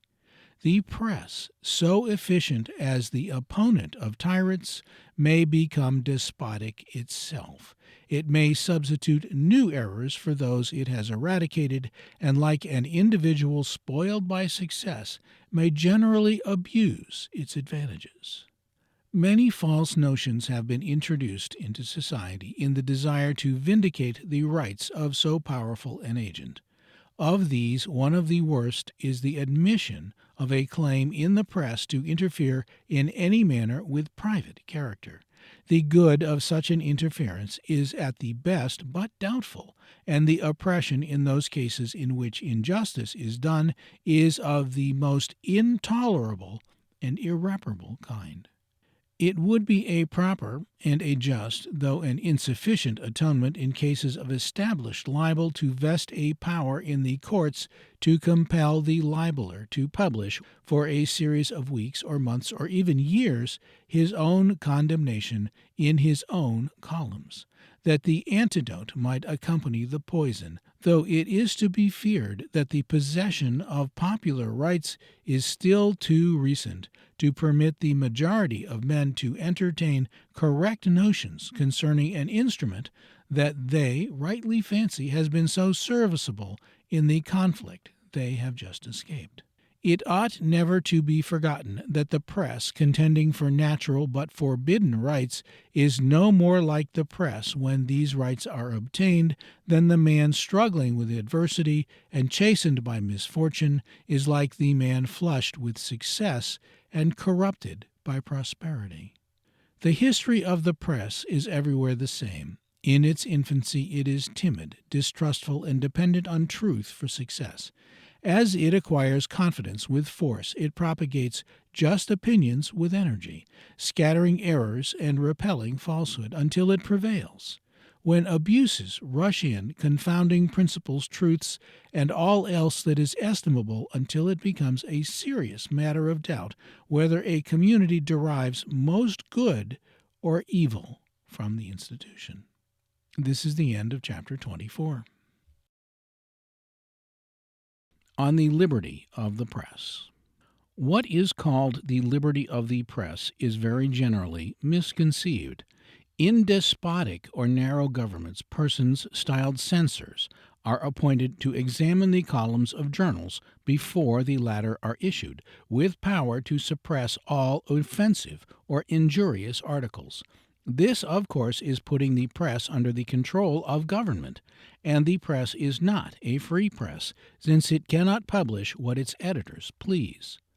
By the liberty of the press, we are to understand only an exemption from this restraint, or a condition of things which enables the citizen to publish what he please, as he can utter what he may please with his tongue. All men in a civilized country, however, are responsible for what they say or publish. If a man speaks slander against another, he is liable to the individual injuried in damages. If a man publish a libel, he incurs the same liability. Some persons suppose that the press possesses privileges in this respect that are not accorded to individuals. But the reverse is the fact, as a man may utter with impunity that which he cannot publish with impunity. The distinction arises from the greater circulation and the greater power to injure of a published libel than of a spoken slander. The editor of a journal, therefore, does not possess the same immunities as an editor that he possesses as a private citizen. Without such a distinction, the community would possess a set of men in its bosom who would enjoy a power to tyrannize over it with impunity through its means of publicity.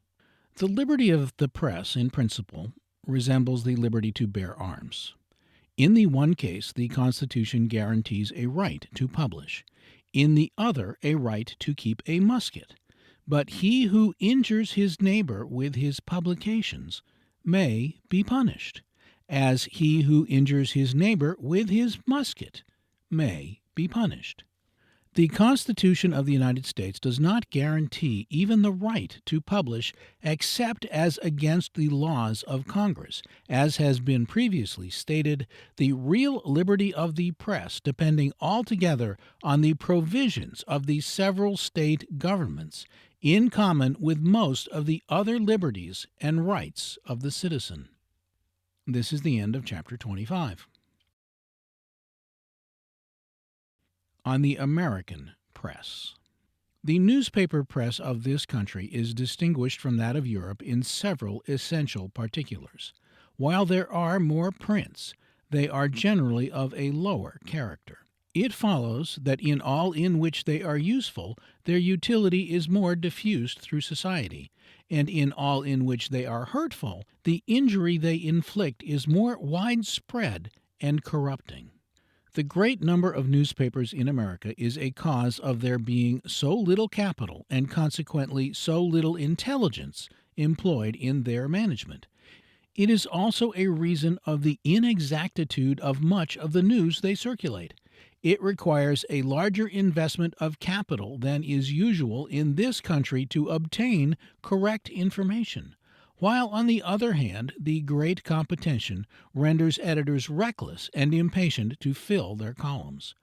To these circumstances may be added the greater influence of vague and unfounded rumors in a vast and thinly settled country than on a compact population covering a small surface.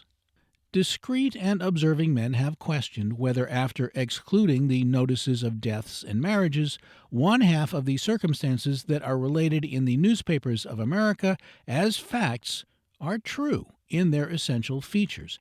And in cases connected with party politics, it may be questioned if even so large a proportion can be set down as accurate.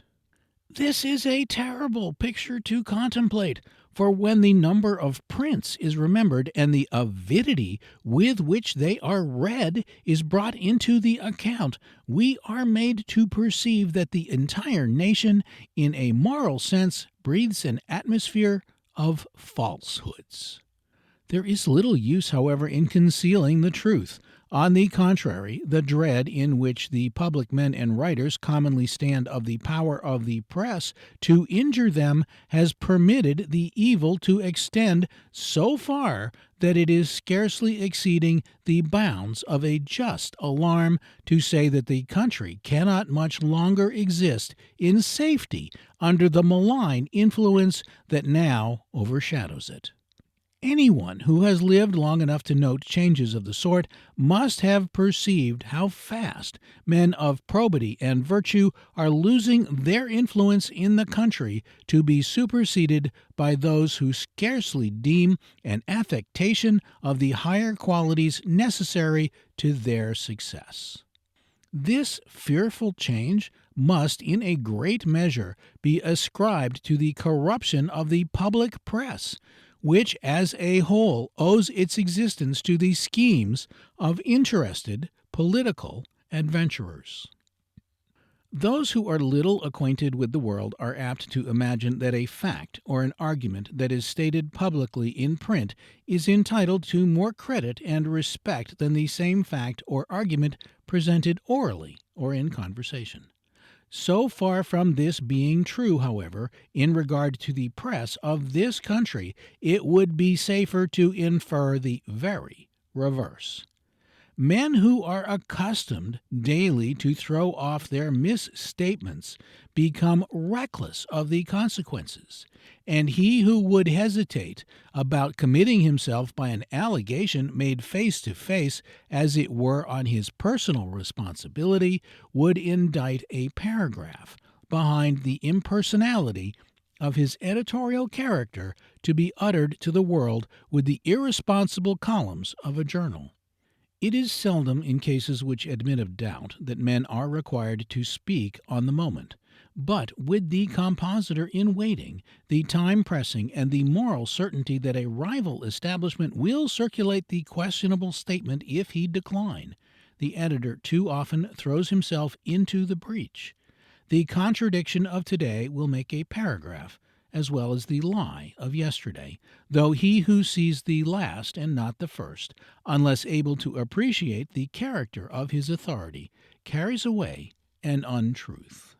Instead of considering the editor of a newspaper as an abstraction, with no motive in view but that of maintaining principles and disseminating facts, it is necessary to remember that he is a man, with all the interests and passions of one who has chosen this means to advance his fortunes, and of course with all the accompanying temptations to abuse his opportunities, and this, too, usually with the additional drawback of being a partisan in politics, religion, or literature. If the possession of power in ordinary cases is a constant inducement to turn it to an unjust profit, it is peculiarly so in the extraordinary case of the control of a public press. Editors praise their personal friends and abuse their enemies in print, as private individuals praise their friends and abuse their enemies with their tongues. Their position increases the number of each, and the consequence is that readers obtain inflated views of the first and unjust notions of the last. If newspapers are useful in overthrowing tyrants, it is only to establish a tyranny of their own. The press tyrannizes over public men, letters, the arts, the stage, and even over private life. Under the pretense of protecting public morals, it is corrupting them to the core, and under the semblance of maintaining liberty, it is gradually establishing a despotism as ruthless, as grasping, and one that is quite as vulgar as that of any Christian state known. With loud professions of freedom of opinion, there is no tolerance. With a parade of patriotism, no sacrifice of interests. And with fulsome panegyrics on property, too frequently, no decency. There is but one way of extricating the mind from the baneful influence of the press of this country, and that is by making a rigid analysis of its nature and motives. By remembering that all statements that involve disputed points are ex parte, that there is no impersonality except in professions, that all the ordinary passions and interests act upon its statements with less than the ordinary responsibilities, and that there is the constant temptation to abuse whichever accompanies power. One may come at last to a just appreciation of its merits, but in a degree learn to neutralize its malignant influence. But this is a freedom of mind that few attain, for few have the means of arriving at these truths. The admixture of truth and falsehood in the intelligence circulated by the press is one of the chief causes of its evil. A journal that gave utterance to nothing but untruths would lose its influence with its character. But there are none so ignorant as not to see the necessity of occasionally issuing truths. It is only in cases in which the editor has a direct interest to the contrary, in which he has not the leisure or the means of ascertaining facts, or in which he is himself misled by the passions, cupidity, and interests of others, that untruths find a place in his columns. Still, these instances may perhaps include a majority of the cases. In a country like this, it is indispensable to mental independence that every man should have a clear perception of the quality of the political views and of the political opinions circulated by the press, for he who confides implicitly to its statements is yielding himself blindly to either the designed and exaggerated praises of friends or to the calculated abuse of opponents. As no man is either as good or as bad as vulgar report makes him, we can at once see the value that ought to be given to such statements. All representations that dwell wholly on merits or on faults are to be distrusted, since none are perfect, and it may perhaps be added, none utterly without some redeeming qualities. Whenever the papers unite to commend, without qualification, it is safe to believe in either venality or a disposition to defer to a preconceived notion of excellence. Most men choose to float with the current rather than resist it, when no active motive urges a contrary course, feeding falsehood because it falters a predilection, and whenever censure is general and sweeping, one may be almost certain it is exaggerated and false. Puffs, political, literary, personal, and national, can commonly be detected by their ex parte statements, as may be their counterpart, detraction. Dishonesty of intention is easily discovered by the man of the world, in both by the tone, and he who blindly receives either eulogium or censure because they stand audaciously in print demonstrates that his judgment is still in its infancy. Authors review themselves, or friends are employed to do it for them. Political adventurers have their dependents who build their fortunes on those of their patrons. Artists, players, and even religionists are not above having recourse to such expedients to advance their interests and reputations. The world would be surprised to learn the tyranny that the press has exercised in our own times over some of the greatest of modern names. Few men possessing the manliness and moral courage that are necessary to resist its oppression. The people that has overturned the throne of a monarch and set up a government of opinion in its stead, and which blindly yields its interests to the designs of those who would rule through the instrumentality of newspapers, has only exchanged one form of despotism for another. It is often made a manner of boasting that the United States contain so many public journals. It were wiser to make it a cause of mourning, since the quality in this instance diminishes in an inverse ratio to the quantity. Another reason may be found for the deleterious influence of the American press in the peculiar physical condition of the country. In all communities, the better opinion, whether as it relates to moral or scientific truths, tastes, manners, and facts, is necessarily in the keeping of a few, the great majority of mankind being precluded by their opportunities from reaching so high in the mental scale. The proportion between the intelligent and whole numbers, after making a proper allowance on account of the differences in civilization, is probably as great in this country as in any other. Possibly it is greater among the males, but the great extent of the territory prevents its concentration, and consequently weakens its influence.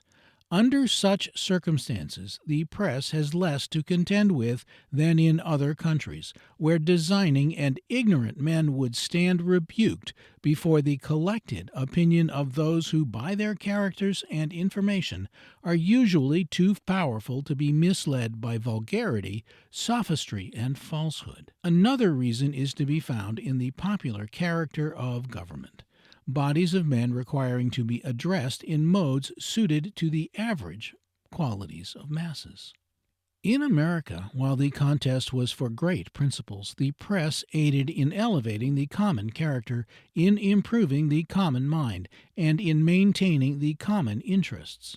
But since the contest has ceased and the struggle has become one purely of selfishness and personal interests, it is employed as a whole in fast undermining its own work and in preparing the nation for some terrible reverses, if not in calling down upon it a just judgment of God.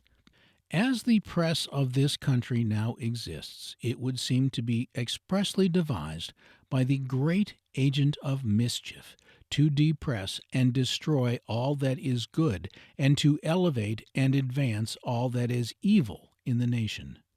The little truth that is urged is usually urged coarsely, weakened, and rendered vicious by personalities, while those who live by falsehoods, fallacies, enmities, partialities, and the schemes of the designing, find the press the very instrument that the devils would invent to effect their designs. A witty but unprincipled statesman of our own times has said that speech was bestowed on man to conceal his thoughts. Judging from its present condition, he might have added, and the press to pervert truth. This is the end of chapter 26. On property. As property is the base of all civilization, its existence and security are indispensable to social improvement. Were it possible to have a community of property, it would soon be found that no one would toil, but that men would be disposed to be satisfied with barely enough for the supply of their physical wants, since none would exert themselves to obtain advantages solely for the use of others. The failure of all attempts to form communities, even on a small scale with a common interest, goes to prove this. Where there is a rigid equality of condition as well as of rights, that condition must necessarily be one of a low scale of mediocrity, since it is impossible to elevate those who do not possess the requisite qualities any higher.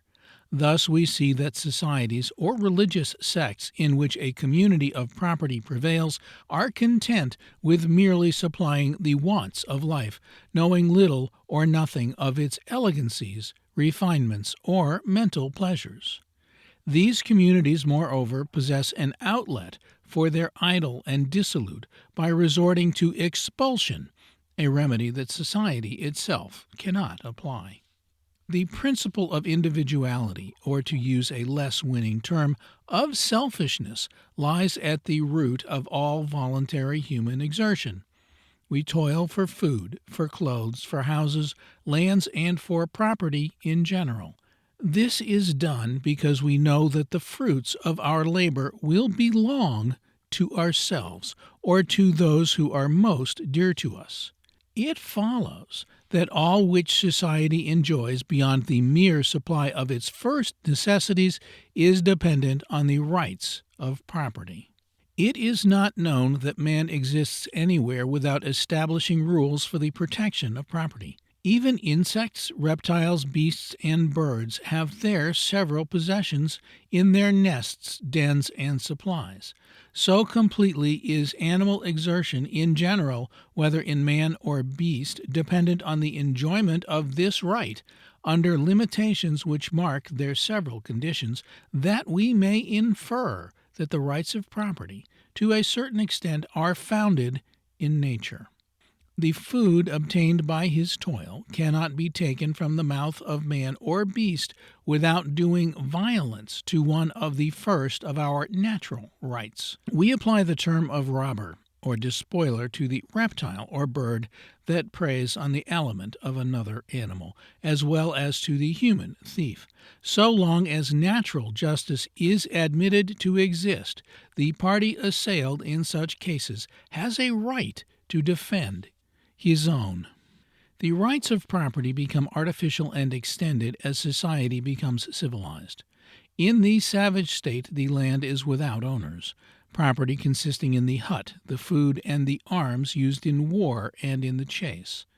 In pastoral or semi-barbarous states, use gives claims, not to individuals but to tribes, and flocks are pastured on grounds that belong to one entire community, but to that one only. Private property is composed of cattle, sheep, tents, horses, camels, with the common claims to share in the common fields. Civilization has established various, and in some cases arbitrary and unjust distinctions as pertaining to the rights of property. These are abuses, the tendency of man being to convert into curses things that Providence designed to provide benefits. Still, most of the ordinances of civilized society that are connected with this interest are founded in reason and ought to be rigidly maintained. The first great principle connected with the rights of property is its inviolability in all cases in which the laws leave it in possession of the proprietor. Every child should be taught to respect the sanctity of his neighbor's house, garden, fields, and all that is his. On those parts of another's possessions where it is permitted to go, he should go with care not to abuse the privilege, and from those parts which he is forbidden to use, he should religiously abstain. The child that is properly impressed in infancy with the rights of property is in little danger of committing theft in after life, or in any other manner of invading that which is the just possession of another. The doctrine that anyone may do as he please with his own, however, is false. One may do with his own whatever the laws and institutions of his country allow, and no more. One may even respect the letter and yet violate the spirit of those laws and institutions, committing a moral, if not a legal, offense in so doing. Thus, he who would bring his money to bear upon the elections of a country like this abuses his situation, unless his efforts are confined to fair and manly discussions before the body of the people. In nations where the mass have no political rights, means have been found to accumulate power by the aid of wealth. The pretense has been made that none but the rich have a stake in society. Every man who has wants, feelings, affections, and character has a stake in society. Of the two, perhaps the necessities of men are a greater corrective of political abuses than their surplus means. Both may lead to evil, beyond a doubt, but as laws which are framed by all must be tolerably impartial and general in their operation, less danger arises from the rule of the former than from the rule of the latter. When property rules, it rules alone. But when the poor are admitted to have a voice in government, the rich are never excluded. Such is the nature of man, that all exclusive power is uniformly directed to exclusive purposes. Property always carries with it a portion of indirect political influence, and it is unwise and even dangerous to strengthen this influence by adding to it constitutional privileges, the result always being to make the strong stronger and the weak weaker. On the other hand, all who love equal justice, and indeed the safety of free institutions, should understand that property has its rights, and the necessity of rigidly respecting them. It is the right of the possessor of property to be placed on an equal footing with all his fellow citizens in every respect. If he is not to be exalted on account of his wealth, neither is he to be denounced. In this country it is the intention of the institutions that money should neither increase nor lessen political influence. There are habits that belong to every condition of life. The man of hereditary wealth is usually a man of leisure, and he little understands the true spirit of democracy who supposes that such a man is not to enjoy the tastes and inclinations which are the fruits of leisure and cultivation without let or hindrance. Democracy leaves every man the master of his acts and time, his tastes and habits, so long as he discharges his duty to the public and respects the laws. He who declaims against another for holding himself aloof from general association arrogates to himself a power of censure that he does not rightly possess, and betrays his own consciousness of inferiority. Men of really high social station never make this complaint, for they are above jealousy, and they who do only discover a feeling that is every way removed from the manliness and spirit of true independence. One may certainly be purse-proud, and of all these sources of human pride, mere wealth is the basest and most vulgar-minded. Real gentlemen are almost invariably above this low feeling, and they who attribute habits that have their rise in sentiment, tastes, knowledge, and refinement to such a cause usually make the mistake of letting their own ignorance of the existence of motives so elevated be known. In a word, if the man of property has no more personal legal immunities than the man who has none, neither has he fewer. He is privileged to use his own means under the general regulations of society in the pursuit of his own happiness, and they who would interfere with him so far from appreciating liberty are ignorant of its vital principles. If left to itself, unsupported by factious political aid, but sufficiently protected against the designs and rapacity of the dishonest, property is an instrument of working most of the good that society enjoys. It elevates a national character by affording the means of cultivating knowledge and the tastes. It introduces all above barbarism into society, and it encourages and sustains laudable and useful efforts in individuals. Like every other great good, its abuses are in proportion to its benefits. The possessor of property is not, half the time, as much the object of envy as the needy imagine, for its corrupting influence endangers eternal peace. Great estates are generally of more benefit to the community than to their owners. They bring with them anxiety, cares, demands, and usually exaggerated notions on the part of the public of the duties of the rich. So, far from being objects of envy, their possessors are oftener the subjects of commiseration. He who has enough for his rational wants, agreeably to his habits and education, always proving the happier man.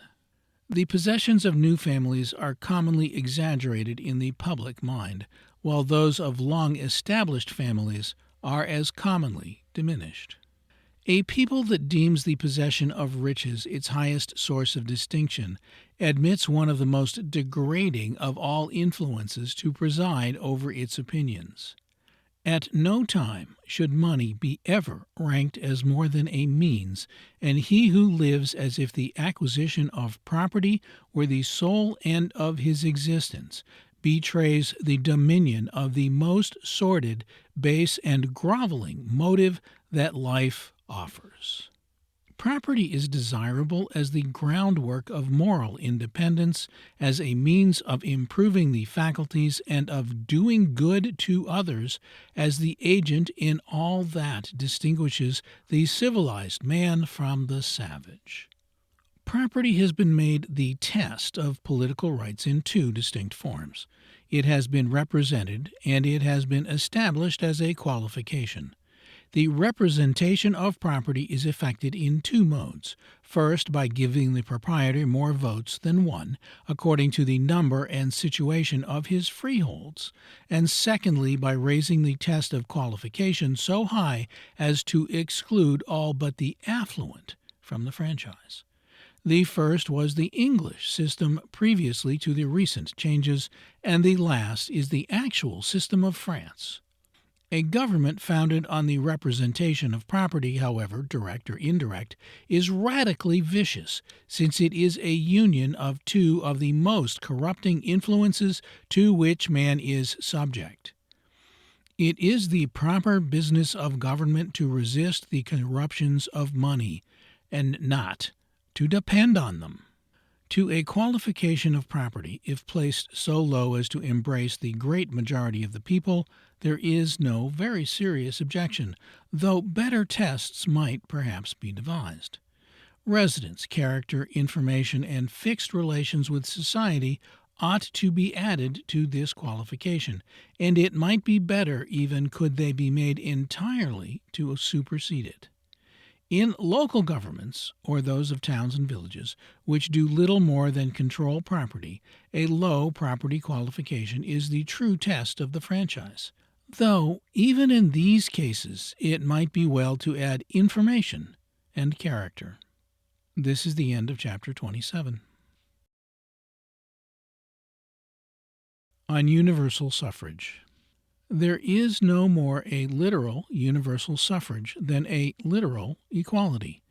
All these terms must be received in a limited sense, their meaning amounting merely to a comparison with other and older conditions of society. 1/2 of every population is excluded from the suffrage on account of sex, more than half of the remainder on account of age. From the class that these two great rules do not affect, another but small portion is excluded for their extreme poverty, their crimes, a want of residence, or as vagabonds, or for some other cause. The most popularly governed of the American states admit these doctrines. The policy of adopting a suffrage as wide as that which is commonly called universal has been much and plausibly contested. Better political tests perhaps might be applied than those which now exist, and there can be little doubt that the present system is carried too far in its application and under the particular circumstances of the country, if not too far as a general principle. The governments of towns and villages, for instance, are almost entirely directed to the regulation of property and to the control of local interests. In such governments, universal suffrage is clearly misplaced for several grave and obvious reasons, a few of which shall be mentioned. Towns and villages having no legislative control over the greater interests, such as the general protection of life, the person, the character, and property, there is neither the same necessity for nor the same justice in letting in all classes to participate in power. The laws which control the great and predominant interests, or those which give a complexion to society, emanate from the states, which may well enough possess a wide political base. But towns and villages, regulating property chiefly, there is a peculiar propriety in excluding those from the suffrage who have no immediate local interests in them. An undue proportion of the dissolute, unsettled, vicious, and disorganized collect in towns, and that balance of society which under other circumstances might neutralize their influence is destroyed, leaving as a consequence the power to control their governments under a suffrage that is universal in the hands of the worst part of community. For though these persons may not be in sufficient force absolutely to elevate men of their own class to office, they hold a balance between conflicting parties, uniformly act together, and commonly in favor of those who are most disposed to sacrifice principle to expediency. A system must be radically wrong when the keeper of a tavern or of a grocery, through his facilities in humoring one of the worst of our vices, can command more votes than a man of the highest attainments or of the highest character. The great immigration of foreigners into the country and the practice of remaining or of assembling in the large towns renders universal suffrage doubly oppressive to the citizens of the latter. The natives of other countries bring with them the prejudices of another and an antagonistic state of society, or what is still worse, their reaction. And it is a painful and humiliating fact that several of the principal places of this country are virtually under the control of men of this class, who have few convictions of liberty beyond those which arise from a love of licentiousness, who are totally ignorant of its governing principles, and who, in their hearts and language, are hostile to the very people whose hospitality they enjoy. Many of these men cannot even speak the language of the land, and perhaps a majority of them cannot read the great social compact by which society is held together. Whatever may be said on general principles of the necessity of giving to a government the broadest possible base, few will contend that circumstances like these ought not to qualify the regulation in practice. Local and limited governments, like those of towns and villages, are best managed in the hands of men who have permanent and fixed interests within their boundaries, and there is little propriety in admitting the more floating part of the population to a participation of an authority that scarcely controls a single right which affects transient persons. Universal suffrage, in the more extended sense, cannot be received as a naked proposition without reference to facts. Some nations are totally unqualified to exercise this trust intelligently and safely, while in others it may be the best and most sure foundation of society. As a general rule, it would be highly dangerous, though the communities that can safely bear it are to be envied and esteemed. Systems are to be appreciated by their general effects and not by particular exceptions. Principles also become modified in practice by facts, and universal suffrage presents very different results in one state of society from that which it presents in another. So long as the laboring classes of a country can receive high wages, the love of independence that is natural to man will induce them to give their votes according to their own interests. pleasure, judgment, passions, or caprices, for these are equally governing motives of human actions. But when the pressure of society shall become so great as to compel the man of small means to depend on the man of large for his comforts, or even for his bread, as is the natural tendency of all civilized society, the power of money will probably be felt adversely under a suffrage that includes all, or as nearly so as practicable. It may then become necessary to liberty itself to limit the suffrage. The representative will necessarily have a direct moral relation to his constituency. In a community that contains many men of character and intelligence, the representation will be of a higher order than in a community that contains few. We are not to judge of the general effects of the American system, therefore, by the present condition of its representation, though those who have the best means of observation are of opinion that it will even now sustain a favorable comparison with that of any other country. There are periods in the histories of all countries in which entire nations may be said to be on their good behavior. These are times of struggles and changes, when attention is drawn to the acts of public men and principles have unusual influence. Such was the case at the commencement of the American Revolution and at one point of the French, and is in a degree the present state of the British Parliament.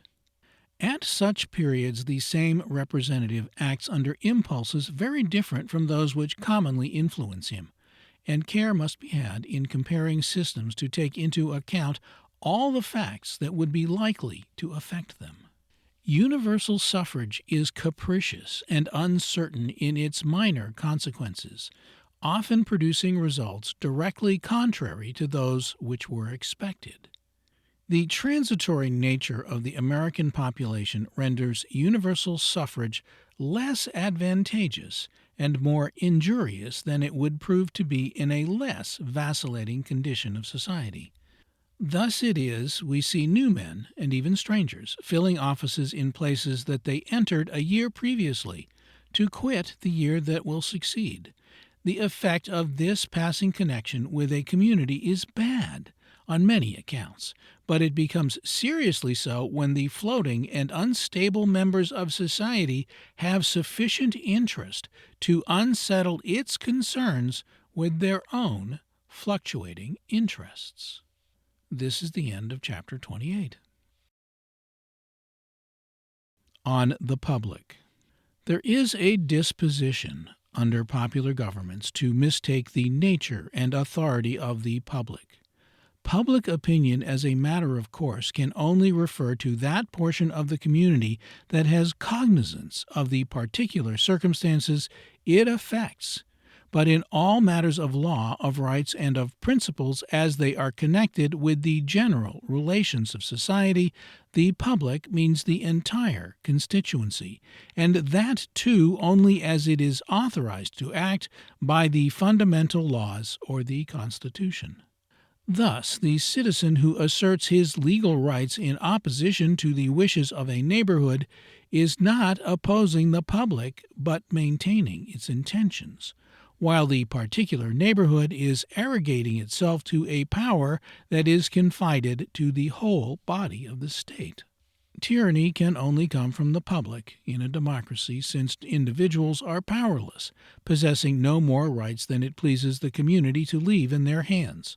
The pretense that an individual oppresses the public is to the last degree absurd, since he can do no more than exercise his rights as they are established by law, which law is enacted, administered, and interpreted by the agents of the public. As every man forms a portion of the public, if honest and influenced by right principles, the citizen will be cautious how he takes sides against particular members of the community, for he is both deciding his own case, a circumstance under which few make impartial judges, and combining with the strong to oppress the weak. In this country, in which political authority is the possession of the body that wields opinion, influences that elsewhere counteract each other, there is a strong and dangerous disposition to defer to the public in opposition to truth and justice. This is a penalty that is paid for liberty, and it depends on the very natural principle of flattering power. In a monarchy, adulation is paid to the prince; in a democracy, to the people or the public. Neither hears the truth as often as is wholesome, and both suffer for the want of the corrective. The man who resists the tyranny of a monarch is often sustained by the voices of those around him, but he who opposes the innovations of the public in a democracy not only finds himself struggling with power, but with his own neighbors. It follows that the oppression of the public is of the worst description, and all real lovers of liberty should take especial heed not to be accessories to wrongs so hard to be borne. As between the public and individuals, therefore, the true bias of a democrat, so far as there is any doubt of the real merits of the controversy, is to take sides with the latter. This is opposed to the popular notion, which is to fancy the man who maintains his rights against the popular will an aristocrat. But it is none the less true, the popular will in cases that affect popular pleasure being quite as likely to be wrong as an individual will in cases that affect an individual interest. It ought to be impressed on every man's mind in letters of brass that in a democracy the public has no power that is not expressly conceded by the institutions, and that this power, moreover, is only to be used under the forms prescribed by the Constitution. All beyond this is oppression when it takes the character of acts, and not infrequently when it is confined to opinion. Society has less need of the corrective of public opinion under such a system than under a narrow government, for possessing all the power, the body of the community, by framing the positive ordinances, is not compelled to check abuses by resisting or overawing the laws.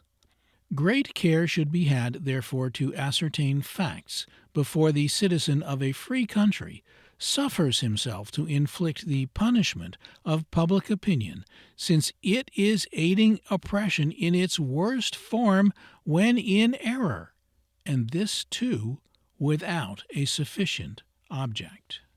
Another form of oppression practiced by the public is arrogating to itself a right to inquire into and to decide on the private acts of individuals beyond the cognizance of the laws. Men who have designs on the favor of the public invite invasions on their privacy, a course that has rendered the community less scrupulous and delicate than it ought to be. All assumptions of a power to decide on conduct that is unaccompanied by an authority to investigate facts is adding the danger of committing rank injustice to usurpation. The practice may make hypocrites, but it can never mend morals. The public everywhere is proverbially soulless. All feel when its rights, assumed or real, are invaded, but none feel its responsibilities. In republics, the public is also accused of ingratitude to its servants. This is true. Few citizens of a democracy retaining the popular favor without making a sacrifice of those principles which conflict with proper caprices. The people, being sovereign, require the same flattery, the same humoring of their wishes, and the same sacrifices of truths as a prince. It is not more true, however, that the people in a democracy are ungrateful than that monarchs are ungrateful. The failing is common to all power, which as a rule is invariably as forgetful of services as it is exacting.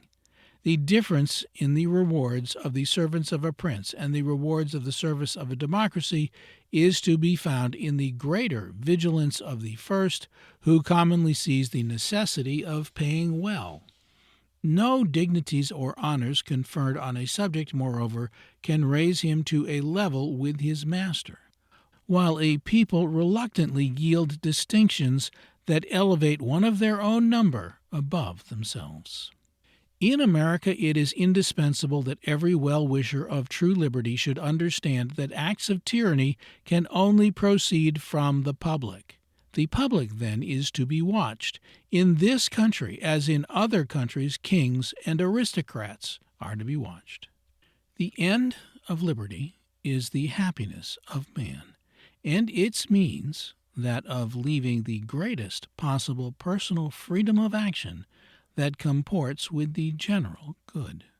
To supplant the exactions of the laws, therefore, by those of an unauthorized public, is to establish restraints without the formalities and precision of legal requirements.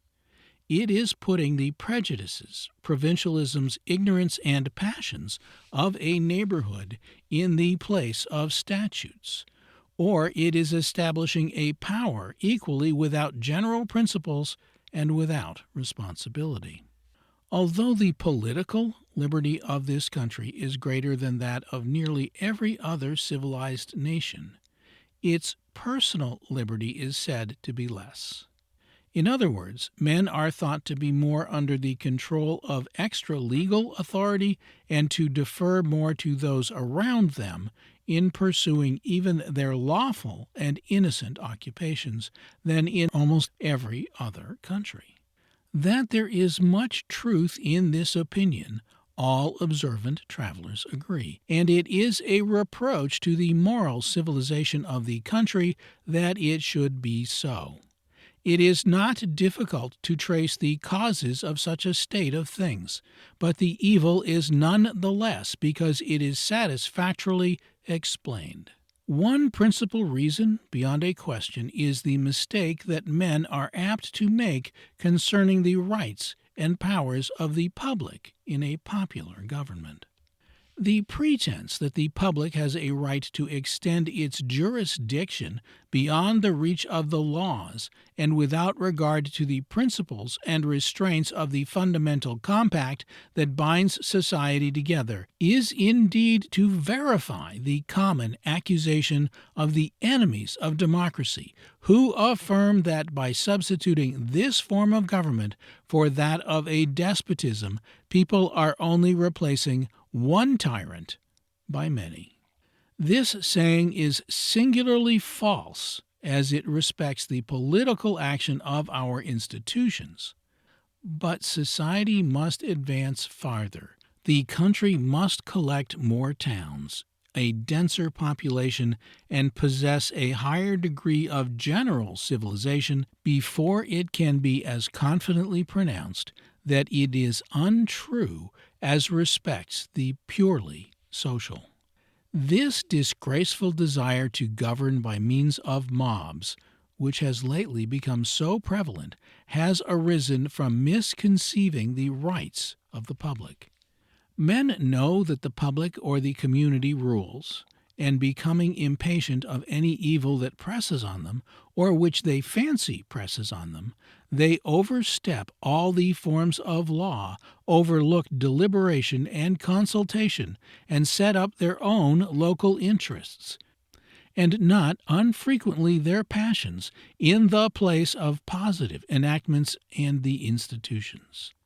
It is scarcely predicting more than the truth will warrant to say that if this substitution of the caprices, motives, and animosities of a portion of the public for the solemn ordinances of the entire legal public should continue, even those well affected to a popular government will be obliged to combine with those who wish its downfall in order to protect their persons and property against the designs of the malevolent. For no civilized society can long exist with an active power in its bosom that is stronger than the law.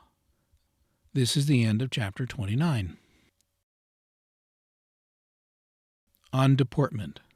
Much of the pleasure of social communication depends on the laws of deportment. Deportment may be divided into that which by marking refinement and polish is termed breeding, and that which, though less distinguished for finesse and finish, denoting a sense of civility and respect, is usually termed manners. The first can only be expected in men and women of the world, or those who are properly styled gentlemen and ladies, while an absence of the last is a proof of vulgarity and coarseness that every citizen of a free state should be desirous of avoiding. Breeding is always pleasant, though often arbitrary in its rules, but manners are indispensable to civilization. It is just as unreasonable to expect high breeding in any but those who are trained to it from youth upward as it would be to expect learning without education. But a tone of manners that shall mark equally self-respect and a proper regard for others is as easily acquired as reading and writing. The gentleman should aim at a standard of deportment that is refined by sentiment and tastes, without the sickliness of overstrained feelings and those beneath him in condition, at a manly humanity that shall not pretend to distinctions the party does not comprehend, while it carefully respects all the commoner observances of a civilized intercourse. A refined simplicity is the characteristic of all high-bred deportment in every country, and a considerate humanity should be the aim of all beneath it. This is the end of Chapter 30. On American deportment. The American people are superior in deportment in several particulars to the people of Europe and inferior in others. The gentlemen have less finesse, but more frankness of manner, while the other classes have less vulgarity and servility, relieved by an agreeable attention to each other's rights and to the laws of humanity in general. On the whole, the national deportment is good without being polished, supplying the deficiency in this last essential by great kindness and civility. In that part of deportment which affects the rights of all, such as the admission of general and common laws of civility, the absence of social selfishness, and a strict regard to the wants and feebleness of woman, all other nations might be benefited by imitating this. The defects in American deportment are notwithstanding numerous and palpable. Among the first may be ranked insubordination in children and a general want of respect for age. The former vice may be ascribed to the business habits of the country, which leave so little time for parental instruction, and perhaps, in some degree, to the arts of political agents who, with their own advantage in view, among the other expedients of their cunning, have resorted to the artifice of separating children from their natural advisers, by calling meetings of the young to decide on the fortunes and policy of the country. Every advertisement calling assemblies of the young to deliberate on national concerns ought to be deemed an insult to the good sense, the modesty, and the filial piety of the class to which it is addressed. The Americans are reproached also with the want of a proper deference for social station, the lower classes manifesting their indifference by an unnecessary insolence. As a rule, this charge is unmerited, civility being an inherent quality of the American character. Still, there are some who mistake a vulgar audacity for independence. Men and women of this disposition require to be told that in thus betraying their propensities, they are giving the strongest possible proofs that they are not what their idle vanity would give reason to suppose they fancy themselves, the equals of those whom they insult by their coarseness. More of this class err from ignorance, want of reflection, or a loose habit of regulating their conduct in their intercourse with others than from design. The following anecdote will give an instance of what is meant, and as the circumstance related is true, the reader will perceive the ludicrous impression that is left by the gross improprieties of behavior. A gentleman, who shall be called Winfield, perceiving a girl of 8 or 10 years of age endeavoring to find an entrance to his house, enquired her errand. "I have some hats for Winfield's girls," was the answer. Though shocked at this rudeness, Mr. Winfield told the child that by going to a certain door he would find a servant to receive her. "Oh," replied the girl, "I have already seen the Irish lady in the kitchen." This Irish lady was the cook, a very good woman in her way, but one who had no pretensions to be so termed. Such a confusion in the ideas of this child is a certain proof of a want of training, for the young ladies who were treated so disrespectfully were not the less ladies, nor did the cook become more than a cook for the vulgarity. Facts are not to be changed by words, and all they obtain who fancy their language and deportment can alter the relations of society is an exposure of their own ignorance. The entire complexion, and in many respects the well-being of society, depends on the deportment of its different members to each other. It behooves the master to be kind to the servant to be respectful and obedient to his master, the young and inexperienced to defer to the aged and experienced, the ignorant to attend to the admonitions of the wise, and the unpolished to respect the tastes and habits of the refined. In other countries where positive ordinances create social distinctions in furtherance of these ends, it is believed they cannot be obtained in any other manner. But it is to be hoped that America is destined to prove that common sense and the convictions of propriety and fitness are as powerful agents as force. The servility and arrogance of a highly artificial social scale are not to be desired. But having positive social facts also which cannot be dispensed with, it is vain to resist them. Civility and respect are the sure accompaniments of a high civilization, and the admission of obvious facts is an indispensable requisite of common sense, as their denial is evidence of infatuation and folly. There is a moral obligation in every man to conduct himself with civility to all around him. Neither are his particular notions of what is proper to be taken as an excuse for his rudeness and insults. Refinement and the finesse of breeding are not expected from the majority, but none are so ignorant in this country as not to distinguish between what is proper and what is improper in deportment. Some men imagine they have a right to ridicule what are termed airs in others. If it could be clearly established what are airs and what are not, a corrective of this sort might not be misimplied.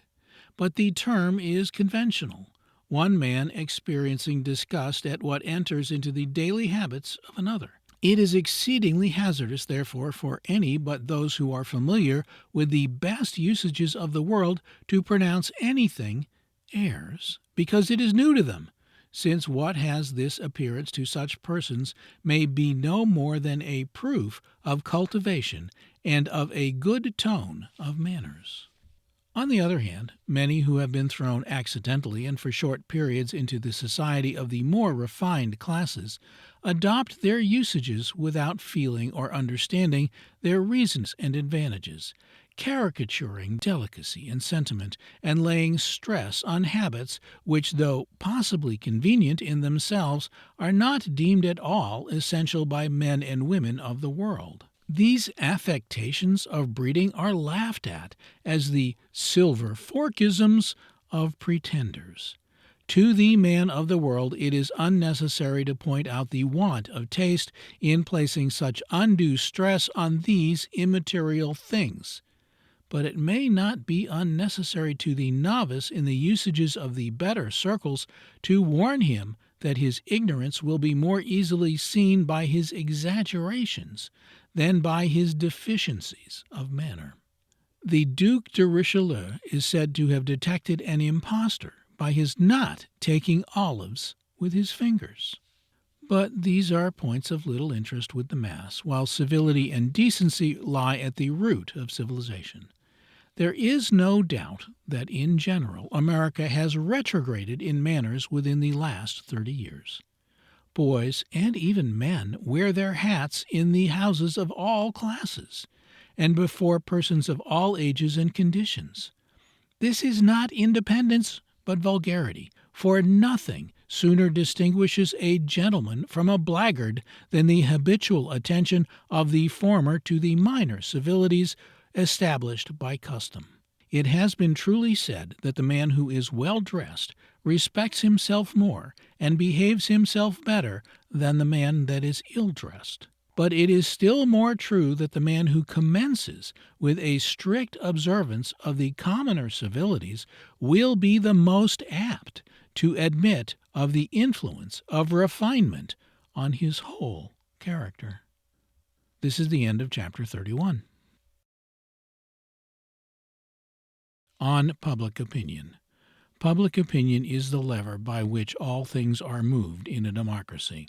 It has even become so powerful in monarchies as virtually to destroy despotism in all really civilized countries, holding in check the will and passions of princes.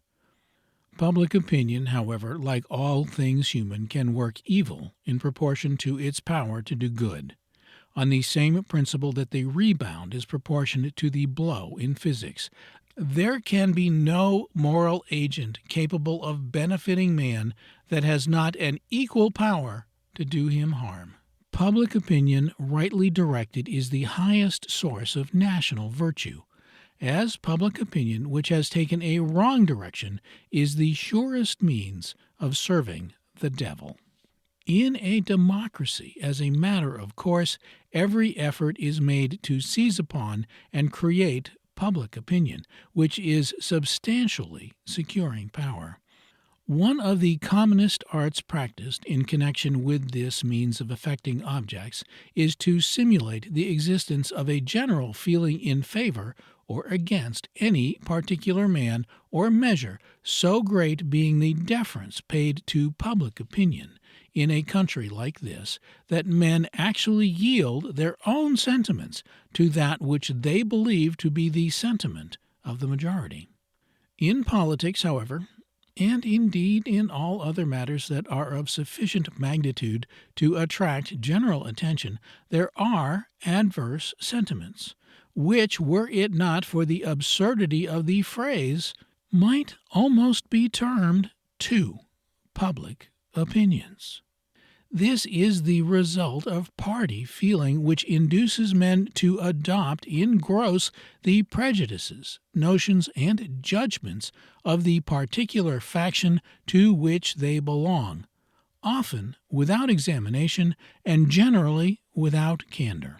When two men of equal intelligence, of the same means of ascertaining facts, and of the same general fairness of disposition, hold the opposite extremes of opinion on the character of a particular individual or of a particular measure, we see the extent to which a bias may be carried, and the little value that those who wish only to support the truth ought to attach even to public opinion in matters that will admit of doubt.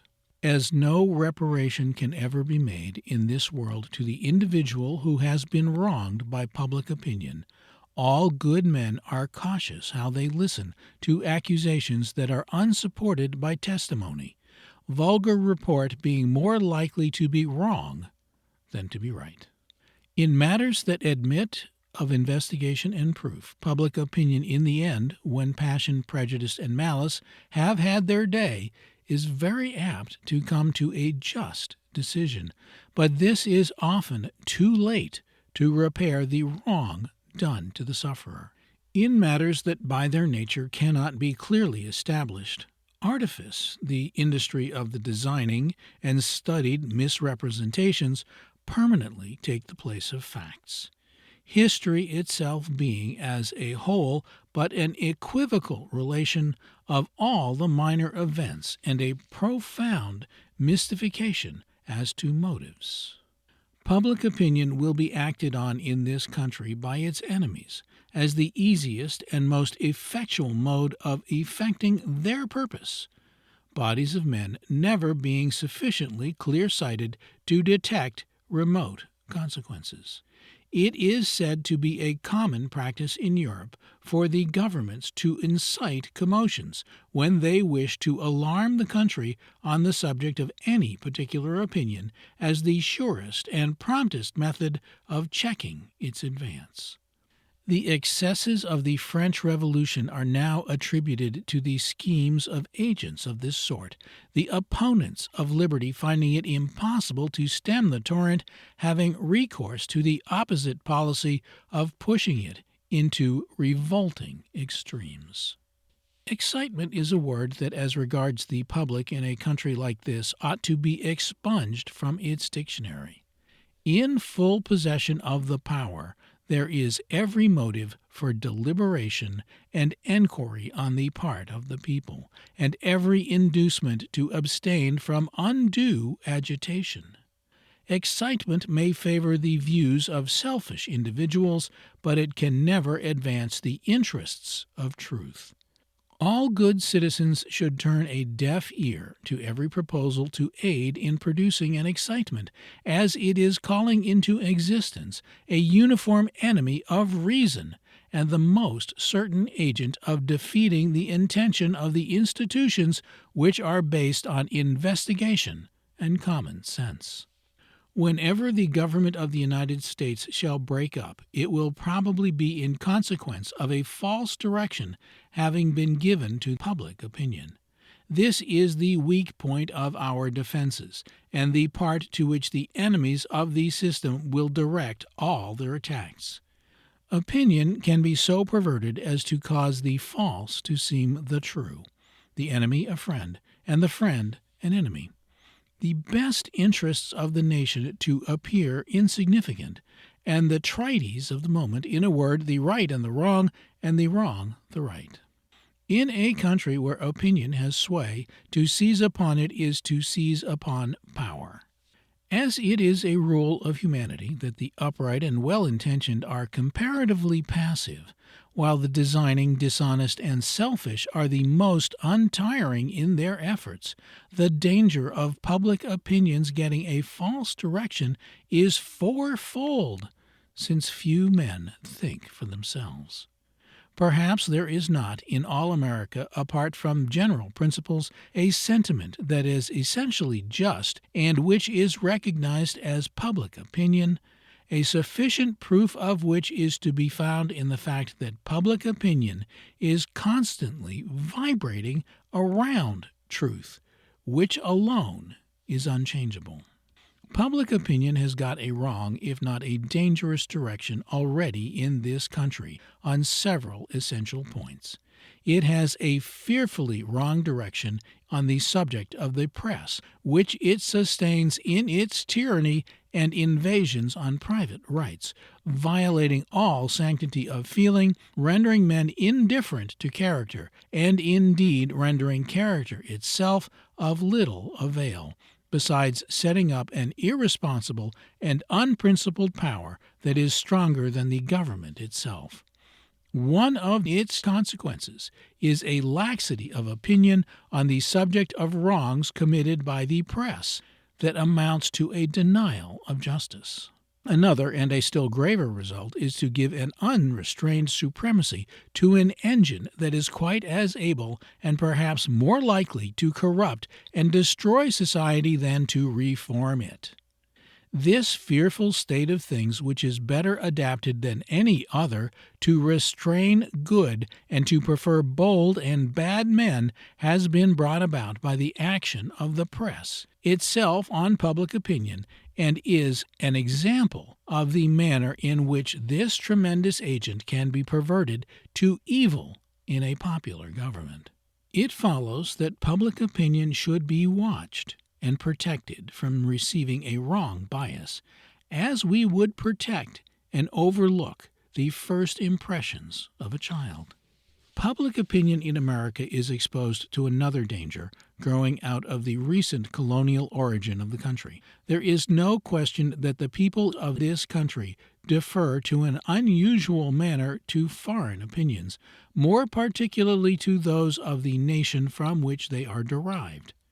The proof of this is ample, but one may constantly see quotations from English journals in support of the pretensions of politicians, writers, artists, and all others who are liable to the decisions of their fellow citizens for the estimation in which they are held. An opinion is seldom given in Europe of anything American unless from impure motives. The country attracts too little attention in the other hemisphere to be included in the ordinary comments of the civilized world. There are and may be an occasional exception, but this is the rule. As many of the interests of this country are opposed to the interests of European nations, efforts are constantly made to influence opinion here in favor of interests there. The doctrine of free trade, as it is called, has this origin, having been got up by English writers to prevent other states from resorting to the same expedients to foster industry that have so well succeeded in Great Britain. The factious condition of all things in that great empire renders any derangement hazardous, and while America trifles with her welfare like a vigorous youth who is careless of his health through reliance on his constitution, England watches over every material concern with the experience, vigilance, and distrust of age. Hence it is that every means is resorted to extol men who have become the dupes of English sophistry and to depreciate those who resist her schemes. We have lately seen on the part of France an open and a direct attempt to interfere between the people and the government in an affair touching the character and highest interests of the country. And although the appeal injured the cause of those who urged it by exposing their sophistry and bad faith, it proves the reliance that foreign powers have on their ability to influence public opinion, here, even in matters touching our own dearest interests. Another familiar and recent instance of the efforts of foreigners to influence American opinion may be cited in connection with the late quarrel with France. It is known that the English government mediated to prevent a war. This mediation was accepted on the part of the American government with the express reservation that France must comply with the terms of the treaty. In other words, we merely conditioned it to delay acting until the effort could be made to induce France to comply with all we asked. France saw reasons to change her policy and to comply with our terms before the acceptance of the English mediation was known, and yet strong efforts have been made to persuade the American people that the accommodation was produced through English mediation, and that England was pledged to see this accommodation effected in the character of an arbitrator. The first is untrue as to fact, and the last is opposed to all the principles of arbitration, as nothing was placed at the decision of the English government. The case is a recent proof of the vigilance that is necessary to keep the public opinion independent of foreign domination.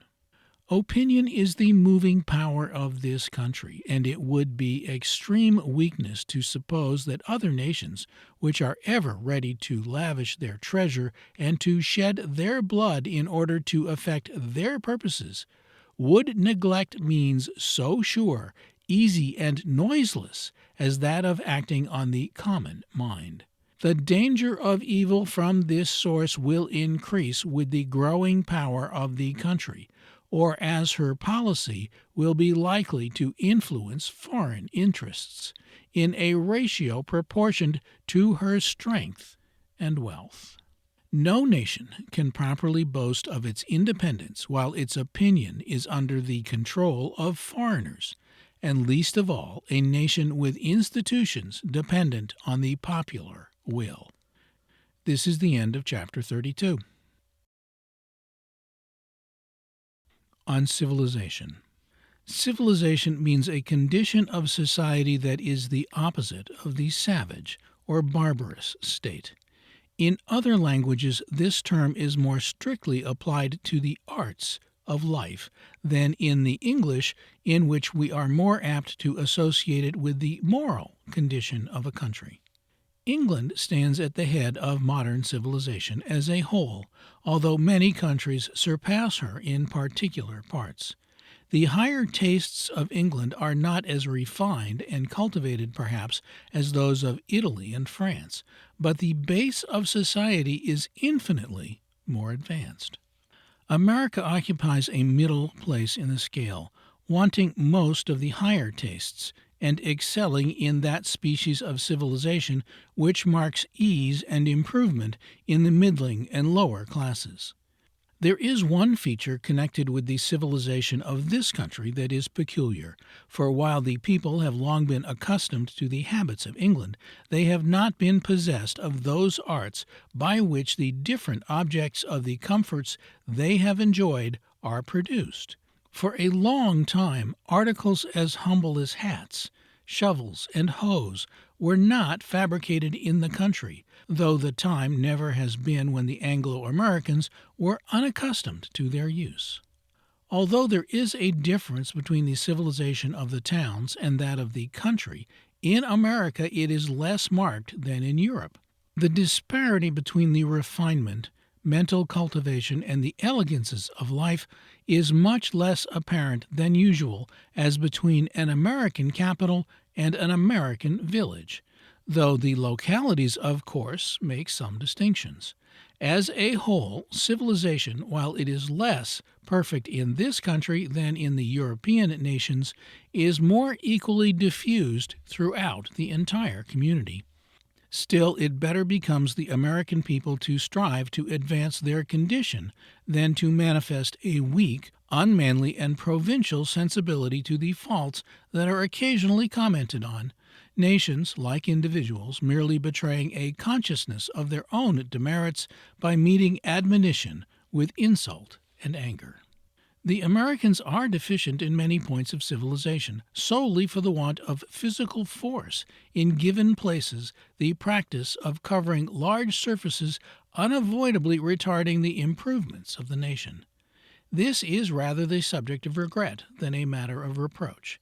They are almost ignorant of the art of music, one of the most elevating, innocent, and refining of human tastes, whose influence on the habits and morals of a people is of the most beneficial tendency. This taste and knowledge are not only wanting to the people, but an appreciation of their importance. They are also wanting in most of the high tastes, and consequently in the high enjoyments that accompany a knowledge of all the fine arts in general, and in much that depends on learning, research, and familiarity with the world. The Americans excel in humanity.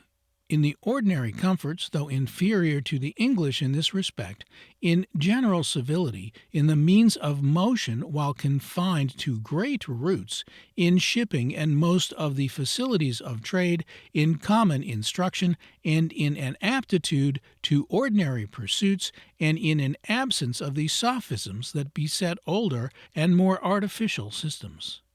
It is, however, to be regretted that as the nation recedes from the struggle that created the present system, the truths that came uppermost in the collision are gradually yielding to a new set of sophisms, more peculiar to the present order of things. There is a familiar and too much despised branch of civilization of which the population of this country is singularly and unhappily ignorant, that of cookery. The art of eating and drinking is one of those on which more depends perhaps than on any other, since health, activity of mind, constitutional enjoyments, even learning, refinement, and to a certain degree morals, are all more or less connected with our diet. The Americans are the grossest feeders of any civilized nation known. As a nation, their food is heavy, coarse, ill-prepared, and indigestible, while it is taken in the least artificial forms that cookery will allow. The predominance of grease in the American kitchen, coupled with the habits of hasty eating and of constant expectoration, are the causes of the diseases of the stomach so common in America. The science of the table extends far beyond the indulgence of our appetites, as the school of manners includes health and morals, as well as that which is agreeable. Vegetable diet is almost converted into an injury in America from an ignorance of the best modes of preparation, while even animal food is much abused and loses half its nutriment. The same is true as respects liquors. The heating and exciting wines, the brandies, and the coarser drinks of the laboring class all conspire to injure the physical and the moral man while they defeat their own ends. These are points of civilization on which this country has yet much to learn, for while the tables of the polished and cultivated partake of the abundance of the country, and wealth has even found means to introduce some knowledge of the kitchen, there is not perhaps on the face of the globe the same number of people among whom the good things of the earth are so much abused or ignorantly wasted as among the people of the United States. National character is in some measure affected by a knowledge of the art of preparing food, there being as good reason to suppose that a man is as much affected by diet as any other animal, and it is certain that the connection between our moral and physical qualities is so intimate as to cause them to react on each other. This is the end of chapter 33. On the right of petition. The right of petition is guaranteed to the American citizen by an amendment to the Constitution made in 1801. By this clause, Congress is prohibited from passing any law to prevent the people from peaceably assembling in order to petition the government for a redress of grievances. This prohibition, like those on the subjects of the liberty of the press, liberty of speech, and liberty of conscience, was perfectly supererogatory, these states having conceded to Congress no authority to pass any law to the contrary. It is understood that all these provisions were introduced through the influence of Mr. Jefferson, who was desirous that the Constitution should exhibit on its face what might be termed its profession of political faith, since foreigners did not comprehend the negative restrictions on the power of the federal government that grow out of the fact of its being purely a government of deputed and defined authority. The right of petition is by no means an important political right in this country, where the constituents hold so strong a check on their representatives, and where no important laws can long exist without their approbation. In countries in which the people cannot assemble to cause public opinion to act on their rulers, and in which the great majority are disfranchised or never possessed a vote, the right of petition is an all-important right. Men confound the characters of the institutions of different nations when they ascribe the same importance to it here. Although the people have a right to petition, Congress is not bound to waste its time in listening to and discussing the matter of petitions, on the merits of which that body has already decided. A discretionary power rests in Congress to receive or to reject a petition at pleasure, the right going no further than the assembling and petitioning, else would it be in the power of a small proportion of the people to occupy all the time of the national legislature on vexatious and useless questions. A state has no right to petition Congress at all.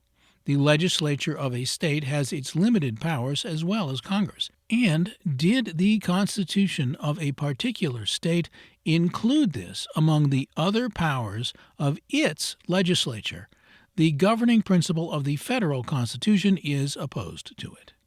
The right of petition as claimed by a state can do no legitimate good, and may lead to much evil, as a brief examination will show.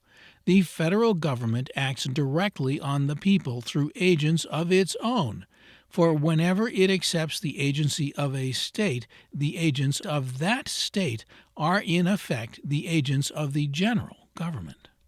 Now, the representation in one body of Congress is not a state representation, but it is a representation founded on numbers. As a state, if possessing authority to petition, one state ought to have the weight of another, whereas in Congress one state has much more influence than another, as the following example will show. The senators of 14 states may vote for the passage or the repeal of a law under the influence of petitions from their several state legislatures, and yet the veto of the representatives of the remaining 12 states shall defeat the measure in the other house. It follows that the states, purely as states, are not so strictly constituents of Congress as to claim a right to petition. The danger of the practice is derived from the tendency of creating local feelings through the agency of the local governments, and of thus endangering the peace of the Union. It would be difficult to show that a state has more right to petition Congress than Congress has to petition a state. This interference of the different parts of a complicated and nicely balanced machine might derange its entire movement. This is the end of Chapter 34. On commerce. Commerce, in a general sense, is trade, but it is also usual to apply the word particularly to the traffic between nations. Navigation is not commerce, but a means of conducting commerce. Commerce is merely an incident of civilized society, though there is always a strong disposition in commercial communities to treat it as a principle. The interests of commerce, in a general sense, depend on certain great principles which ought always to be respected. But as these interests, by their nature, are also liable to be influenced by the constant vicissitudes arising out of the fluctuations of trade, there is a strong disposition in those connected with commerce to sacrifice all governing rules to protect the interests of the day. This disposition is common to man, but it is more active in merchants, on account of the magnitude and precarious nature of the risks they run. The agriculturist who loses a crop suffers an injury, more or less serious, that another year will repair, but the merchant who loses his adventures is usually ruined. It follows that a community governed by men in trade, or which is materially influenced by men in trade, is governed without any fixed principles, everything being made to yield to the passing interests of the hour, those interests being too engrossing to admit of neglect or postponement. It is a mistake to suppose commerce favorable to liberty. Its tendency is to a moneyed aristocracy, and this, in effect, has always been the polity of every community of merchants. Commerce is an enemy of despotic power in the hands of a prince, of church influence, and of hereditary aristocracies, from which facts it has obtained its reputation of sustaining freedom. But, as a class, merchants will always be opposed to the control of majorities. The true office of commerce is to facilitate exchanges of articles between men to the amount that their wants and interests require. But as every transfer of property leaves a profit with the merchant, he has a disposition to increase his gains by pushing his transactions beyond the just limits of trade. This disposition is best checked by the penalties of bankruptcies. But in a country like this, in which no such penalty exists, the consequence is to produce an unbroken succession of commercial reverses that affect the value of all the property in the nation almost periodically. Commerce is entitled to a complete and efficient protection in all its legal rights, but the moment it presumes to control a country or to substitute its fluctuating expedients for the high principles of natural justice that ought to lie at the root of every political system, it should be frowned on and rebuked. The merchant who is the immediate agent in paying the duties on goods has no more claims than another, as the money eventually comes from the pocket of the consumer, and the factor is amply paid for his services in his profits. All legislation affecting the currency, commerce, and banking in a country like this ought to be limited, as far as circumstances will allow, to general and simple provisions. The nature of the institutions forbidding the interference that is elsewhere practiced with advantage. A familiar example will show our meaning. In all commercial communities there is a commercial mart, or a capital, where exchanges are effected, cargoes disposed of in gross, and where all the great interests of trade concentrate, as the blood flows to and from the heart. In identified governments like that of England, for instance, legislation may respect this natural tendency to concentration in commerce, and enact laws for its especial benefit and protection. Thus, an English law may have an especial relation to the interests of London, as the mart that regulates the entire currency of the kingdom. But, on the other hand, in a government like that of America, there is a principle of diffusion, which requires that the legislation should be general in its application.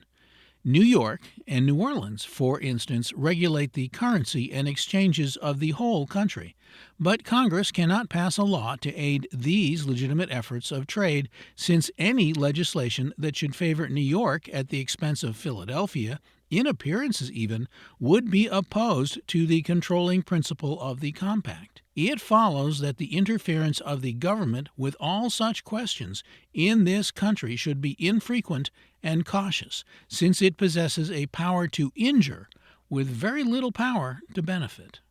The real merchant is a man of high pursuit, and has need of great general knowledge, much firmness of character, and of far-sighted views to succeed in his objects.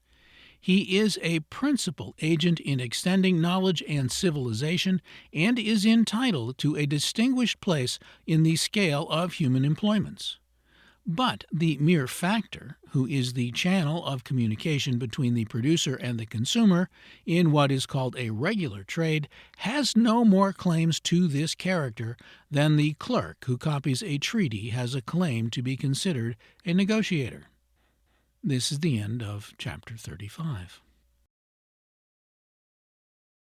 On the circulating medium. Necessity has induced men to establish a certain standard of value by means of the precious metals to represent property. As it is desirable that this standard of value should fluctuate as little as possible, laws have been passed rendering it illegal to receive more than a fixed rate of interest for money. There can be no question that these laws would be singularly useful did not dealers find means to evade them, for a variation in the value of the representative of property renders all contracts liable to the hazards of a fluctuation, in addition to that of the article purchased. It is to be feared, however, that nothing short of making usury criminal will ever affect this object, if indeed such a remedy be practicable. As the world does not contain a sufficiency of the precious metals to represent any considerable amount of its debts, it has been found necessary to resort to a system of credits for the purposes of commerce that is based on gold and silver. This system is so simple that anyone can understand it. The precious metals have a currency throughout Christendom, and while the credit of an individual or of a banking institution is limited. All that is required of the two latter, therefore, is that its paper should be redeemed in specie, as specie shall be wanted. In a country like America, a purely specie currency is utterly impracticable. Although money is not actually wanted for a tithe of the debts that are due at any one moment, so much more is wanted than can be obtained in the precious metals that a recourse to the credit system is unavoidable, as a single feature of the true condition of the country will show. America in the states and territories contains about 1,200,000 square miles. This immense country is in the course of settlement, and the transfers of real estate are 100-fold what they are in Europe on the same extent of surface. A piece of land is frequently sold several times in the course of a single year, whereas centuries often elapse in older countries without the sale of a given property. Every transfer of title causes an indebtedness, and consequently a necessity for a circulating medium to represent it. The earth does not probably contain a sufficiency of the precious metals at their present value to represent all the debts of this one country. On the other hand, nothing is easier than to abuse a system of credits.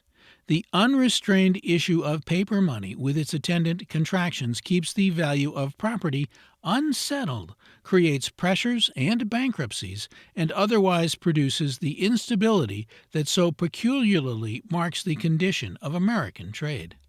Specie should be the basis of all currency. There should also be enough of the precious metals floating in the community to meet its minor daily wants, the proper office of credit being to represent money in large sums and not to represent money in small sums. For all the purposes of payments from the pocket, nothing is so convenient or so safe as gold and silver, as all who have tried it well know. Indeed, so palpable is the fact that in Europe men of wealth almost invariably use gold for this purpose. Even in those countries in which it is slightly above the standard of value in price, and it may be questioned if any paper ought to be issued of a value less than $50 or $100, in short, the precious metals are intended to circulate among those who have not the leisure or knowledge to ascertain the credit of paper, while the credit system is to facilitate the operations of trade and to supply the deficiency in gold and silver in the payment of larger sums. Any effort to make paper do more than legitimately belongs to its office is an attempt to supplant the interests of society by serving the interests of money dealers. This is the end of Chapter 36. On slavery. Domestic slavery is an institution as old as human annals, and probably will continue in its spirit through different modifications, as long as man shall remain under the different degrees of civilization that mark his actual existence. Slavery is no more sinful by the Christian code than it is sinful to wear a whole coat while another is in tatters, to eat a better meal than a neighbor, or otherwise to enjoy ease and plenty while our fellow creatures are suffering and in want. According to the doctrines of Christ, we are to do as we would be done by. But this law is not to be applied to slavery more than to any other interest of life. It is quite possible to be an excellent Christian and a slaveholder, and the relations of master and slave may be a means of exhibiting some of the mildest graces of the character, as may those of king and subject, or principal and dependent, in any of the other modifications of human institutions. In one sense, slavery may actually benefit a man, there being little doubt that the African is in nearly all respects better off in servitude in this country than when living in a state of barbarism at home. But while slavery in the abstract can no more be considered a sin than most human ordinances, it leads to sin in its consequences, in a way peculiarly its own, and may be set down as an impolitic and vicious institution. It encourages those faults of character that depend on uncontrolled will on the one side and an abject submission on the other. It usually limits the moral existence of the slave, too, as there is a necessity of keeping him ignorant in order that he may be held in subjection. Slavery is of two kinds: one in which the slave is a chattel and may be disposed of as such, and one in which he is attached to the soil like a fixture and can only be sold with the land. The former is the condition of the American slave, the latter the condition of the European serf. All Europe formerly had serfs or slaves of the latter class, though their existence is now confined to a few countries in the north and east of that quarter of the world. Still, the consequences of the old system are, more or less, to be traced in most European countries, and though differing in degree, their people may as fairly be termed slaves in principle as those of our own southern states. This is the end of Chapter 37. On American slavery. American slavery is of the most unqualified kind, considering the slave as a chattel that is transferable at will and in full property. The slave, however, is protected in his person to a certain extent, the power of the master to chastise and punish amounting to no more than the parental power. American slavery is distinguished from that of most other parts of the world by the circumstance that the slave is a variety of the human species and is marked by physical peculiarities so different from his master as to render future amalgamation improbable.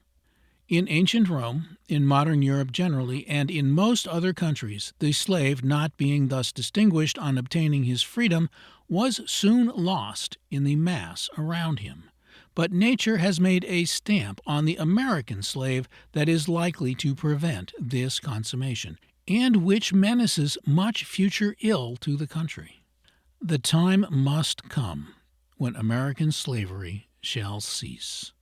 And when that day shall arrive, unless early and effectual means are devised to obviate it, two races will exist in the same region whose feelings will be embittered by inextinguishable hatred, and who carry on their faces the respective stamps of their factions. The struggle that will follow will necessarily be a war of extermination. The evil day may be delayed, but can scarcely be averted.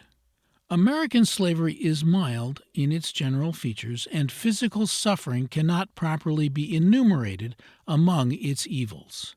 Neither is it just to lay too heavy a stress on the personal restraints of the system, as it is a question whether men feel very keenly, if at all, privations of the amount of which they know nothing.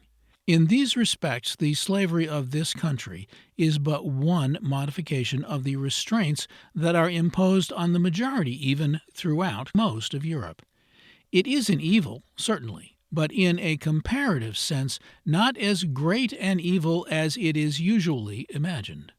There is scarcely a nation of Europe that does not possess institutions that inflict as gross personal privations and wrongs as the slavery of America. Thus the subject is compelled to bear arms in a quarrel in which he has no real concern, and to incur the risks of demoralization and death in camps and fleets without any crime or agency of his own. From all this the slave is exempt, as well as from the more ordinary cares of life.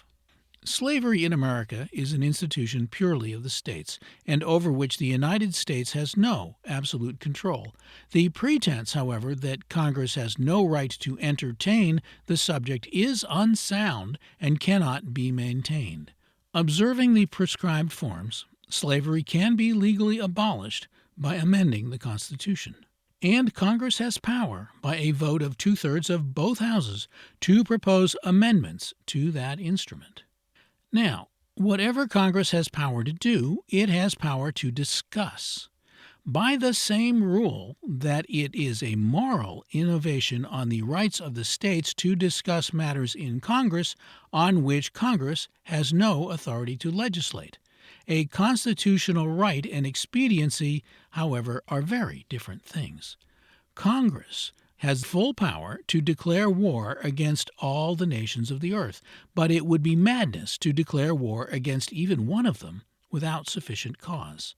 It would be equal madness for Congress, in the present state of the country, to attempt to propose an amendment of the Constitution to abolish slavery altogether, as it would infallibly fail, thereby raising an irritating question without an object. This is the end of Chapter 38. On Slavery in the District of Columbia.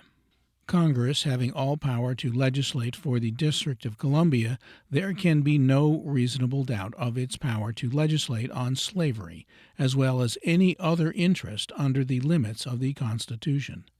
A plausible question might even be raised whether the ordinary restrictions of the Constitution apply at all to the legislation of the district, and whether the powers of Congress over this particular portion of the country are not as absolute as the powers of Parliament in Great Britain. Still, the legislation for the district in principle depends on that general rule which ought to guide all just legislators. To pretend that a member of Congress from Vermont or a member of Congress from Louisiana is to respect the opinions of his own immediate constituents in legislating especially for the District of Columbia is like pretending that the Emperor of Austria, who is equally sovereign in both countries, should consult the interests of the people of the Kingdom of Bohemia in establishing the laws for the Kingdom of Hungary. The relation between the constituent of the member and the district is altogether anomalous, and on no just principle can be made to extend to this absolute control. All legislation that is especially intended for the district should keep the interests of the district alone in view, subject to the great reasons for which this territory was formed, and to the general principles of morality.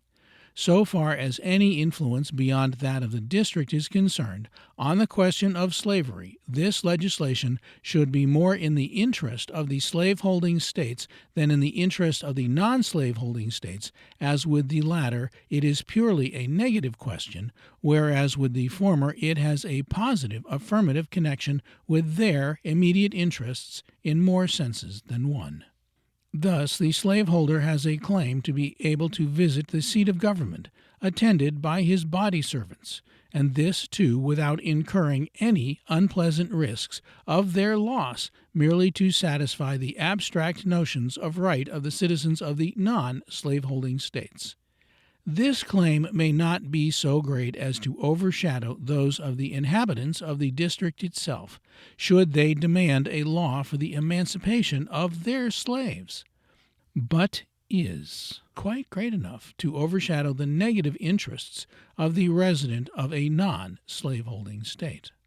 In the management of this interest in general, it ought to be remembered that to the citizen of the non-slaveholding state, slavery offers little more than a question of abstract principles, while to the citizen of the slaveholding state it offers a question of the highest practical importance, and one that, mismanaged, might entirely subvert the order of his social organization.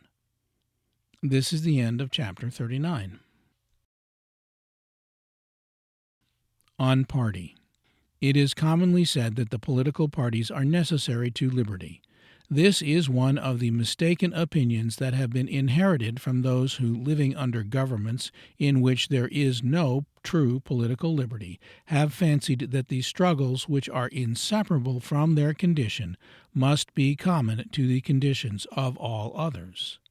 England, the country from which this people is derived, and until the establishment of our own form of government, the freest nation of Christendom, enjoys no other liberty than that which has been obtained by the struggles of parties.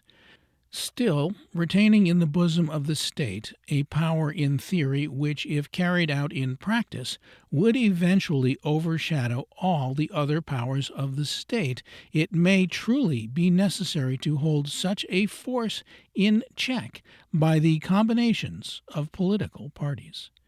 But the condition of America in no respect resembles this.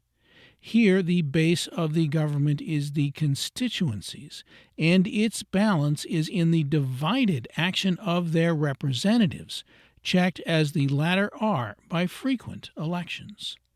As these constituencies are popular, the result is a free or a popular government.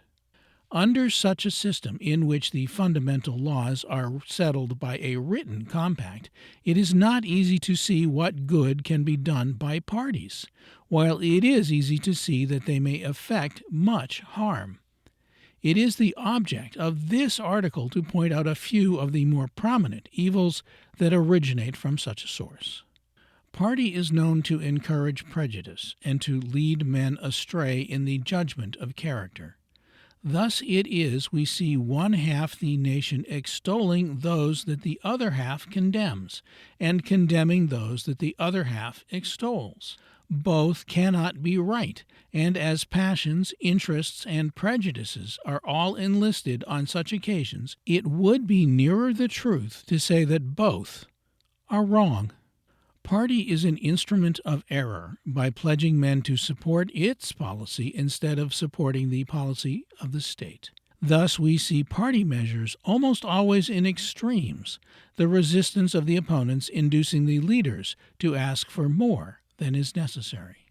Party leads to vicious, corrupt, and unprofitable legislation for the sole purpose of defeating party.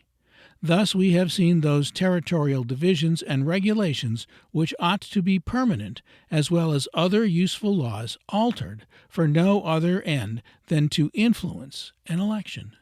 Party has been a means of entirely destroying that local independence which elsewhere has given rise to a representation that acts solely for the nation, and which, under other systems, is called the country party, every legislator being virtually pledged to support one of two options, or if a shade of opinion between them, a shade that is equally fettered, though the truth be with neither. The discipline and organization of party are expedients to defeat the intention of the institutions by putting managers in the place of the people, it being of little avail that a majority elect when the nomination rests in the hands of a few. Party is the cause of so many corrupt and incompetent men's being preferred to power as the elector who in his own person is disposed to resist a bad nomination yields to the influence and a dread of factions. Party pledges the representative to the support of the executive, right or wrong, when the institutions intend that he should be pledged only to justice, expediency, and the right under the restrictions of the Constitution. When party rules, the people do not rule, but merely such a portion of the people as can manage to get the control of party. The only method by which the people can completely control the country is by electing representatives known to prize and understand the institutions, and who, so far as being pledged to support an administration, are pledged to support nothing but the right, and whose characters are guarantees that this pledge will be respected. The effect of party is always to supplant established power. In a monarchy, it checks the king. In a democracy, it controls the people. Party, by feeding the passions and exciting personal interests, overshadows truth, justice, patriotism, and every other public virtue, completely reversing the order of a democracy by putting unworthy motives in the place of reason. It is a very difficult thing to be a Democrat and to be a member of what is called a Democratic Party, for the first insists on his independence and an entire freedom of opinion, while the last is incompatible with either. The great body of the nation has no real interest in party, Every local election should be absolutely independent of great party divisions, and until this be done, the intentions of the American institutions will never be carried out in their excellence. Party misleads the public mind as to the rights and duties of the citizen.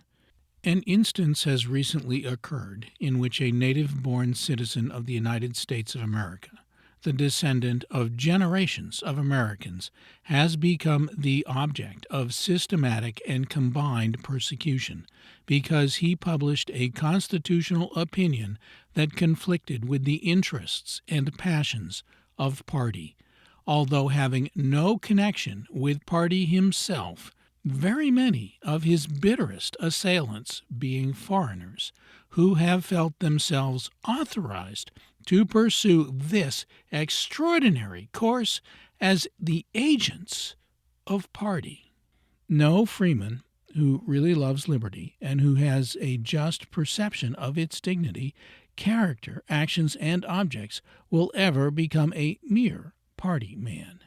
He may have his preferences as to measures and men, may act in concert with those who think with himself on occasions that require concert, but it will be his earnest endeavor to hold himself a free agent, and most of all to keep his mind untrammeled by the prejudices, frauds, and tyranny of factions. This is the end of Chapter 40.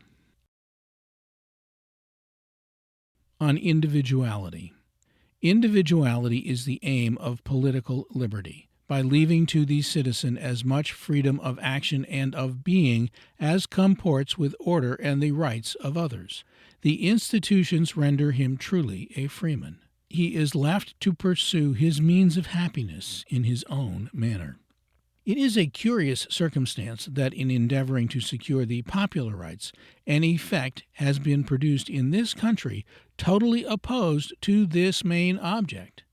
Men have been so long accustomed to see oppression exercised in the name of one, or in the name of a few, that they have got to consider the sway of numbers as the only criterion of freedom. Numbers, however, may oppress as well as one or a few, and when such oppression occurs, it is usually of the worst character. The habit of seeing the public rule is gradually accustoming the American mind to an interference with private rights that is slowly undermining the individuality of the national character. There is getting to be so much public right that private right is overshadowed and lost. A danger exists that the ends of liberty will be forgotten altogether in the means. All greatness of character is dependent on individuality. The man who has no other existence than that which he partakes in common with all around him will never have any other than an existence of mediocrity.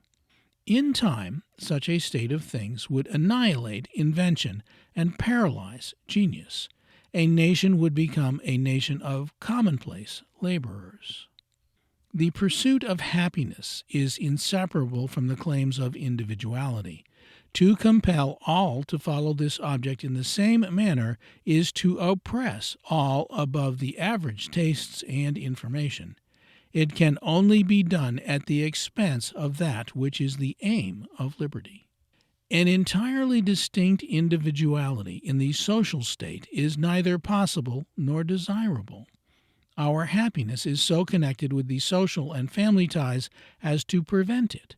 But if it be possible to render ourselves miserable by aspiring to an independence that nature forbids, it is also possible to be made unhappy by a too obtrusive interference with our individuality. Of all the Christian countries, individuality as connected with habits is perhaps the most encouraged in England. And of all Christian countries, this is the one, perhaps, in which there is the least individuality of the same nature. The latter fact would be extraordinary could it not be referred to the religious discipline that so much influenced the colonists, and which in a measure supplied the place of law? In communities in which private acts became the subject of public parochial investigation, it followed as a natural consequence that men lived under the constant corrective of public opinion, however narrow, provincial, or prejudiced. This feature of the American character, therefore, is to be ascribed in part to the fanaticism of our ancestors, and in part to the natural tendency in democracies to mistake and augment the authority of the public. This is the end of chapter 41. They say. They say is the monarch of this country in a social sense. No one asks who says it, so long as it is believed that they say it. Designing men endeavor to persuade the public that already they say what these designing men wish to be said, and the public is only too much disposed blindly to join in the cry of "they say." This is another consequence of the habit of deferring to the control of the public over matters in which the public has no right to interfere. Every well-meaning man, before he yields his faculties and intelligence to this sort of dictation, should first ask himself who is they, and on what authority they say utters its mandates. This is the end of chapter 42. Rumor. The people of the United States are unusually liable to be imposed on by false rumors. In addition to the causes that exist elsewhere, such as calculated and interested falsehoods, natural frailty, political machinations, and national antipathies, may be enumerated many that are peculiar to themselves. The great number of and the imperfect organization of the newspaper establishments, as has already been shown, is a principal reason, necessity in some degree compelling a manufacture of news, when none exists in reality. The great extent of the country, the comparative intelligence of the inhabitants, an intelligence that is often sufficient to incite inquiry, but insufficient for discrimination, the habit of forming opinions which is connected with the institutions, the great ease of the population which affords time for gossip, and the vast extent of the surface over which the higher intelligence that can alone rebuke groundless and improbable rumors is diffused, are so many reasons for the origin and increase of false reports. Falsehood and truth are known to be inseparable everywhere, but as rumor gains by distance, they are necessarily more mixed together in this country than in regions where the comparative smallness of the surface renders contradiction easier. The frequency and all-controlling character of the elections keep rumors of a certain sort in constant circulation, bringing in corruption and design in support of other motives. The ability to discriminate between that which is true and that which is false is one of the last attainments of the human mind. It is the result commonly of a long and extensive intercourse with mankind. But one may pass an entire life in a half-settled and half-civilized portion of the world and not gain as much acquaintance with the general things as is obtained by boys who dwell in regions more populous. The average proportion between the numbers and surface in America is about 12 to the square mile, whereas it approaches 300 in the older countries of Europe. On this single fact depends much more in a variety of ways than is commonly believed. This is the end of chapter 43. On religion. As reason and revelation both tell us that this state of being is but a preparation for another of a still higher and more spiritual order, All the interests of life are of comparatively little importance when put in the balance against the future. It is in this grand fact that we are to seek for the explanations of whatever may strike us as unjust, partial, or unkind in the dispensations of Providence, as these dispensations affect our temporal condition. If there is no pure and abstract liberty, no equality of condition, no equal participation in the things of the world that we are accustomed to fancy good, on remembering the speck of time passed in the present state, the possibility that what to us may seem a curse may in truth be a blessing, the certainty that prosperity is more corrupting than adversity, we shall find the solution of all our difficulties. In a religious point of view, it may be permitted to endeavor to improve our temporal condition by the use of lawful and just means, but it is never proper to repine. Christ, in the parable of the vine dressers, has taught us a sublime lesson of justice, by showing that to the things which are not our own, we can have no just claim. To this obvious truth may be added the uncertainty of the future and the ignorance in which we exist of what is good or what is evil as respects our own wants. There is but one true mode of viewing life, either in a religious or in a philosophical sense, and that is to remember it is a state of probation in which the trials exceed the enjoyments, and that while it is lawful to endeavor to increase the latter, more especially if of an intellectual and elevated kind, both form but insignificant interests in the great march of time. Whatever may be the apparent inequalities here, and even they are less real than they appear to be, it is certain that we bring nothing with us into the world, and that we take nothing out of it. Everything around us serves to teach the lesson that, though inequality of condition here is as probably intended for some great end as it is unavoidable, we come from a state of being in which we know of no such law, to go to one that we have divine revelation for believing will render the trifling disparities and the greatest advantages of this life matters of insignificance, except as they have had an influence on our deportment, characters, and faith. It would be just as discreet for a man who is suffering with hunger to murmur at having been created with such a want, while others are feeding, as to repine that another enjoys advantages he cannot possess.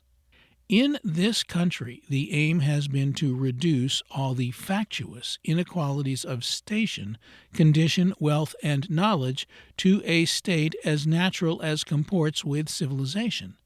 And beyond this, it extends the power of man to go without returning to the condition of the savage. Let him, then, on whom the world bears hard, seek his consolation in that source which is never drained, and where more contentment is to be found than shadows a throne, or smiles on riches and power. If it be a positive thing to be a gentleman or a lady, and as much a folly to deny it as to deny that a horse is an animal, it is equally positive that we carry in us a principle of existence that teaches us, however good and pleasant may seem the outward blessings of the world, that there are still blessings of infinitely greater magnitude that have the additional merit of being imperishable. The limits and objects of this work neither require nor admit of very profound dissertations, but a few words on the peculiarity of religion and of religious feeling in America may not be misplaced. The causes which led to the establishment of the principal American colonies have left a deep impression on the character of the nation. In some respects, this impression has been for good, in others, for evil. Our business is with the latter. Fanaticism was the fault of the age at the time our ancestors took possession of the country, and its exaggerations have entailed on their descendants many opinions that are, at the best, of very equivocal usefulness. These opinions are to be detected by the contracted notions of those who entertain them, and by a general want of that charity and humility which are the most certain attendants of the real influence of the meek and beneficent Spirit of Christ. In America, the taint of sectarianism lies broad upon the land. Not content with acknowledging the supremacy of the deity and with erecting temples in his honor, where all can bow down with reverence, the pride and vanity of human reason enter into and pollute our worship. And the houses that should be of God and for God alone, where he is to be honored with submissive faith, are too often merely schools of metaphysical and useless distinctions. The nation is sectarian rather than Christian. Religion's first lesson is humility, its fruit, charity. In the great and sublime ends of providence, little things are lost, and least of all is he imbued with a right spirit who believes that insignificant observances, subtleties of doctrine, and minor distinctions enter into the great essentials of the Christian character. The wisest thing for him who is disposed to cavil at the immaterial habits of his neighbor, to split straws on doctrine, to fancy trifles of importance, and to place the man before principles, would be to distrust himself. The spirit of peace is not with him. The institutions of the country, by wisely breaking down all artificial and unnecessary distinctions, while they have preserved the ordinances necessary to civilized society, have removed the factious barriers from one particular vice, which, while it belongs to the nature of man, may be termed a besetting sin of this country. We shall conclude this article, therefore, by simply quoting the stern mandate of the 10th commandment. Thou shalt not covet thy neighbor's house. Thou shalt not covet thy neighbor's wife, nor his manservant, nor his maidservant, nor his ox, nor his ass, nor anything that is thy neighbor's. This is the end of chapter 44. Conclusion. The inferences to be drawn from the foregoing reasons and facts, admitting both to be just, may be briefly summed up as follows. No expedients can equalize the temporal lots of men, for without civilization and government the strong would oppress the weak, and with them an inducement to exertion must be left by bestowing rewards on talents, industry, and success. All that the best institutions then can achieve is to remove useless obstacles and to permit merit to be the artisan of its own fortune, without always degrading demerit to the place it ought naturally to fill. Every human excellence is merely comparative, there being no good without alloy. It is idle, therefore, to expect a system that shall exhibit faultlessness or perfection. The terms liberty, equality, right, and justice, used in a political sense, are merely terms of convention and of comparative excellence, there being no such thing in practice as either of these qualities being carried out purely according to the abstract notions of theories. The affairs of life embrace a multitude of interests, and he who reasons on any one of them without consulting the rest is a visionary, unsuited to control the business of the world. There is a prevalent disposition in the designing to forget the means in the end, and on the part of the mass to overlook the result in the more immediate agencies. The first is the consequence of cupidity, the last of short-sightedness, and frequently of the passions.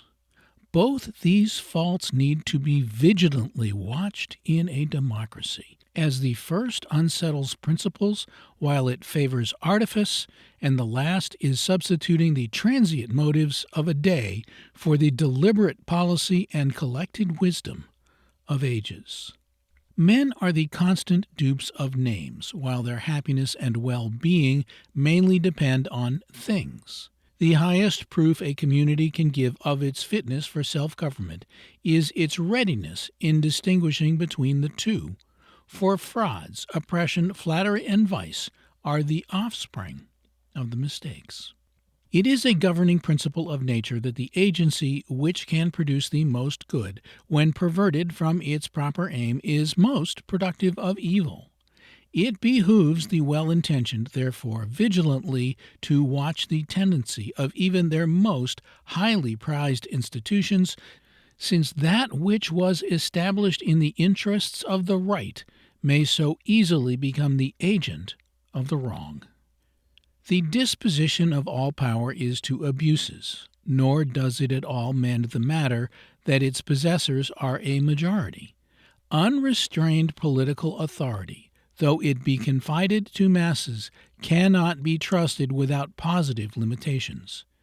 Men in bodies being but an aggregation of the passions, weaknesses, and interests of men as individual.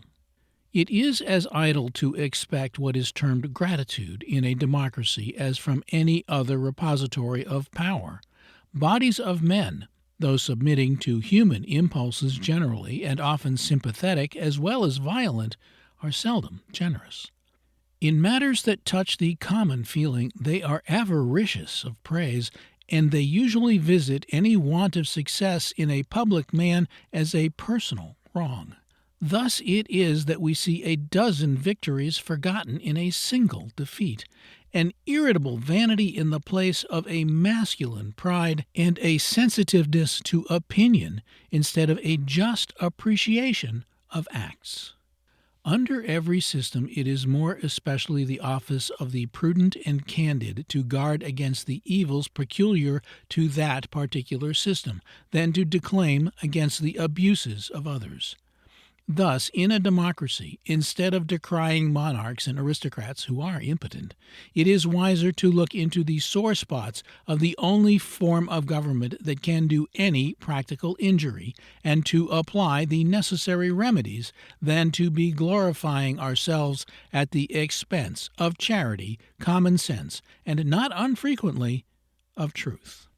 Life is made up of positive things, the existence of which it is not only folly, but which it is often unsafe to deny.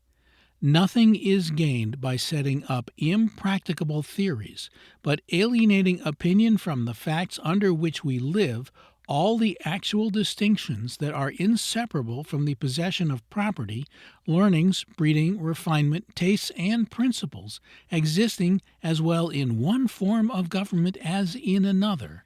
The only difference between ourselves and other nations in this particular lying in the fact that there are no other artificial distinctions than those that are inseparable from the recognized principles and indispensable laws of civilization.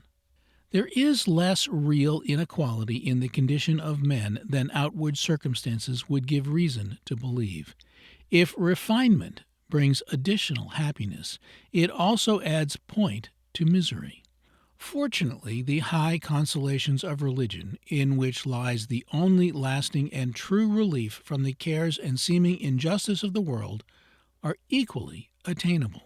Or if there be a disadvantage connected with this engrossing interest, it is against those whose lots are vulgarly supposed to be the most desirable. This is the end of chapter 45. This is the end of the American Democrat, or Hints on the Social and Civic Relations of the United States of America by James Fenimore Cooper.